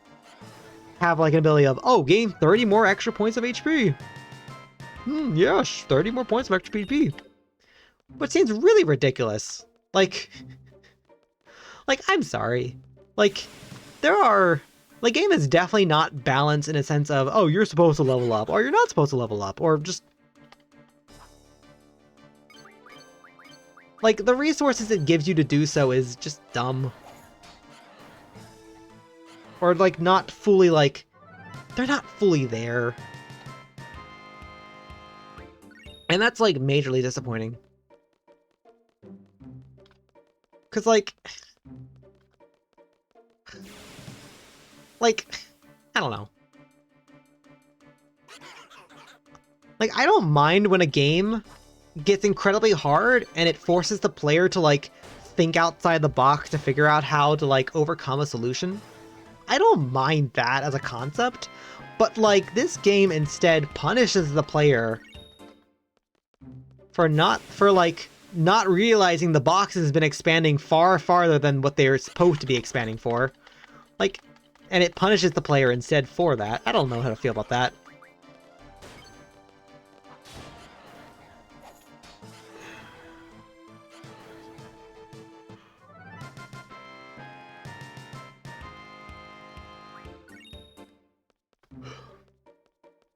I don't know. I'm not sure how, like, fair that is exactly. Like, if the game gives you the tools to figure out how to solve a solution to a puzzle, like, that's one thing. But if the tools aren't, like, there to do anything to, like, solve said solution to said problem, then why are they there? Right? Like, I bring this up, for example, like, ideally, you're not supposed to level up in this game, and when you do level up in this game, it's usually on accident, right? You're not usually trying to level up specifically, right? But let's say you are, right? And you do prepare by equipping the set abilities. Cool, awesome. Well, what happens when you don't, when you level up but you don't have the abilities equipped, right? Well, then all of a sudden, you waste those abilities. Like, your levels are finite, right? Like, there's no, like, thing in the game where you can just reset your levels back to level 1 and then go from there. Like, that's not a thing in this game. Be cool if it could, but...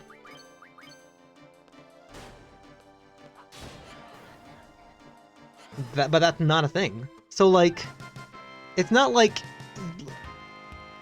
Basically, if you level up, you're stuck with what you leveled up at. Also, I saw that.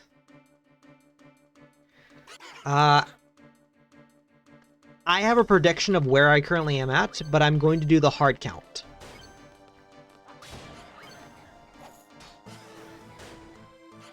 Alright. Placing bets here. My current prediction is I'm at 9475.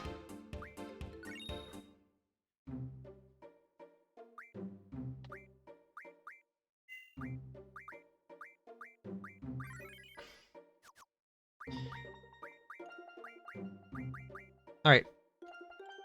3474 plus 156 plus 16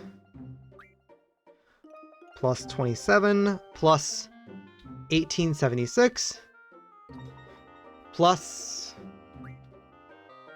3926. Okay. Surprisingly, I was keeping track of right. Alright, currently, we are at 9,475. We have 525 to go. Roughly, we are getting a little north of 300 every hour. We have a little over an hour left of grind to go, but we are slowly making progress. About like every 10 minutes or so, we are progressing about like another 100 or so. So maybe in like 50 minutes. Copium, 50, 60 minutes. Maybe in an hour we can get this done. Let's go. Let me go grab a soda because I can definitely feel my throat being hoarse. One sec. Ow. Ow.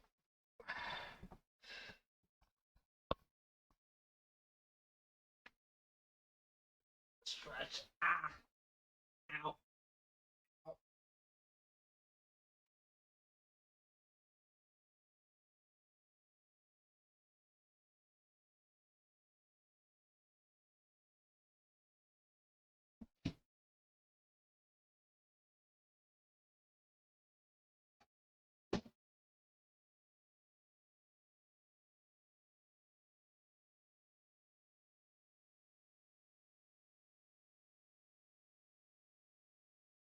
Okay.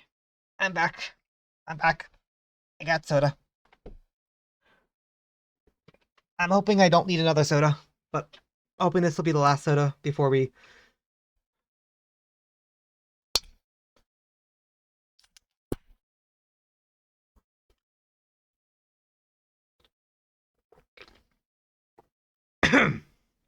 Okay. Wow, that's a lot better. Yeah, that's a lot better. Wow. Okay. I needed that. I definitely needed that. All right. 525 to go. 525 to go. Hopefully less if we're wrong. Hopefully less if we are just wrong. All right.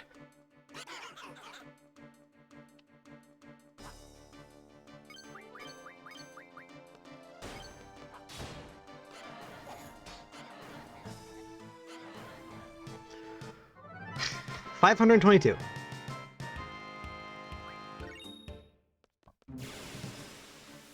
Like, I'm praying that we suddenly get, like, a random, like when we're 400 short, or, like, 40 short, we just suddenly get it. Like, I'm hoping that happens.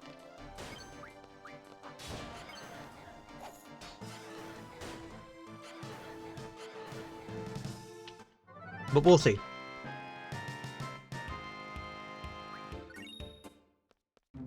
We'll see. The goal line is getting closer and closer.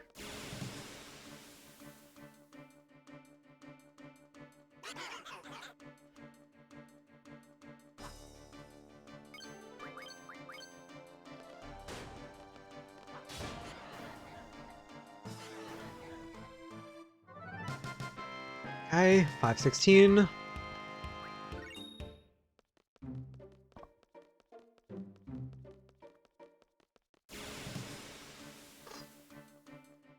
Ow. Ow, my wrist is hurting. Ow, my wrist is hurting.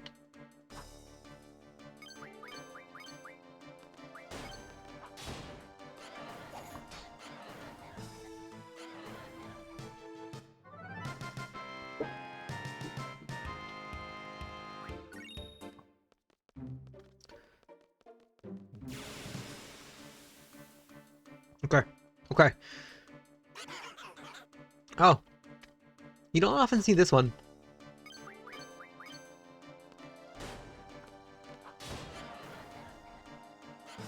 Okay. 511.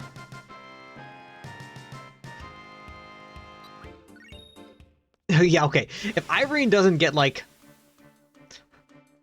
Irene doesn't get, like, max level by the end of this, I swear.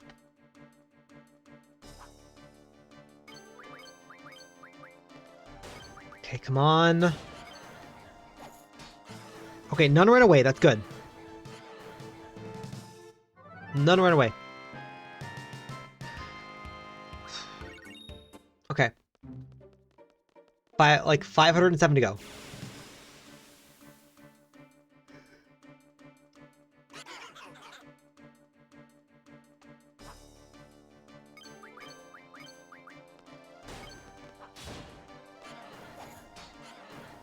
$504.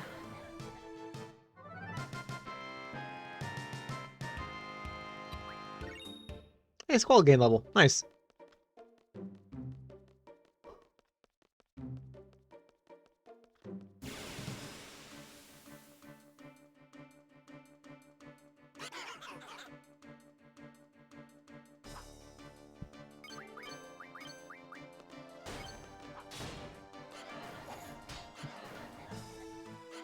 Okay, 501.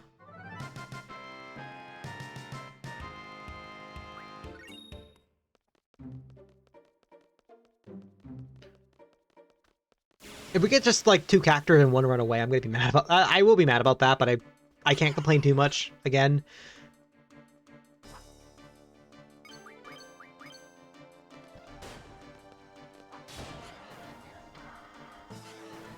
Okay. We have passed the 500 point. 499 to go. Okay. We're almost there. We are almost there.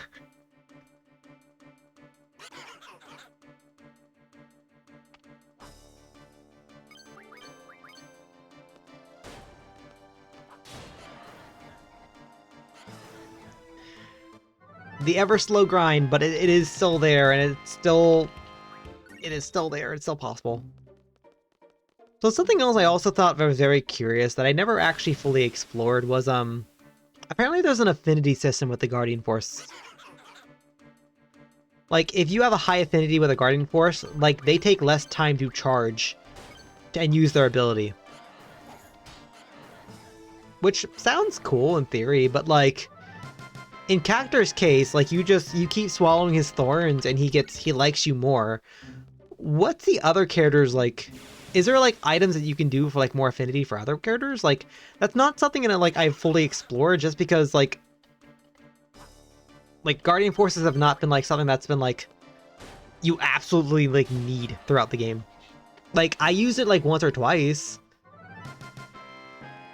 but like if you try to use them in the final fight, they get destroyed.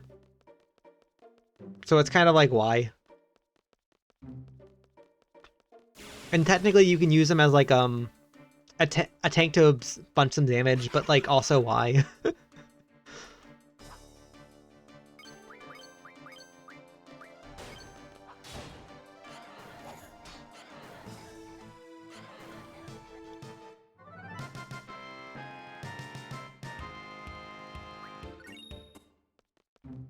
Like, I'm gonna be honest, like, I have not seen all of the Guardian Forces in this game and use their effects just because, like, the situation to do so has not really been needed. Like, I've seen, Sacred and Minotaur, I've seen, or Brothers, actually.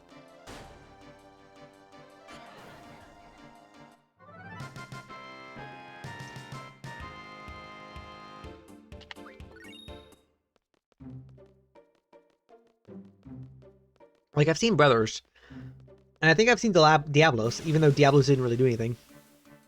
Because, yeah, I think he's gravity-based for his attack. Ooh, 4. Nice. Never not complaining. Because even if one does run away, then that's 3.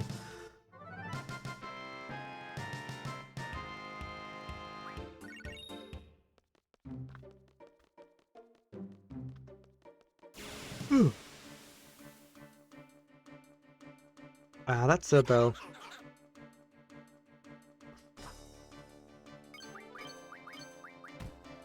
Ooh, one of them could have run away but attacked instead. That's nice.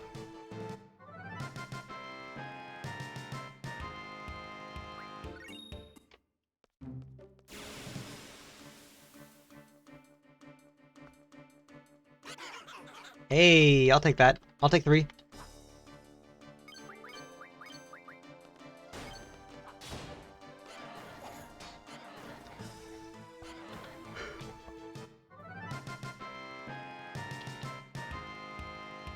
Okay, thank you. Thank you.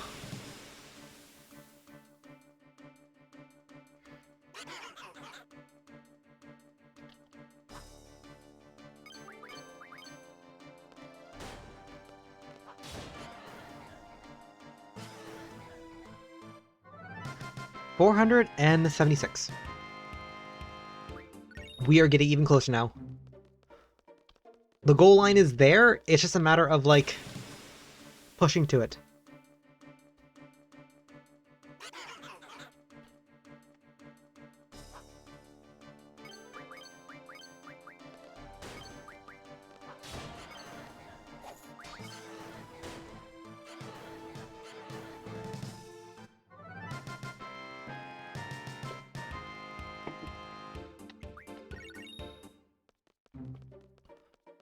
Also, I have no idea what Jet Engine does. I have not looked into it. When I started getting higher level, I noticed that it was dropping from the Cacturs. But I never explored what it's used for.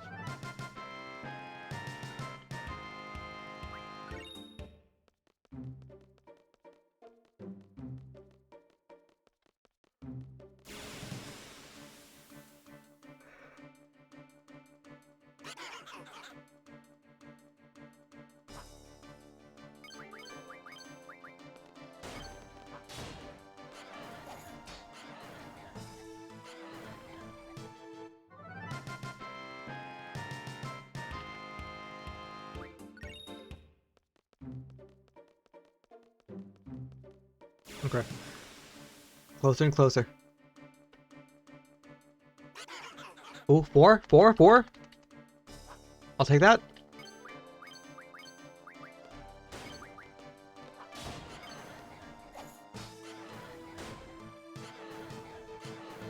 Nice.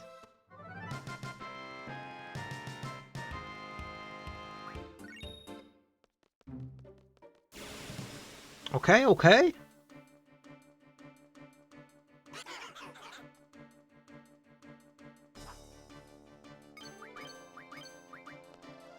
Come on. Nice, 3 more. 460.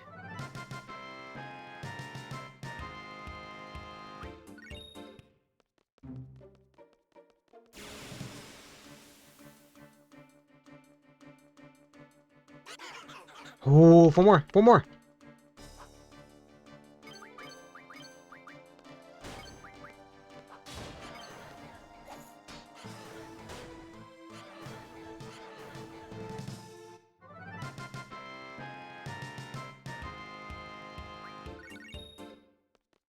Okay, we are definitely getting closer.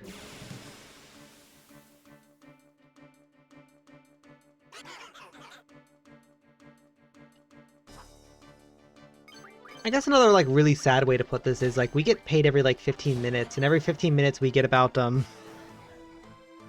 80 or so kills. So by that logic, we get 400 more in like 5 more payments, or 6 more payments. Yeah, 7 pay periods.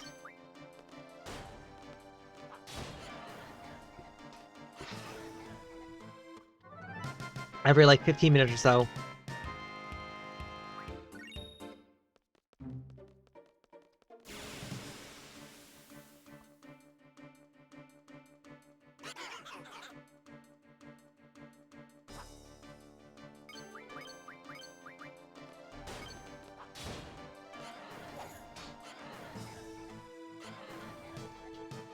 Which is roughly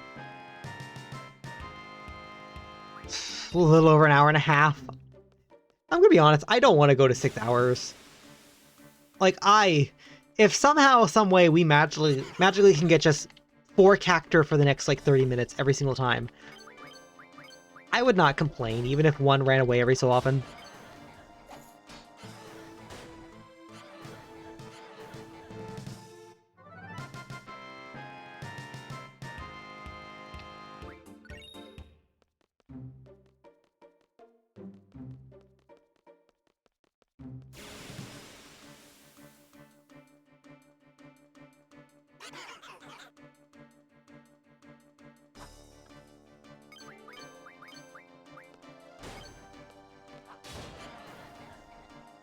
Sorry, I randomly got a text message.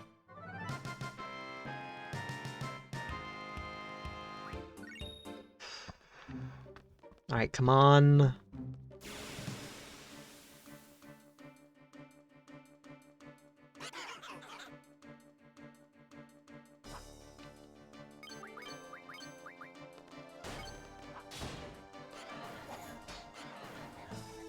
Okay, I'll take that. Okay, I'll take that. Roughly 440.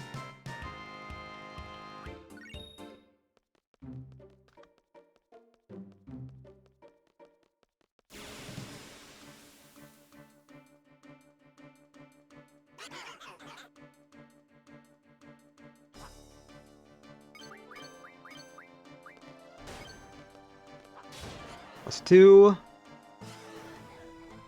know what would be also nice? If like the captors also had the ability to call in like friends. Like, hey, help us out! And, like, just, you know, they all of a sudden like more cactors suddenly start appearing. That'd be nice.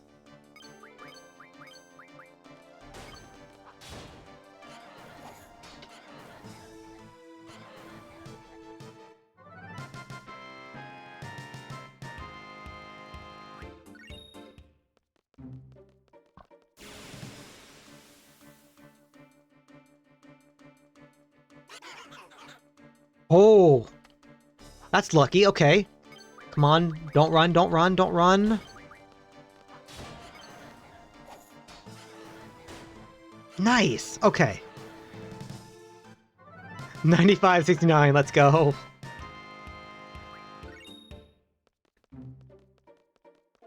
$100 more, we get the funny number.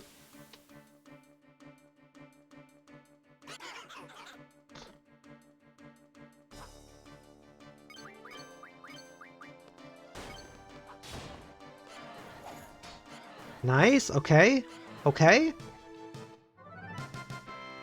We've gotten some pretty good spawn rates, actually. Like, I'm kind of afraid it's going to go back down now, though. Come on, come on.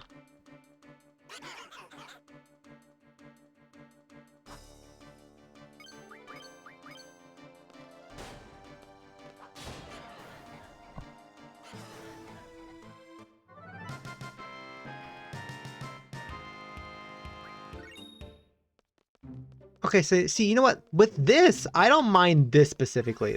Okay, next encounter, we update things. I think I relatively kept everything, like, on track. We haven't actually had too many 3s, per se.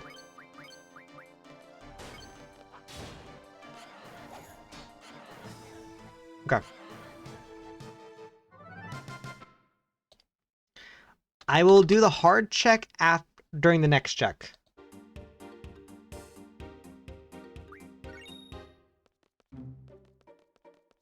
Okay.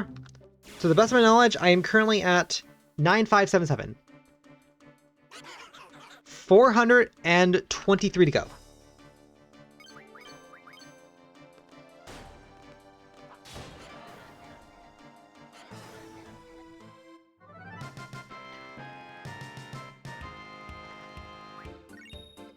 And like I said, I think next pay period I'll do a hard check. Make sure I am actually disappointed I didn't miss anything. Although I've been doing pretty good. I've been doing pretty good. I've been really locked into these next I've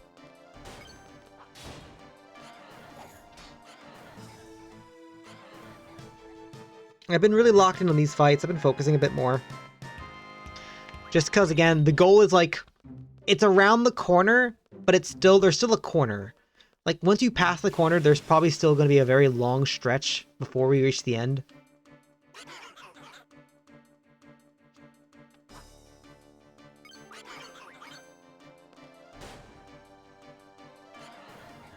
Okay. It was inevitable that we reached a 1. It's fine.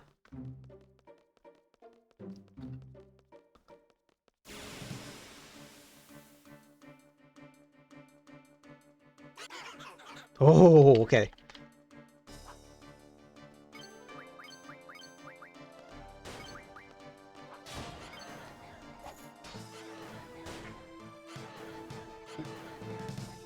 Nice, nice.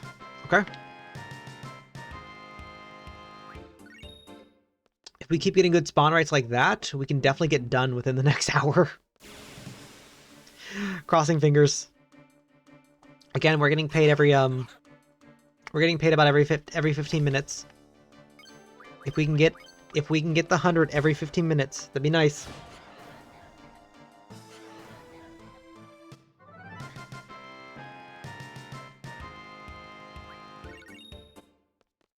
Okay, come on, come on.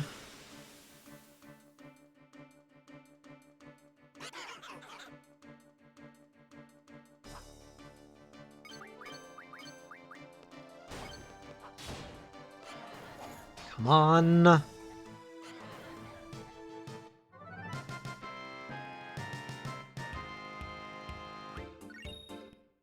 Also, I've not confirmed whether or not, like, Ida and Schaefer actually also do count towards, like, the count, or if it's specifically just my own party members that will count towards the count. I don't know. I'm assuming it's everyone. If it's everyone, cool. If not, then that means we're probably gonna have to, like, spend another 30 more minutes on the grind, which, to be fair, like, I guess that's fine. But, like, I really rather didn't. But if that's what it takes, then I don't think I will mind as much.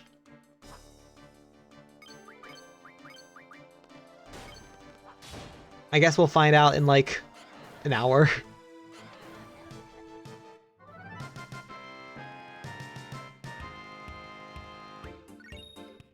Okay. Hopefully next fight we cross the 4.6 mark.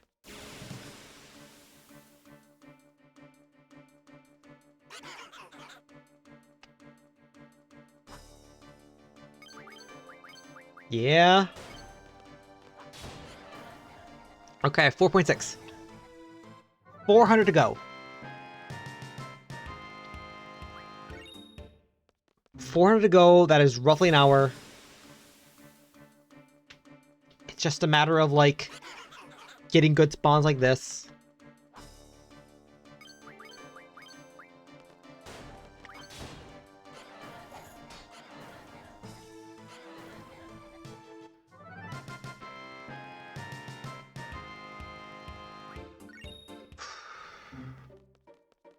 Okay, okay. It's a little more. We're almost there. Oh, 4 more. Not complaining about that.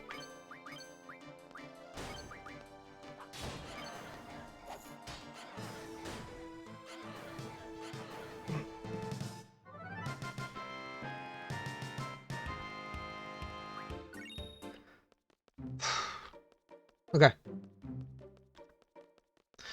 Now that said, I kind of want to know what happens like when you like if you down like 300 cactus thorns, can you just like instantly use Jumbo Cactur? Like I don't think that's how that works, but like it does make me curious to be like, well, we've gotten so much of these items. If one character in particular just uses it, like do we just like Jumbo Cactur, Jumbo Cactur, Jumbo Cactur, Jumbo Cactur each time, you know, right? Like it would make sense. Like our affinity is like at the max or even beyond what the game is supposed to be expecting us to get.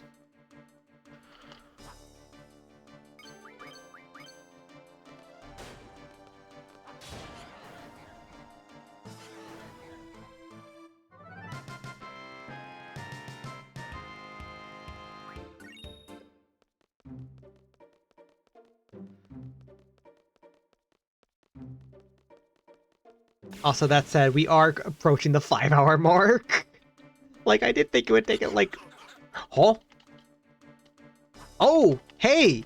We got the rare brown dirt 3 cactus spawn. Let's go! I'll take that. I'll take that.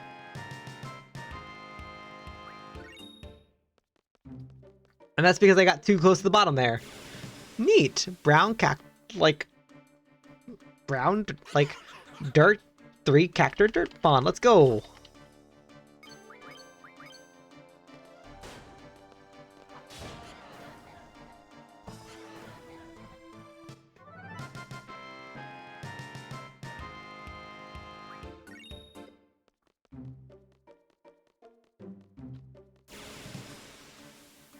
Okay.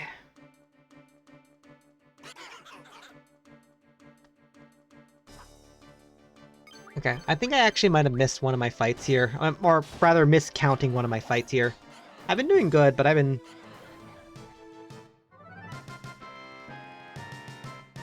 Little tunneling on the goal here.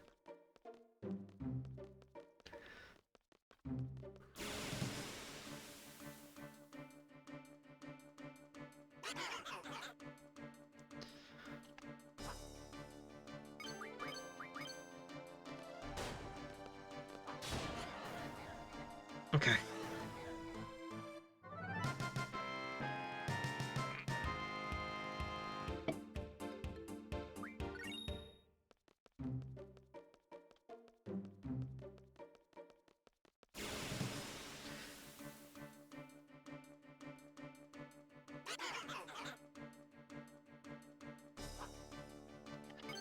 Okay, I know I said I was going to do like a hard count next, but I think I definitely am missing a few now. Not necessarily on purpose, but like just, you know, 375. Like I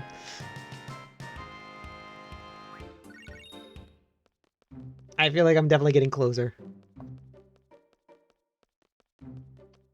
Although, admittingly, I am, like, very close to, like, opening the menu and checking the, like, the jet engine for some reason. Just, I want to know what it does.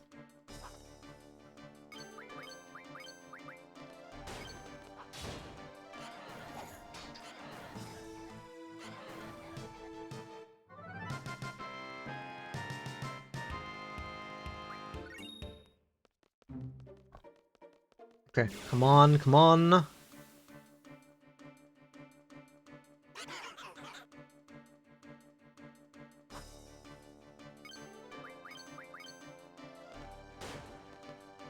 Okay, roughly 370?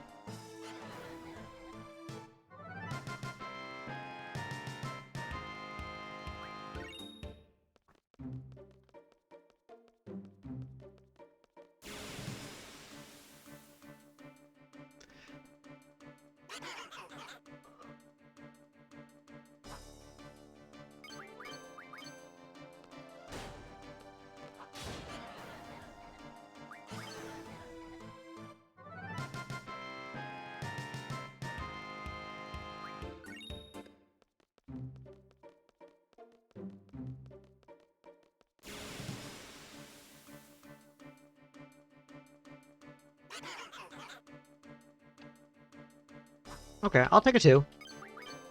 It's not super great, but I'll take a 2. As mentioned, we'll hard count after this, and then we'll hard count at the 9.6. 9.7 we won't. 9.8 will hard count, and then go from there.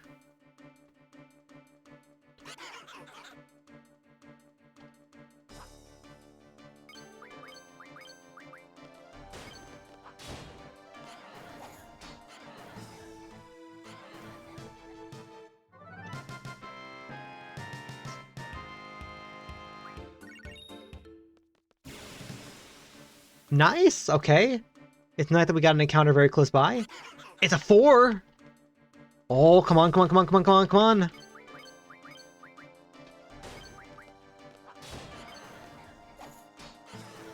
Yes! Okay, I'll take that. I'll take that.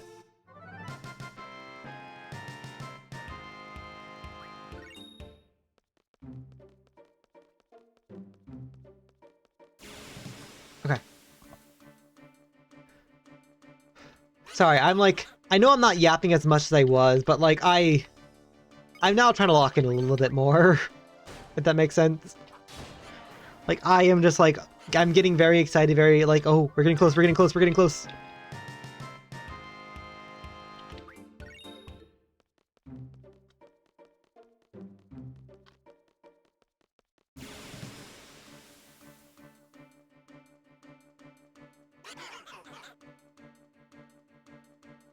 Like, to be fair though, it is still like very far away though. It is still very, very far away.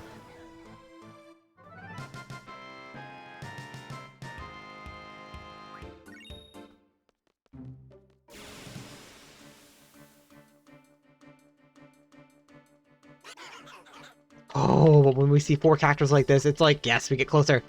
Yes, we get closer.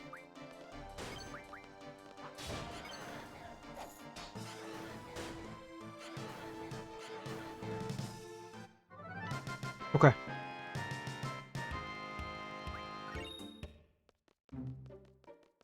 That said, like, we have not...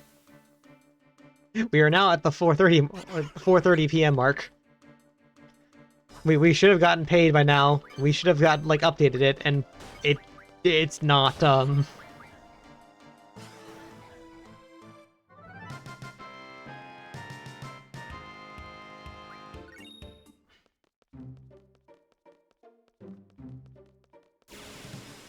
It's not as, like, not as much as last time.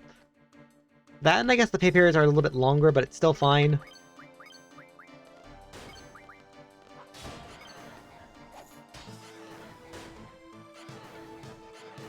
Again, any progress is still major progress. I'm happy about that.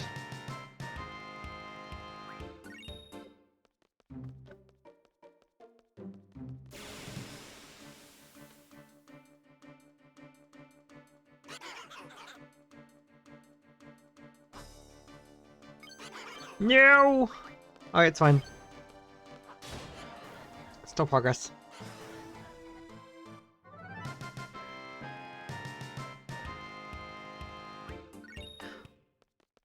Also, so I know the damage cap is 999, but it'd be funny if like Squall's crits, like Squall's like gun like crits actually like pushed past that. Like pushed past the limit.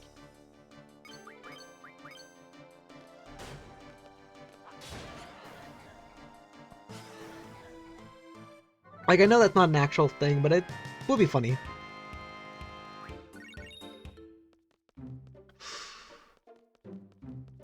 Okay. Come on, come on. I'll take 4. Oh, but I'm afraid one of them might run away. No, we didn't. We get all 4. Let's go. On.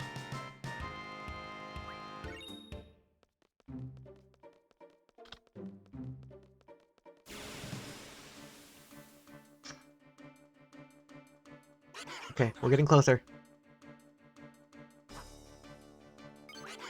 No. Like, I mean, I'll take 1. I'll take 1.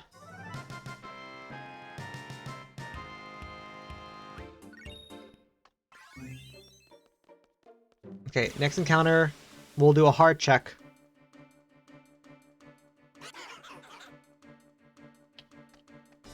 Assuming there's none that run away here. Yeah. Okay. So in theory, we should be at 9667. I could have missed a fight, and we could be a little bit higher.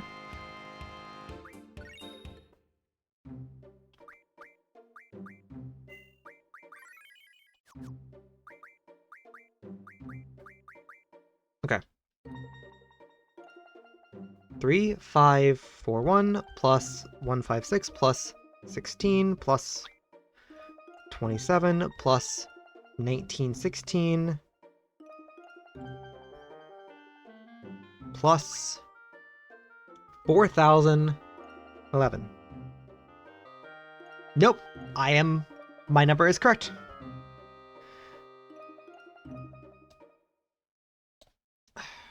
$9,667. 333 to go. 333 to go. Roughly 1 hour. Let's go. Okay.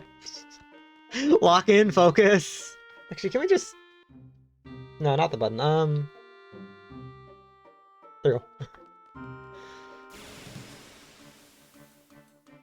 Sorry, I just want to look at funny map. I want to look at funny high texture map. I think it'd be funny.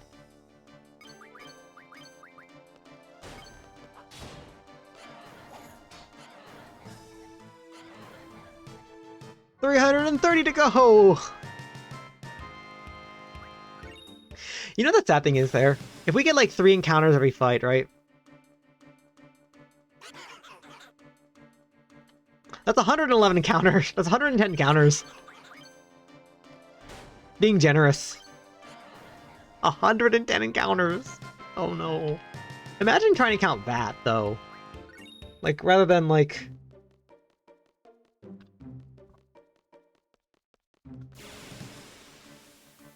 Do we move faster or slower with this map on? Or even with the map off?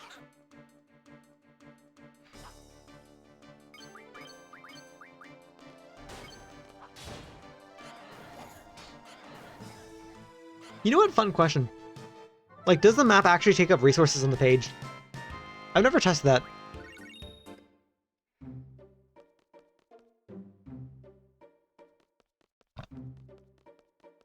I've concluded it does not matter.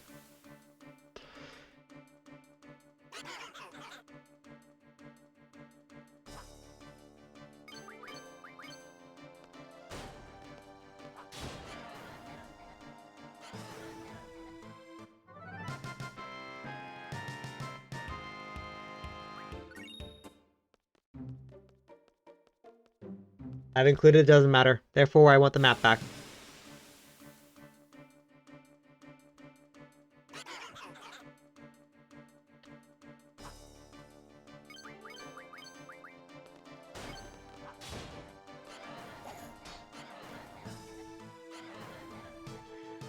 321! So not gonna lie, I think I'll be very excited when I get to 300, just because, like, we started at 2,000. We've made progress even though it's taken hours. Let's go.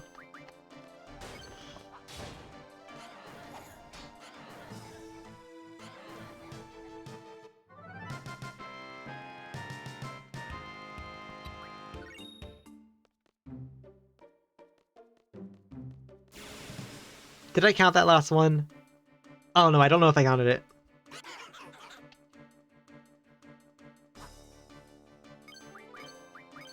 Well then, you know what? It's a surprise when we find out.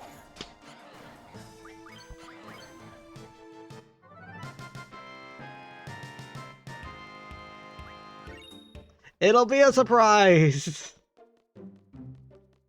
Let's go.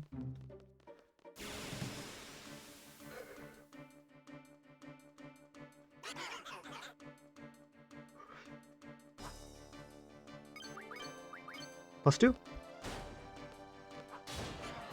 Yes, +2, okay.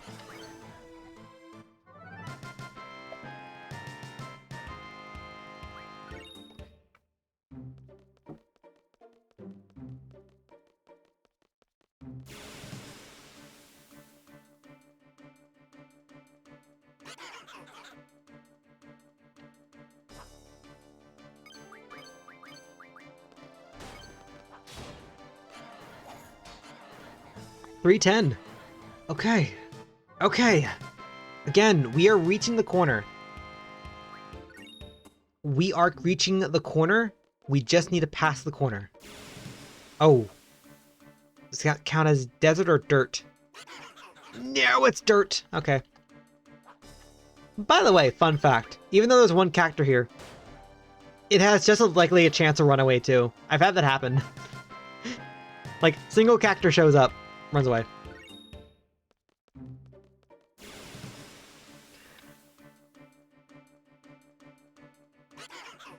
Well, that makes up for it. Not complaining at that. No, I will complain at that.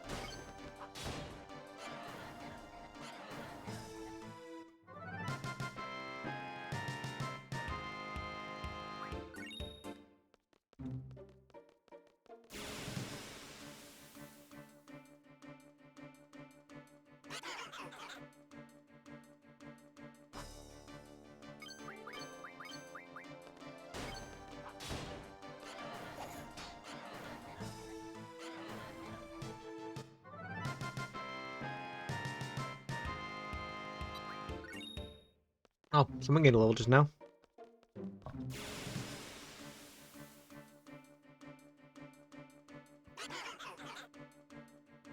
Oh, +2 back attack.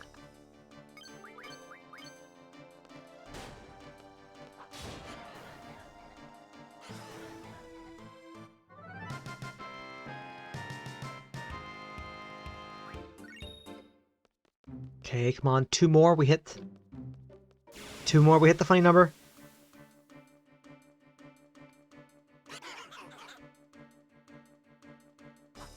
That's more than 2 more, I'll take it.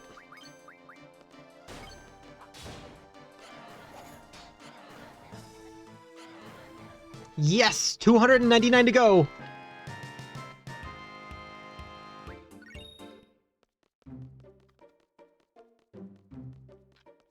$299 to go. Alright, come on. Come on.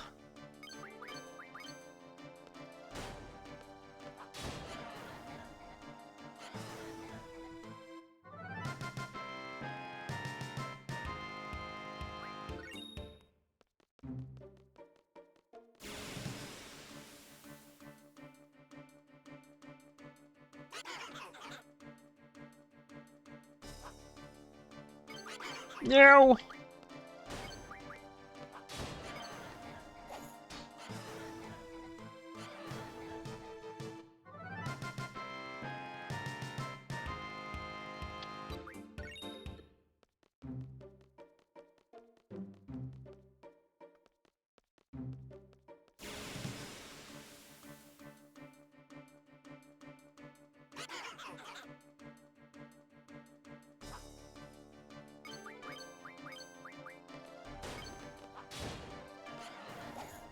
Also, I may have lost track here a little bit. I got a little bit distracted. But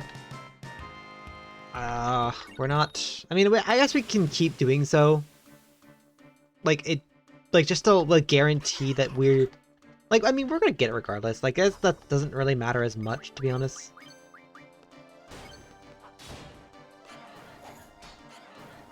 Like in theory, 290. A theoretical 290.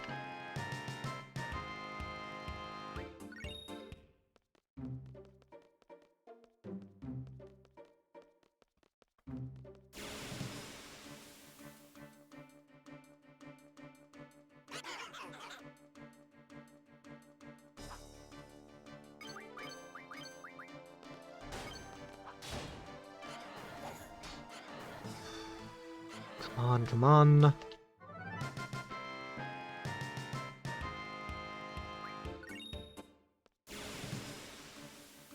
Nice, okay. If this is 4, I'll be happy. Okay, if it's 3 and the one runs away, I'll be happy.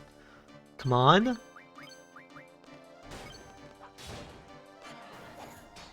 Nice, okay.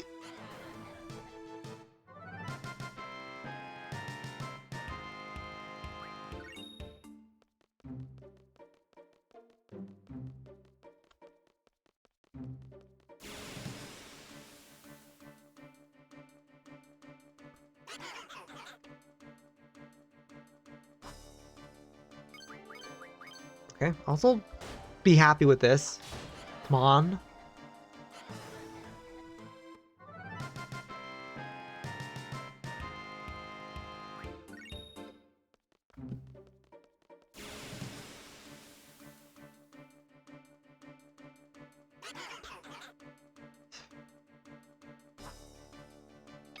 Oh, right. I do have to kill the cactus first in order for it to count. I got too excited and overjumped it.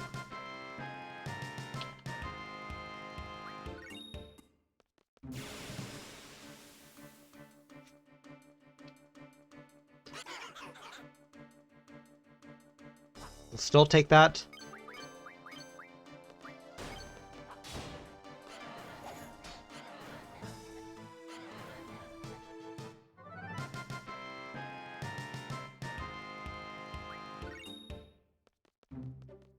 I will still take that. Come on.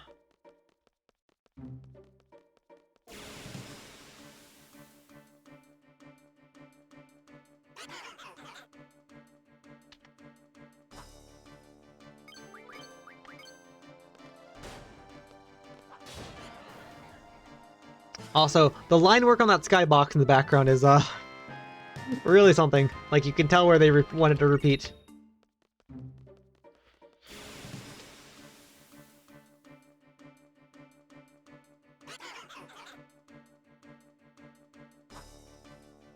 Alright. No!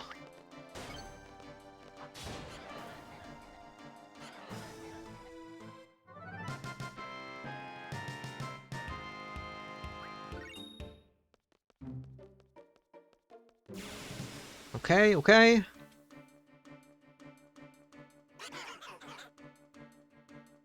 In a few minutes, we trigger the, Oh. I kind of hope we don't, but in a few minutes we should be triggering the,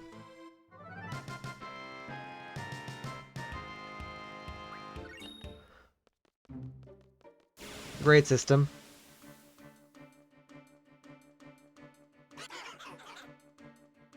Oh, for some reason I thought like one character on the left was like upside down. No!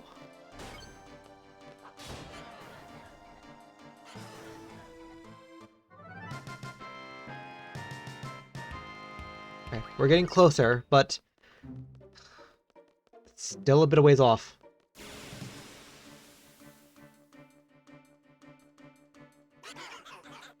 Ah, this is just 2. Okay, well it's 2, but it's a back attack, so they're less likely to run away.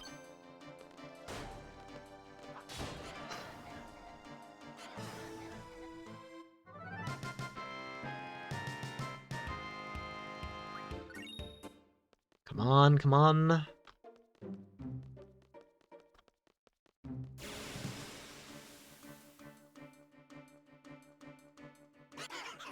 Okay, just 3. That's fine. No! Okay. Okay, it's still more. It's still 2 more. That's still good.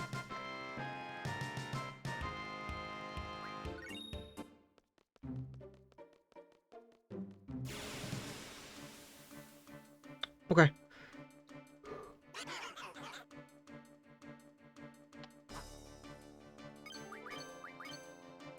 Okay, once again, still 2 more.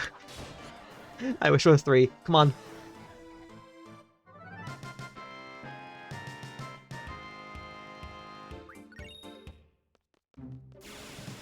Okay, okay, come on. Okay. Please? No runaways. No runaways.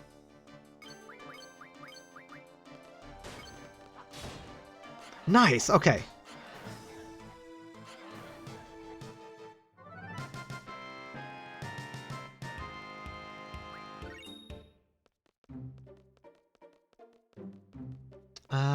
Hopefully in the next, like, minute or so we get paid so I can update this.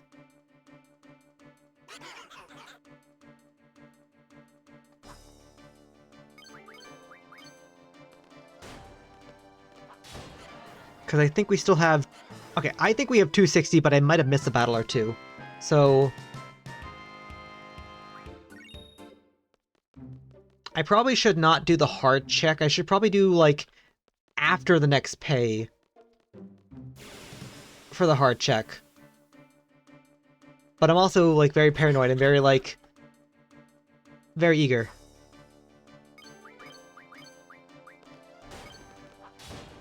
Twitch. Twitch. Why did you just said welcome to the chat for my own self? What? Oh no. What does that mean? That doesn't usually mean good things. Did Twitch update or something? Oh no. Oh no, that scares me. Okay, I will take a back attack.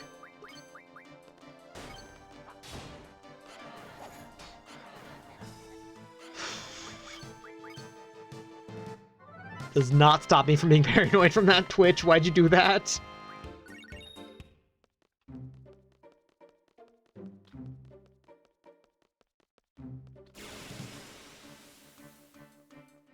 Okay, shoot, okay. Ideally, in 2 more fights, we should be passing the 250 mark.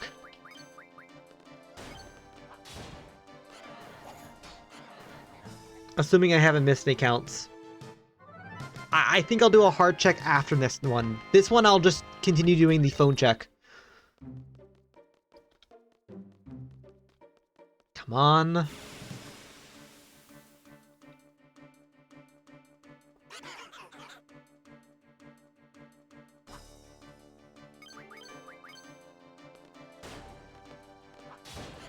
Okay, 249.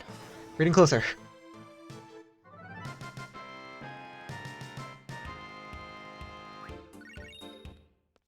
Come on, come on.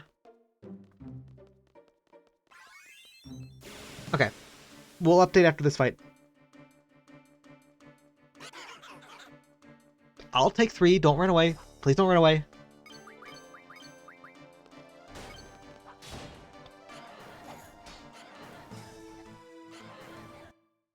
Okay.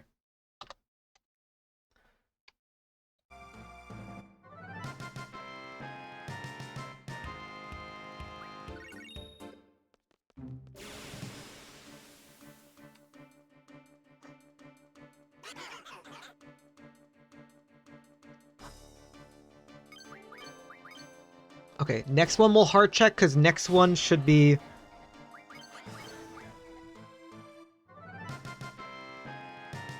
next one we should be, like, in theory, we should be, like, 100 and, like, 100... I don't want to say 180. Roughly 180 to the goal next time we get paid.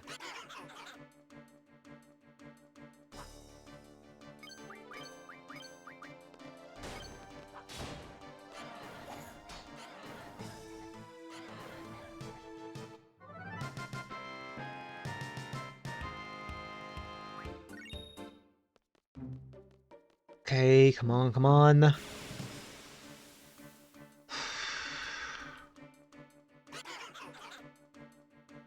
I'll take that, come on.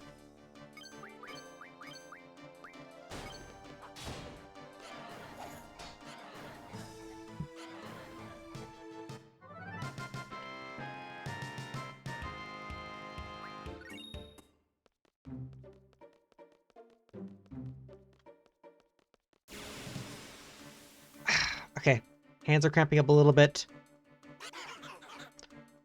Oh, wait, that's a 4 back attack. That's a 4 back attack. That's so nice. Okay. Sorry, again, I am very tired right now.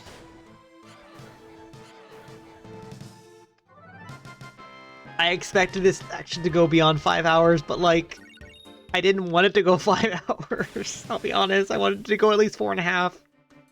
We were not lucky. We were not lucky. Or rather, I did the stupid mistake of actually streaming this. I would have probably gotten this done a lot sooner if I didn't stream this. You know what? Why not? Okay, come on.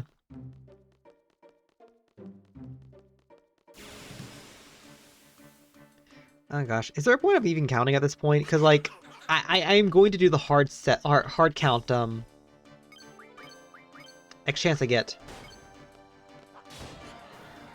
I guess for my own mental clarity, I suppose. Because like in theory, if I say 229 to myself, like, it's still a nice number.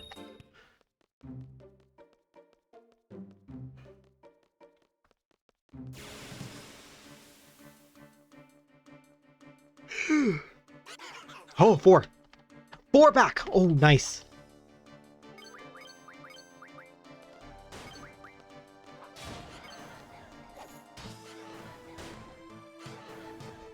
Oh, that is nice. That is at least 225 to go.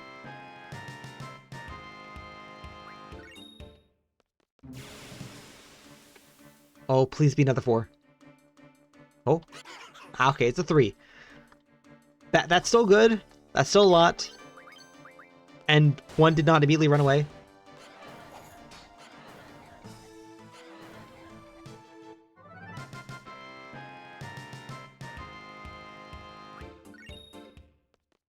Okay, come on. Come on, come on, come on. Oh, jeez. My throat's still kind of sore from talking for the first, like, 4 hours.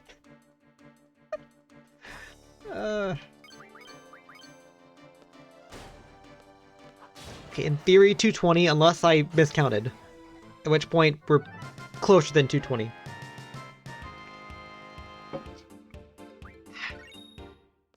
Alright, come on.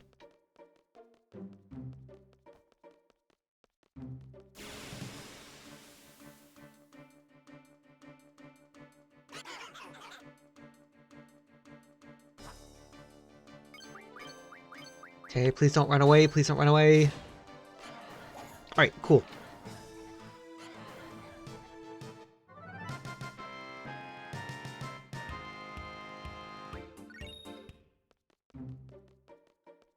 Come on, come on.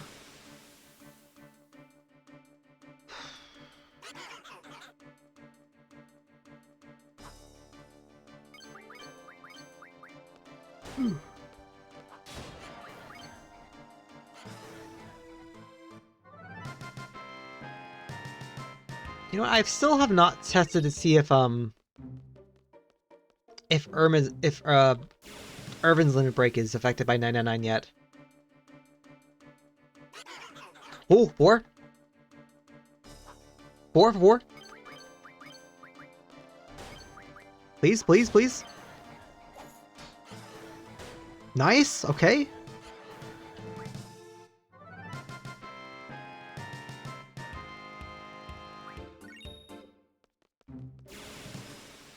Ooh. Can we have at least a 3? Thank you. Okay, no run away, please. Don't run away. Yes, no, yes. Nice, okay.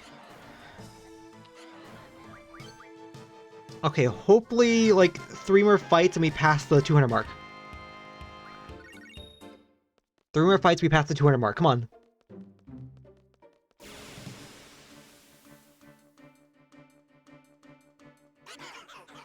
You know, I'm okay with this. I accidentally walked on the dirt trail. If the next 2 fights are 3s, we at least pass the 200 mark. We're getting even closer.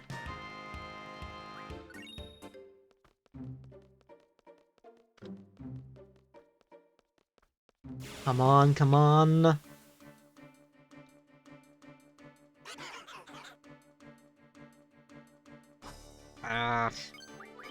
Okay, well, 2 more fights after this one then. Unless we get a 4.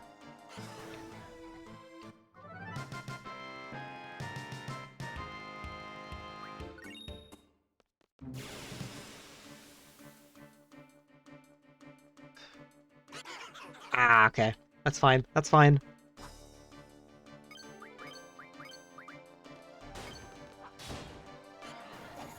Okay, none run away. That's good.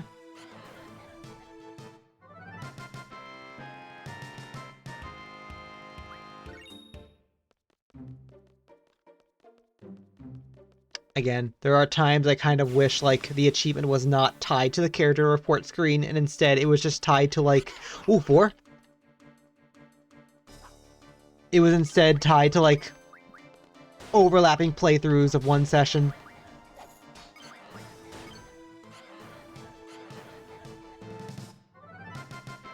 I would be a lot more happy with that than anything else.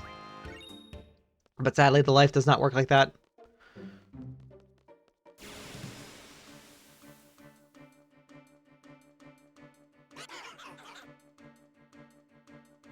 Sadly, life does not work like that. No! Okay, you know what? I'm somewhat okay with that. I mean, that makes us farther to our goal, but it's fine.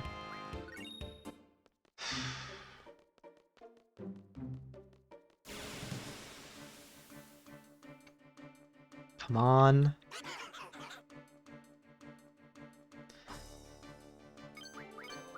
Come on, come on.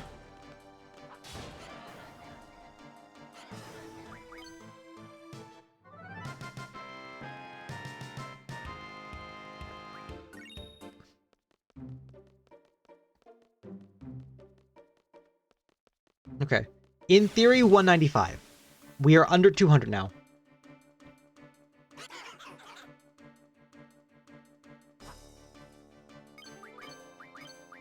Come on, come on. Nice. Okay.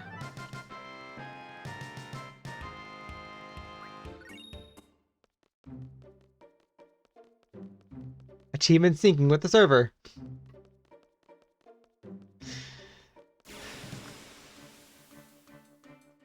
Again, that gives me hope, but like... I doubt it. I do think it's character report screen. But I would love to be proven wrong. Like, there have been many instances where I've been proven wrong. But a few instances after which I've been happy to have been proven wrong. This is one of those moments where I wish I was proven wrong. Please.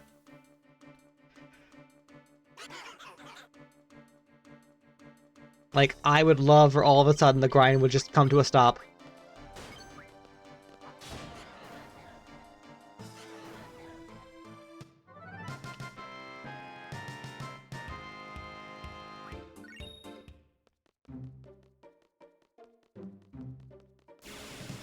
I would love nothing more than that.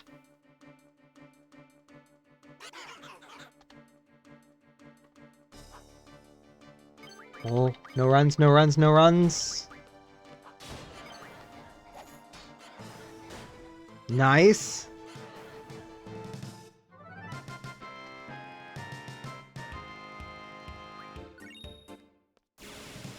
Oh, immediately afterwards? Come on, okay.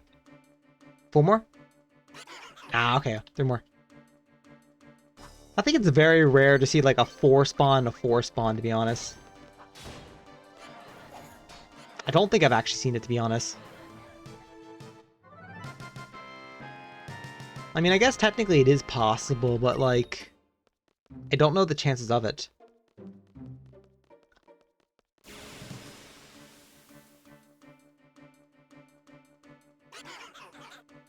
Just 2. Okay. Like, technically, I guess 2 is a bit more common. Maybe even 3 a bit more common.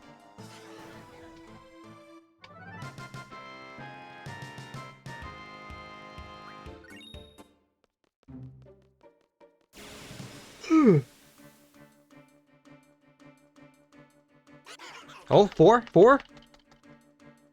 Come on.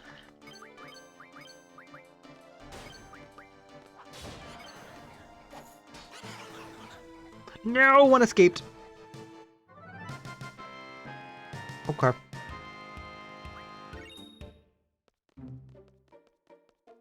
That brings me some level of sadness, but it's fine. It's fine.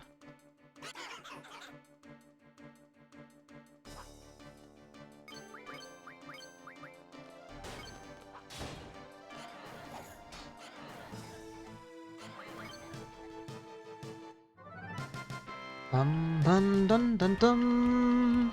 Bum bum bum bum dun dun dun dun dun.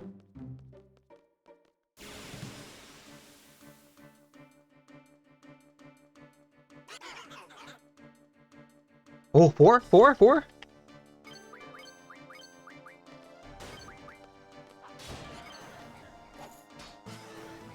Nice! Okay. We also should be getting close to, the pay period, which we will once again hard count for.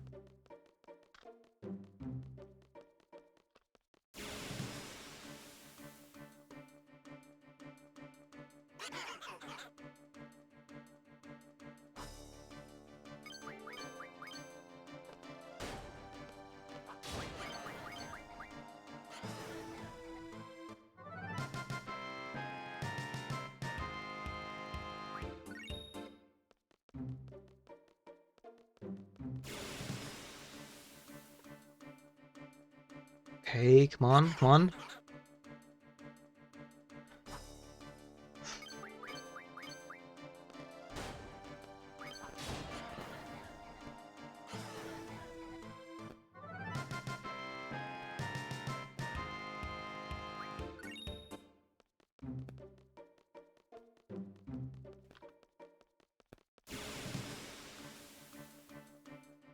Come on, come on. No runaways, please. Very few runaways if possible. If you run away, make it a 4 count. That way I'm still getting 3. Yes! Okay.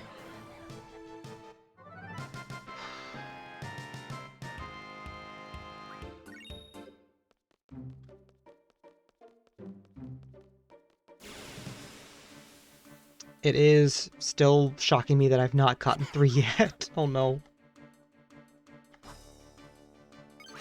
No!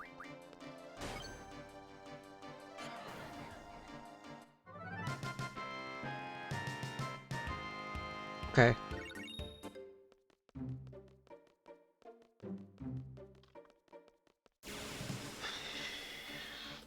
Ow.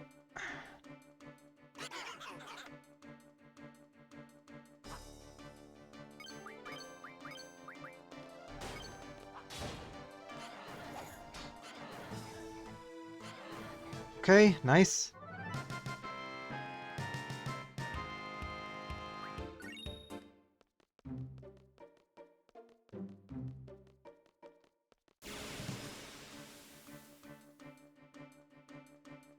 Oh, okay, 3. Still, like, what's the theoretical amount at the moment? Well, we're almost at 150. When we do hit 150, the ideal amount is 50 more fights, but the average, like, somewhere between 50 and 75 is, like, the, like, ideal range. Like, how many more fights we need to get into. And then there's probably, like, an algorithm, like math to chart, like, how many that fight set is, actually.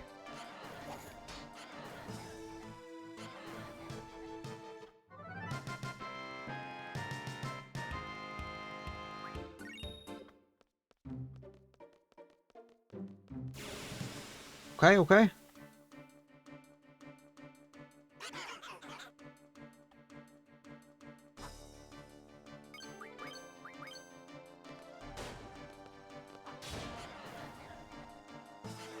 I guess that it's also not counting like the ones. So it might be like...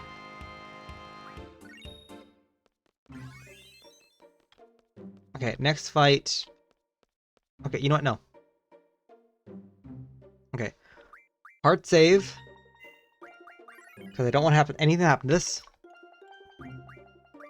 Alright. Now we should be at 9851, but I just want to double check.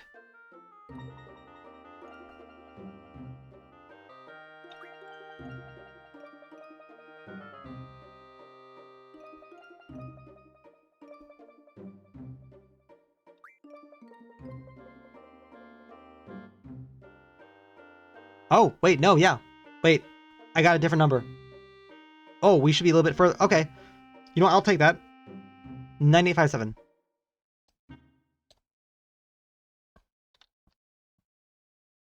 Oh, right.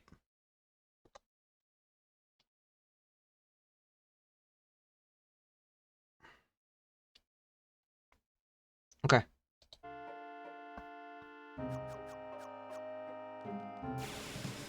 Okay. 143 to go.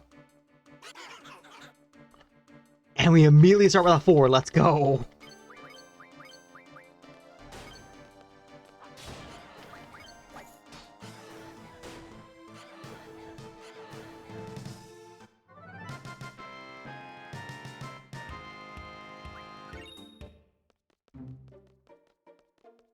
Okay, there's a chance I might have done math wrong there.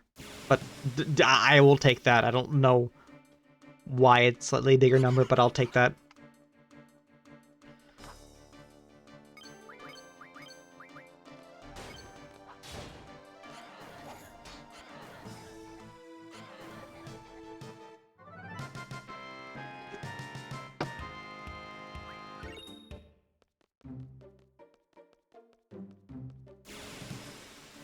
Okay.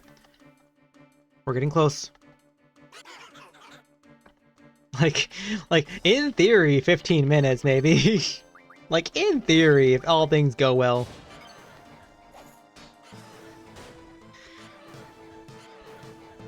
Because notoriously, like, again, it was... For me, at least, it was, like, 30 minutes, 200 kills, but, like, we're moving slower on stream, so maybe, like, 170 every 30 minutes might be, like, a good estimate. Regardless, we are within the... We are roughly within, like, the 30-minute range.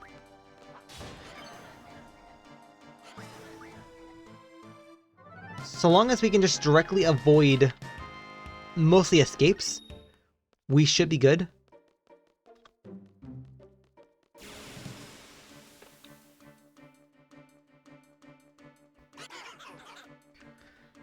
Okay, please, please.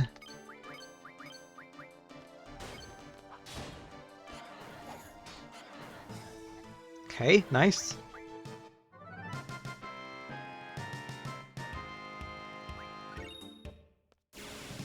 Nice, okay, immediately afterwards. Oh, just 2, okay.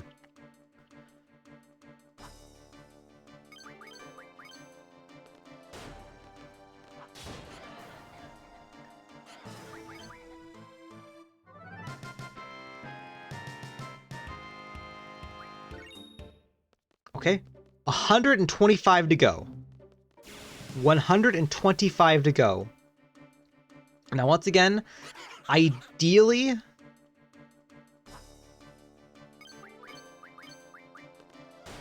That's only about so many fights.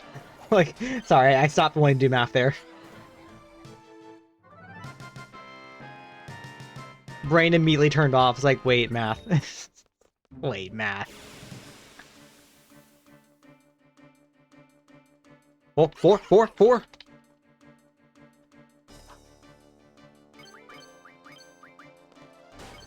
Come on, no runs, no runs, no runs. Yes, okay. 118. What is that? 6... 36... 40. Okay. roughly 40 fights. That's a bit more reasonable.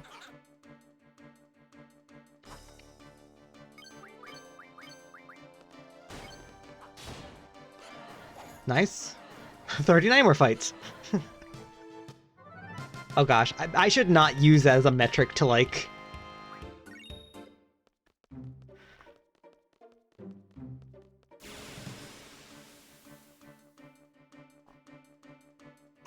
I shouldn't. 38 more fights.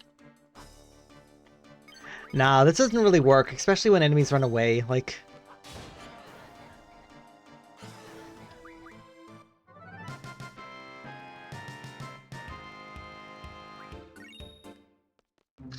On...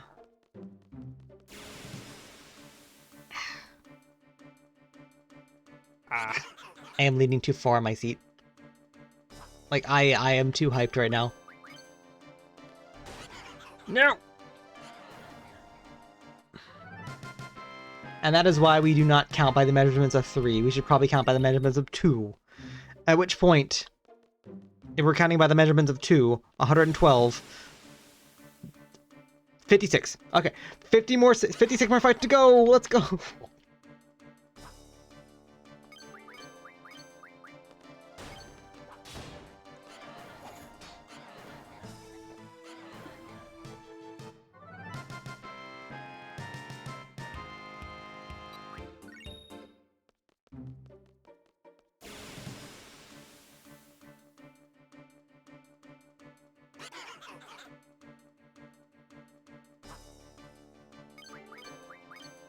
Come on. Nice.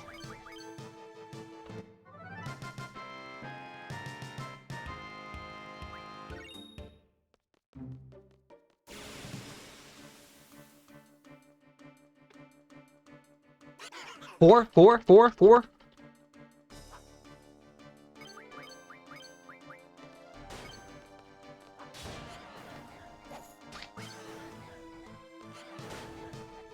Nice, okay.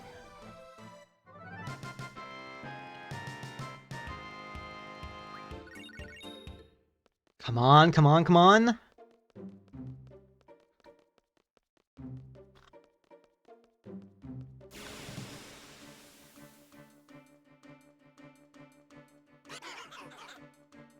I'll take that.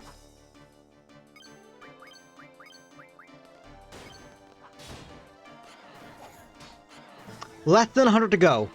We have 99 to go.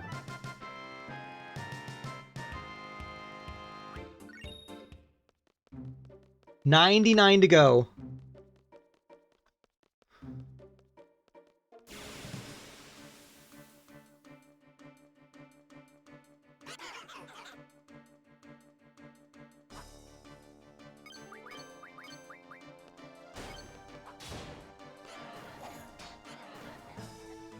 $96 to go.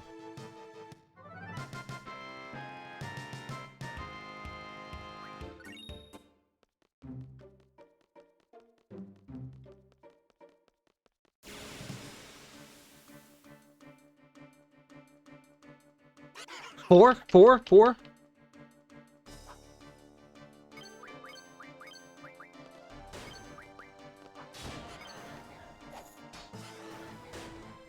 Nice. Okay, 92 to go.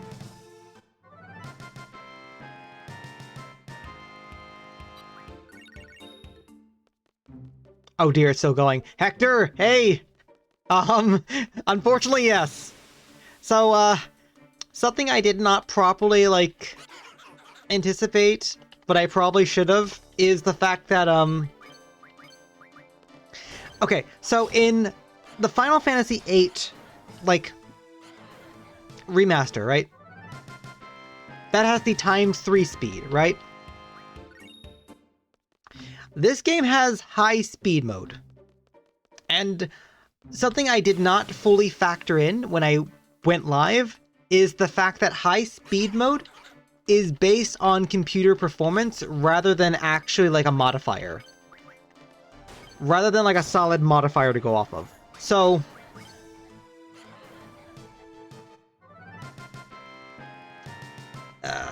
Unfortunately, because I am...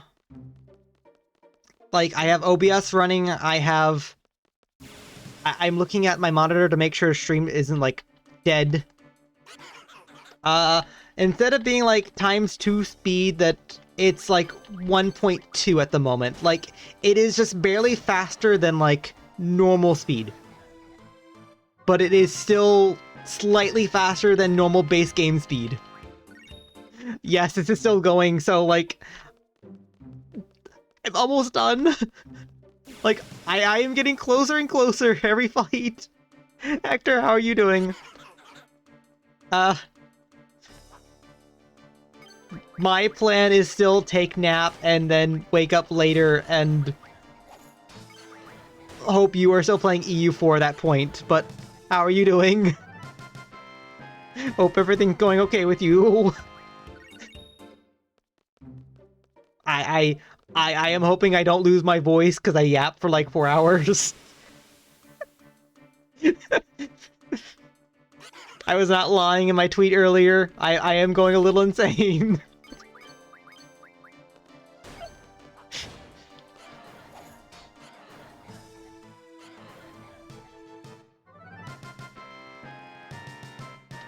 Was not lying earlier.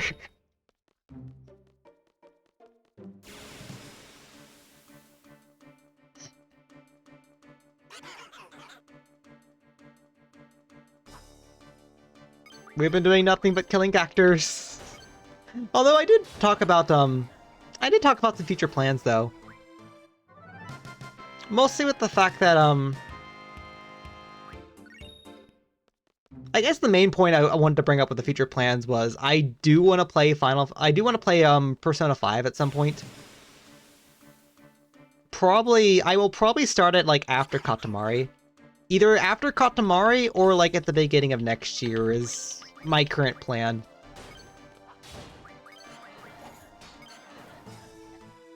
Although I'm not fully sure, like, I am a little sad that, like, much like how Golden is the only, like, Persona 4 option on Steam, like, Royal is the only Persona 5 option on Steam.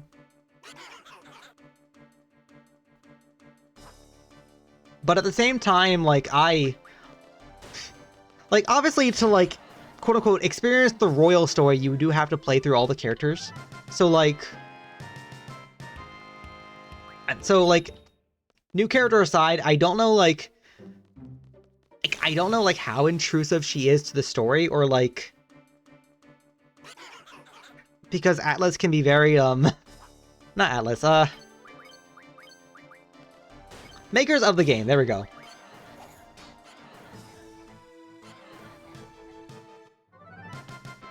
Royal is just an improved version of the base game. I am willing to believe you there. I am willing to believe you. There's no need to play original P5 now. True. But something I was bringing up earlier when I was talking about Golden 4. Like, for people who wanted, like, a very similar experience to, original, like, Persona 4. Like, obviously, Persona 4 Golden adds a bunch of story elements, it adds Marie, etc., right? And the story elements you can't really ignore because they're there. But technically speaking, like, Marie, for example, you could technically ignore her. Like, you only really need to interact with her at the very beginning of the game, and then, like, whenever you are in, like, the Velvet Room for, like, giving her, like, skill cards. Otherwise, technically speaking, you could technically ignore her, and it'd be, like, a very similar outcome. The only thing you miss out on is, like, an optional bonus dungeon and bonus boss fight, which, I guess, to be fair, is part of the Golden experience, so there's that. Golden was a little different where it changed graphics and voice acting.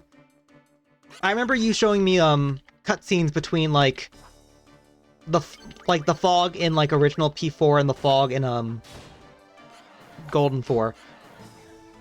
I'll be honest, I did like some of the textures like, in comparison, I did like some of the textures in Golden compared to the original P4. But I think... Like, I think I might have enjoyed, like, P4's... the original P4's atmosphere, if that makes sense.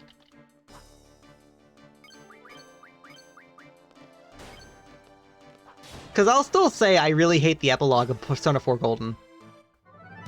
I really hate the epilogue specifically. The game should have ended when he got on the train.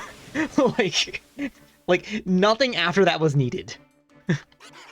Like that I will admit irritated me a little bit. And if that's I'm hoping that's specifically a Golden thing, because it seems like a Golden thing. I'll be honest about that.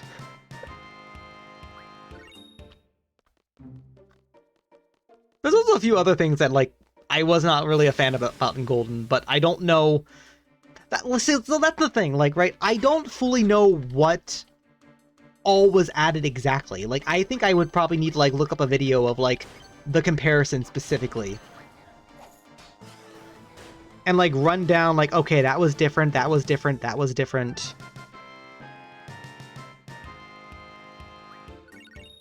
Right? So, like, what I understand, a lot more, like, lighthearted, like, bonding moments with the characters was added. And then, like, Maria was added. And to be honest, like, the best point of Persona 4, at least Persona 4 Golden, arguably, was the characters. Like, I really did like the cast of characters. I liked their dynamic. Like, you know, funny, like, you know, when you have, like, a cast of characters, it's really nice when you, like, nail that cast of characters. Like, they all work together, they bounce off each other. The story is about a group of friends, like, fighting a force of evil. You can believe that they're friends. Like, rather than just, like, 4 people who, like, are in a group together and, like, they're doing stuff. Like, you know, like, they have, like, a natural reason they're coming together, like,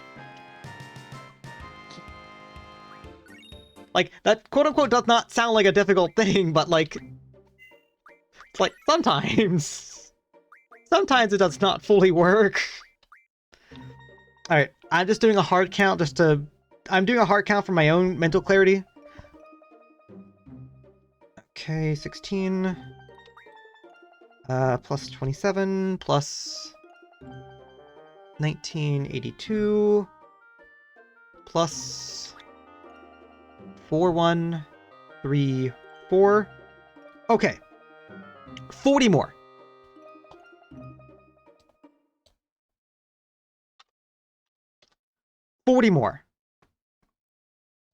And then I'm done.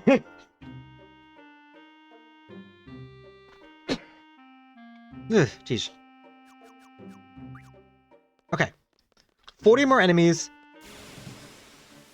In an ideal sense, that's 13 more fights. In an unideal sense, it's 20 more fights, because we could go against 2 characters. But, you know, that's fine. And in a very copium sense, we can, the game counts fights from other saves, and then we don't have to worry about anything else. But I don't think that's gonna happen. I don't think that's gonna how this works. I think it have to be off the character report screen. Which... fair, fine. Okay, 35 to go.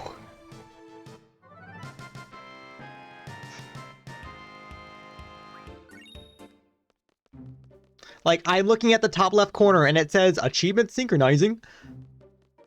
It doesn't actually work that way. Sadly, it doesn't. Like, which is weird, right? Because, like, the first 1,000 kills, technically that is Steam count.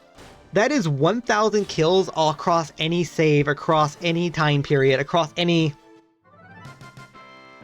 time you have played. But the 10,000 kills is specifically tied to the report screen. If the report screen does not say 10k, you do not get it. Like, that's silly. Side note, we got 4. Do we get to keep 4?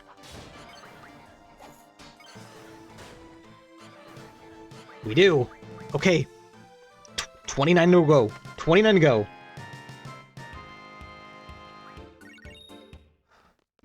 Once again, I say this again, I hope my keyboard is not like, I'm going to assume whenever I talk, the keyboard is probably picking up a little bit in the background, but I'm hoping, like, whenever I'm not speaking, it's not, like, picking up as badly.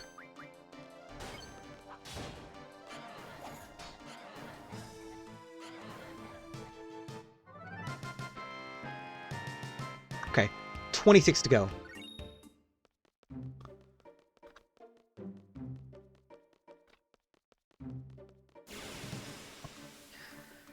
But anyway, Hector, hope your day's going alright. Like I said before, like, I do wish to play Persona... I do wish to play Persona 5 next. I am a little scared of its runtime, though. Like, I'll be honest, I don't fully know what the main story exactly is. Like, I know some details, I know of some characters. But in terms of, like... In terms of, like, this character dies, this character lives, etc. That I don't know. Also, what I do know, though, is between original P5 and P5 Royal, apparently they extend the story. Whereas I think, like, the first game took place over, like 10 months to a year. I believe P Royal takes place over that. Main story is you join a new school where everyone hates your guts. I mean, fair.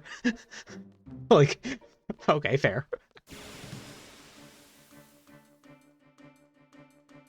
I mean, that is definitely a contrast between, that's definitely a contrast between P4. P4 and P3.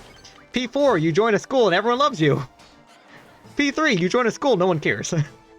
You just magically make friends. Through, like, association. Which, okay, you know what, I guess that's my complaint about, P3, to be honest. P3, I like the characters. I didn't, like, fully believe their dynamic, if that makes sense. Like, the main three of, Junpei, Ikari, and, like, protagonist, I kind of got that one a bit more, just because they were commonly seen together, but, like, anyone else outside of that was a little bit more of a stretch. Like, they were a group of kids. No, it ran away. Like, obviously they had one common goal, but, like, I think a big insight on that is the fact that when you get to the end of the game and, like, you know, spoilers, like, memory stuff happens, they're somewhat strangers.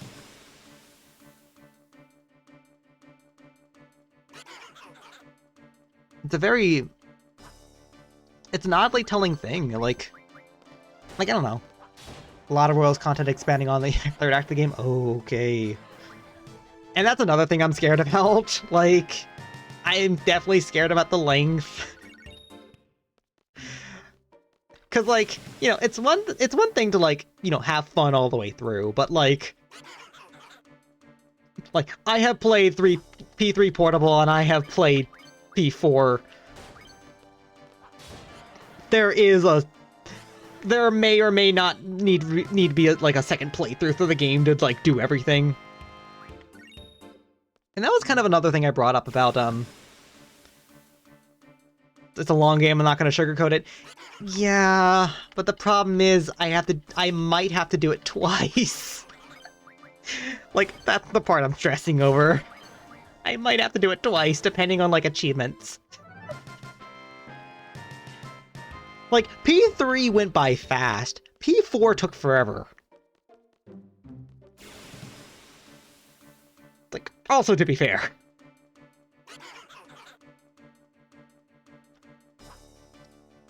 P6 won't release for a very long time. Yeah, but I also want to play P3 Reload and then also like P4 remake whenever that comes out. I'm also considering playing those as well. Also, by the way, I'm at 999,999 kills. Next one could do it.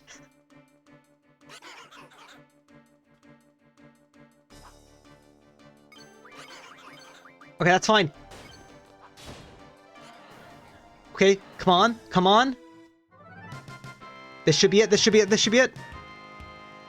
Yes! Yes! Yes! That only took 23 hours.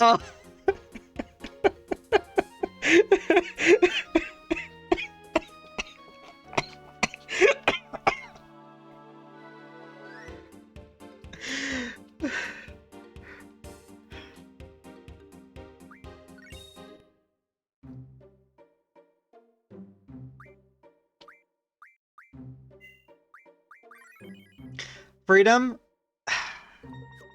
Technically, no. I mean, okay, so in terms of, like, you know, in terms of the achievement 1.5% of players have gotten for this game, yes. In terms of that, yes. Freedom. Absolutely. Like, absolutely. As for the other 6 achievements in this game,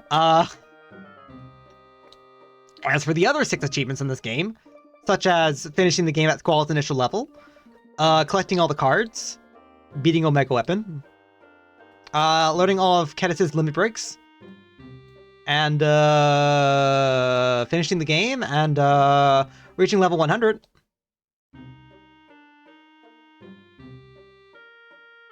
Assuming I have a voice.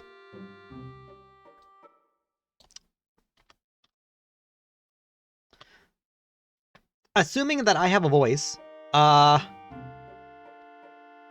tomorrow. The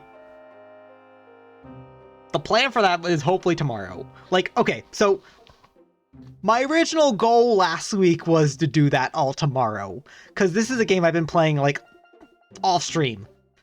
But like, the problem was this achievement. The problem was this 23-hour achievement. I wish I was joking. But no, like, on average, it's like 350 to 400 kills an hour. Meaning it takes 2.5 kills to do 1,000. To do about 1,000 kills. And then multiply that by 9. I wish I was joking. Yeah. In terms of, like, the 10K, yeah, I got that done. That is done.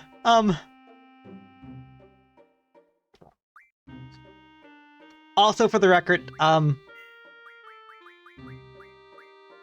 I do have a save where, like, Squall is level 7. The 999, I might as well do this on this save. And then I unload and reload this save, which is basically at the same point, minus the fact that... Okay, so... This save, I took an extra precautions and gave, I gave Selphie and, like, Irene ultimate weapons. In the other save, it's just Squall with his ultimate weapon. Essentially. That's the main difference between these two. That and, like, everyone's higher level here. I also don't know whether the level 100 achievement is specifically tied for Squall, or literally anyone who hits level 100 first. I'm going to assume it's anyone who hits level 100 first, at which point I'll probably spend like 20 minutes or maybe like 30 minutes on like, actually probably like, yeah, no, probably like 20 minutes on like the island closest to hell and just kind of blur, and just kind of like blurk all the way to 100. Unload the save, reload back to save, and then, you know, pretty much do the exact same thing I did, at the end of, pretty much replay disc 4, but, like, with cheats. Because at this point, I don't care about using these. I've been using these in my free time, like, just, you know, disc 4 cheats. That is ultimately a plan tomorrow, but for the moment, I'm gonna take like a 3 or 4 hour nap, and then like wake up and then maybe do something. I don't know, but anyway. Actor, thank you for stopping by. Thank you to Thank you for Feeding for stopping by. Thank you for Ivysaur for stopping by. Thank you to anyone else who lurked at any given point in this. I'm gonna go take a nap. I'm tired. I've been awake for... Oh, funny that. I've been awake for 23 hours. Not doing this, but I've been awake for 23 hours. Let me go take a nap. Have a good nap. Yeah, once again, I've been awake for 23 hours. I should probably take a nap. Yes. I was hoping that this would be closer to the 4-hour mark to getting done, but I did not do math correctly. So, like I said, everyone, thank you for everyone for stopping by. Hope everyone has a good night, and do please take care. Thank you for stopping by, Hector. Have a good night. Or see you later, I should probably say. That'd probably be better to say. See you later.